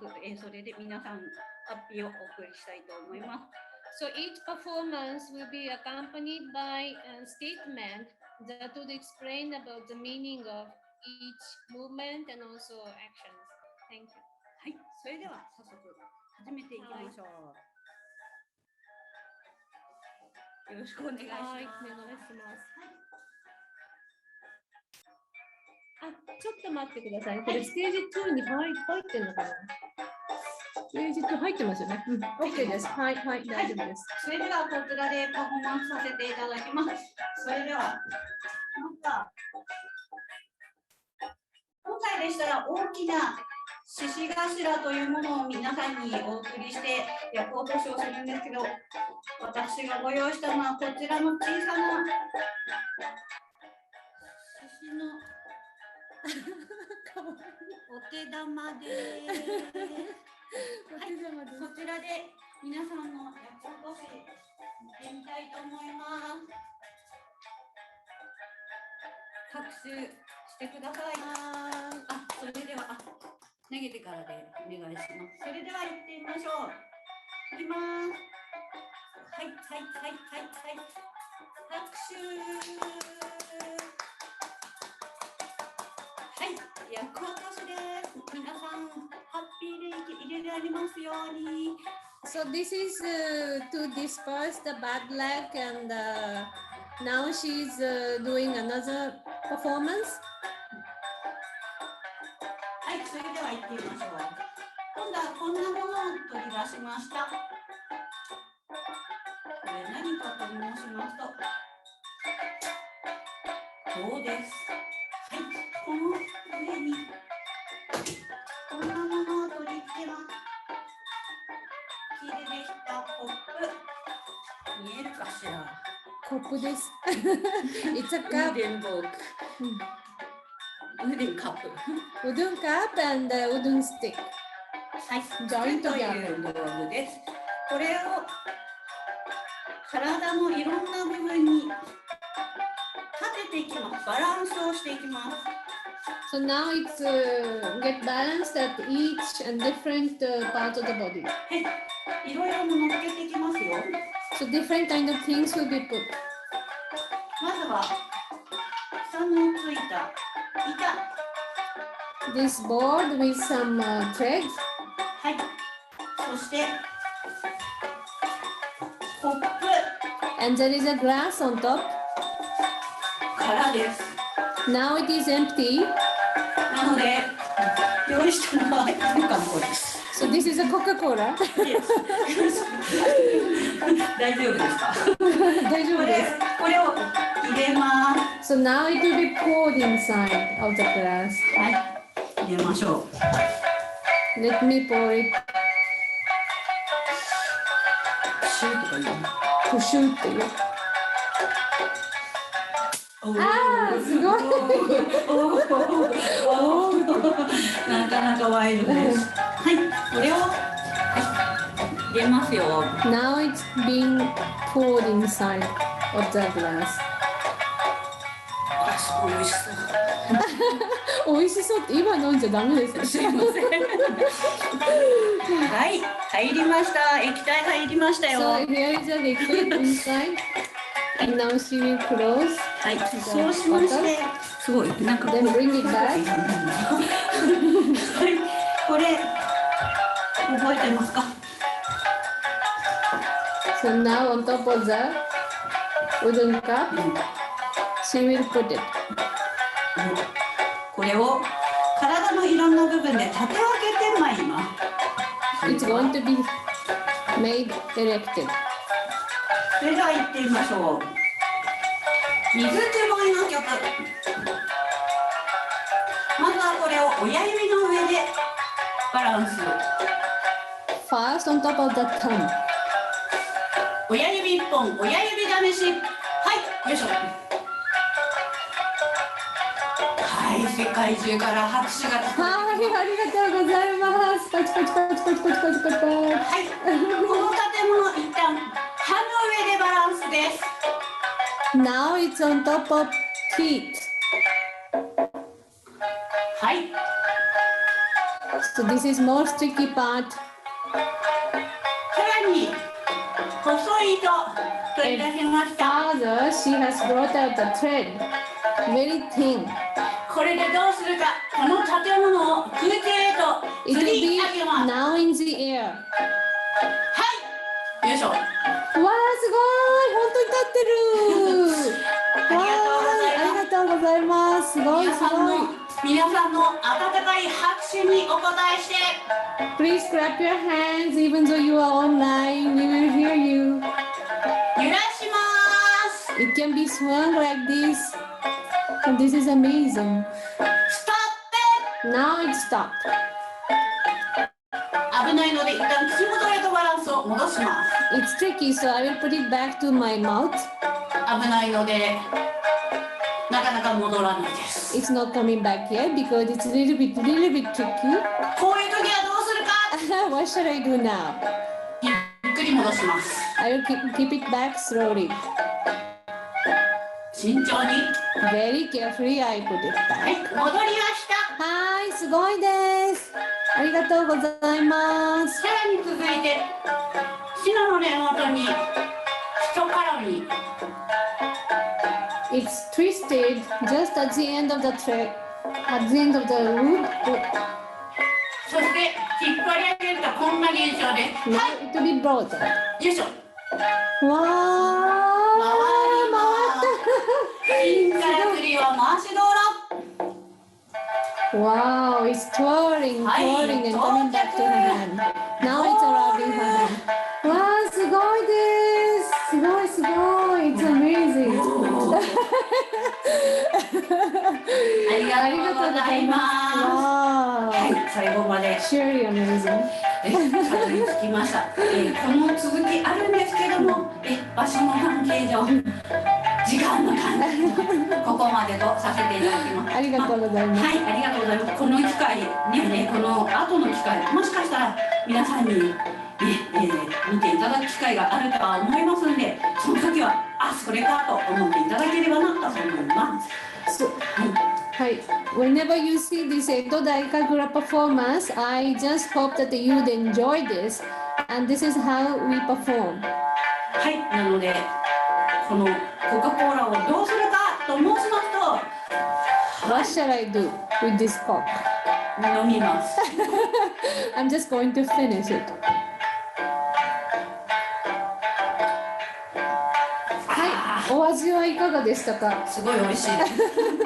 So it was nice after the performance. パフォーマンスした後のこのジュースは美味しいです。はい。Thank you so much. Thank you. 続きまして、こんなものを見ていただきたいと思います。So next performance. はい。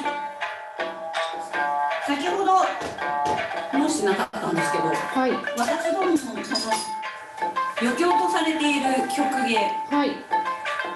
13番あると言われております。So there are 13 kinds of performances, which is considered to be a little bit of extras. ですが、種類に分けると3種類です。But if we divide them into some groups, there are three kinds, three groups. その2種類目をやりたいと思います。 So now I would like to perform the second group. はい、先ほどお獅子のお手玉を投げたと思うんですけど。You saw that three lion, なんて言うんだろう。お手玉 was thrown in the air. ジャグリングボール。ボールかな。はい。で、変えまして、こういったものです。Now we have this two sticks. はい、2スティックです。これを使ってやっていきたいと思います。それでは行ってみましょう。はい。私、この2本しか使わないんです。I want to use なぜか Why it is so? Why only two? 日本人だからです。Because I'm 日本人。日本人 is Japanese。ちょっとだけクスッとしてください。それじゃあ、訳さなくていいです。大丈夫ですか？すみません。それでは行ってみましょう。これ歌舞伎にも取り入れられている芸でございます。It's a kind of performance taken in kabuki too. はい。日本がついてる。何をするんだっけ？まずはこれ。右左。Left, right, left, right. はい。今度はそれができるようになったらこんな形。あ、なんかすごい。曲芸みたいな。曲芸みたいな。はい。山越し。Going over the mountain. 回転つけてともえ投げ。ともえ投げ。Wow, with twists. はい。これ変な取り方しております。スクリーンと言います。よいしょ。はい。手のひらで返して手車。With the palm. 手車。小手返し。小手返し。手返し。はい。そして腰で返して腰車。腰車。あ、すごい。おお。わお。はい、こちら反対も。おお、今日調子がいいわ。はい、調子がいいのでここで私緊張してます。It's a little bit nervous, I am actually. リラックス、ここで必殺技でリラックス方法、こんな形でリラックスいってみましょう。必殺スペシャル手動式マッサージです。Hand massage, I will do. はい、これがだんだんゆっくりです。Now it's getting slower and slower. Wow! Thank you so much. Thank you so much. Thank you. It's wonderful. ここからが本番。Now it is serious task. 2本のバッジ。種も仕掛けもありません。No tricks of these two sticks. はい、これがなんともうちょっとくっついてるように見えていきます。You will find that as they are stick to each other. Now please have a look. 吉岡憲法は即位付け。あ、地味です。いきます。はい、どうぞ。お、よいしょ。よいしょ。あら。よいしょ。あららら。よいしょ。あららら。あら。お、いい感じです。接客回転。あ、本当くっついてるみたい。何がさ。くっついてるみたいです。はい。くっついてるように見えてまいりますでしょうか。はい。話しても。They look like sticking to each other. こんな形で、下に置いたとこ。こんな形でもくっつきます。あ、すごいくっついてる。これ地味なんで、皆さんの拍手は車でやっているんです。あ、すごいいっぱい聞こえてきた。はい、ありがとうございます。ありがとうございます。よいしょ。おでこにもくっついた。Oh, now it's back to forehead. はい。日本たちの曲芸でした。ありがとうございます。ちょっとね、はい。思考を凝らしてもう一つだけ、はい。ちょっとやれたらやってみたいなと思って、ちょっと実験的に。はい。Now it's practice. practical. こちらの日本語バッジもう一つ変えまして、はい、おまりを。あ、まりですね。はい。Now is a ball。曲というのにちょっと柄になりました。そんなに時間取らないんで大丈夫ですよ。大丈夫です。はい。できるかな。お、できた。うわあ、すごい。はい。できました。It looks like as if the ball came back to the stick, as if drawn by the magnet. これは下に置いたとこです。やらなければ。はい、これでどうするかと申しますと、まずは親指の上で。Now it's on top of the thumb. 見えてます。大丈夫です。大丈夫です。おお、すごい。はい。これ別名、床屋の看板です。床屋の看板ですか。はい。今ないかも。はい。はい。今度は横を向きまして、顎に立ってます。あ、she's putting it on the chin。種も仕掛けもないところ。こっちは逆入れ、逆返し。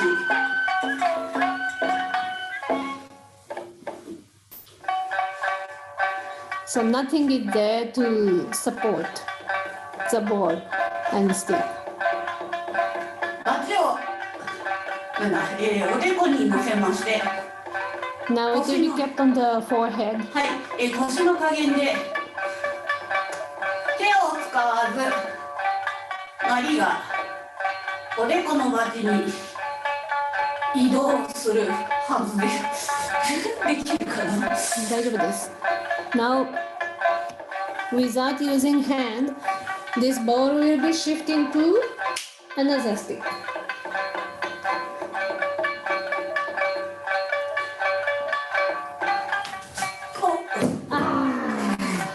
There is a magnet on the wall. So now you do it again.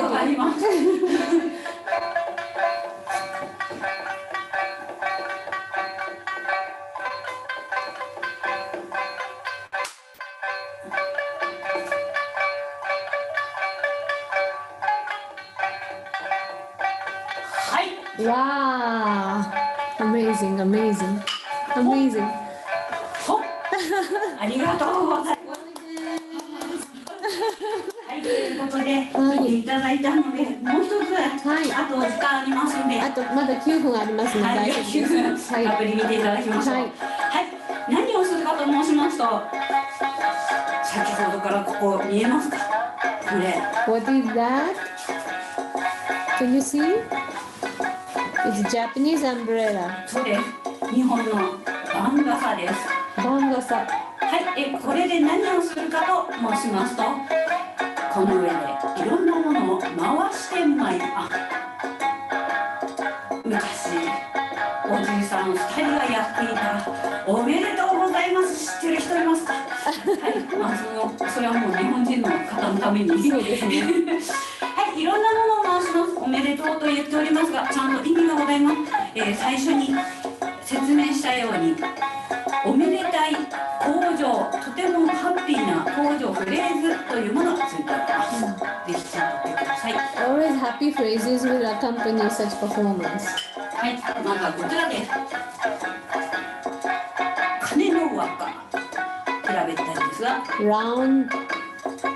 うまく回ります。Iron ring. 見てるお客様の鐘回りが良くなる。So kane means money. So when the kane is going to circle, money will be coming to you. ということで、皆さんの鐘回り、世界の鐘回り、本当に、このまま収束していただきたいものです。見てみましょう。金輪の回し上げです。お。は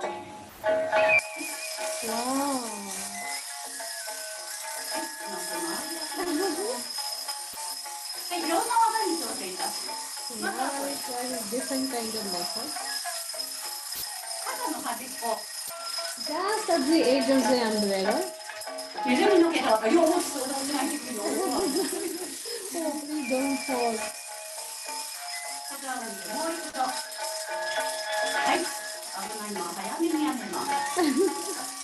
after the trick, I'm not doing it very long, but now I'm slowly going to close the umbrella. It is like a rippling.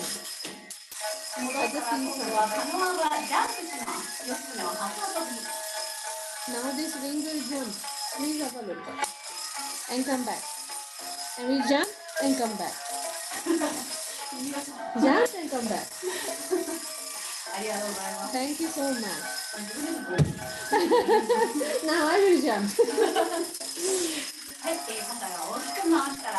Now look at this. My umbrella going round, making a huge circle. Big circles and small circles.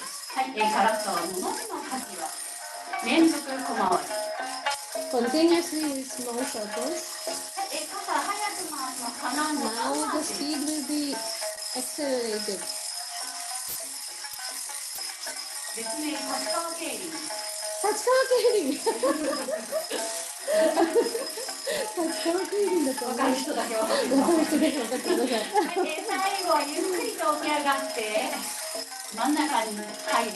Finally, the last, please have a look where it goes.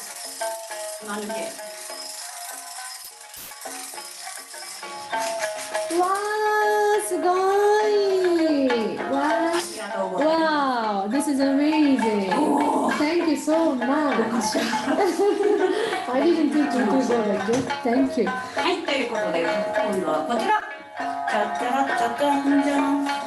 Now please have a look at this. So, this is cup for tea. お茶碗、瀬戸物です。はい、これを傘の上で回します。Now I'm going to let it circle on top of the umbrella. はい、ちょっと音聞いてもらいましょうね。はい。Let me have another music. No, no music. Okay, just hear the sound, please. それでは行ってみましょう。いきます。茶碗の回しで、おっ、はっ、よいしょ。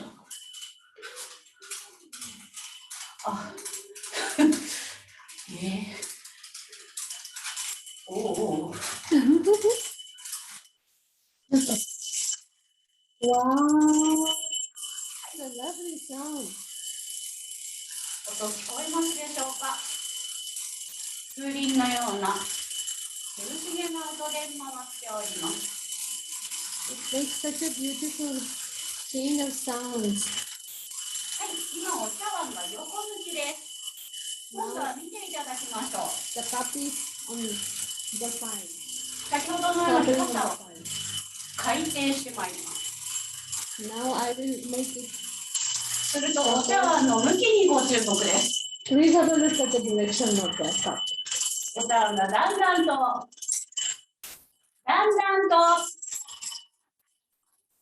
起き上がる予定です。Slowly, it's supposed to get up by itself. だんだん朝顔は先駆けの茶碗。皆様の運勢が上に来ます。This is for your left. Stop it. Now. はい、よいしょ。うわー、本当に立ちました。すごい。ありがとうございます。すごいエンディングです。ありがとうございます。はい、ということで、はい、私のゲームは最後となりました。はい、This is the last performance of today. これ何だと思いますか？ What is this? マス。はい、マス。そうです。これ日本の道具なんですが、これでお米を測ったり、メジャーカップ、お米を測ったり、お水を測ったりする日本の道具です。This is a Japanese utility item to measure rice and water, for example. 今四角いんですが、これが傘の上でうまく回ると丸く回っているように見えます。It is square shape, but when it goes round and round on top of the umbrella, you will find it just like a circle. はい、そして見ているお客様のますますのご繁栄。Mas means more and more. So I wish this. I do this performance wishing for your prosperity. 衣装コスチュームチェン。ああ、すごい。そんなネタがあったんですか。知らなかった。この間やらなかったです。この間やらなかった。そうか。はい、ということで行ってみましょう。皆様の繁栄に乗りまして、ますますご繁盛、ますの回し上げです。お。丸く見えたらおなじさんに。ああ、丸いです。本当に夜丸い。の川崎は水です。正面向いてマスターハンド肩の外。ハンディングを。ジャンプしてる。よいしょ。はありがとうございます。ということで、素晴らしいです。私のパフォーマンス終わりましたが、はいはいはい。じゃあちょっとここに最後なのであと30秒ぐらいありますが座っていただいて、はいはい、ぜひまた江戸大神楽ってなかなか見れないんですけれども。今日は本当にありがとうございました。ありがとうございました。感動です、感動です。よかったです。そう言っていただいて。So this is actually the rarest moment which you can see this performance because she doesn't do it every day and she trains herself and does it only for special occasions. So today I'm very happy that we could have her here. So let me ask her a few words from today's experience to the people of India. なんかインドの方にコメントがあれば、お話があれば。はい、ということで、はい、インドの方とね、お会いできる日が来るといいなと思っております。ぜひまたこの機会を機によろしくお願いします。Okay, I wish to come to India one day, so please call me, and I'm looking forward to seeing you all. Thank you so much. Thank you so much. Thank you. Thank you. Thank you so much. Thank you. Thank you so much. Bye. Bye. So thank you, Kawane-san. Thank you for good health. It was very nice. And I hope everybody has enjoyed today's program. So see you tomorrow at 10 a.m. on stage 1 and stage 2. There are many events programs to be come. Thank you very much.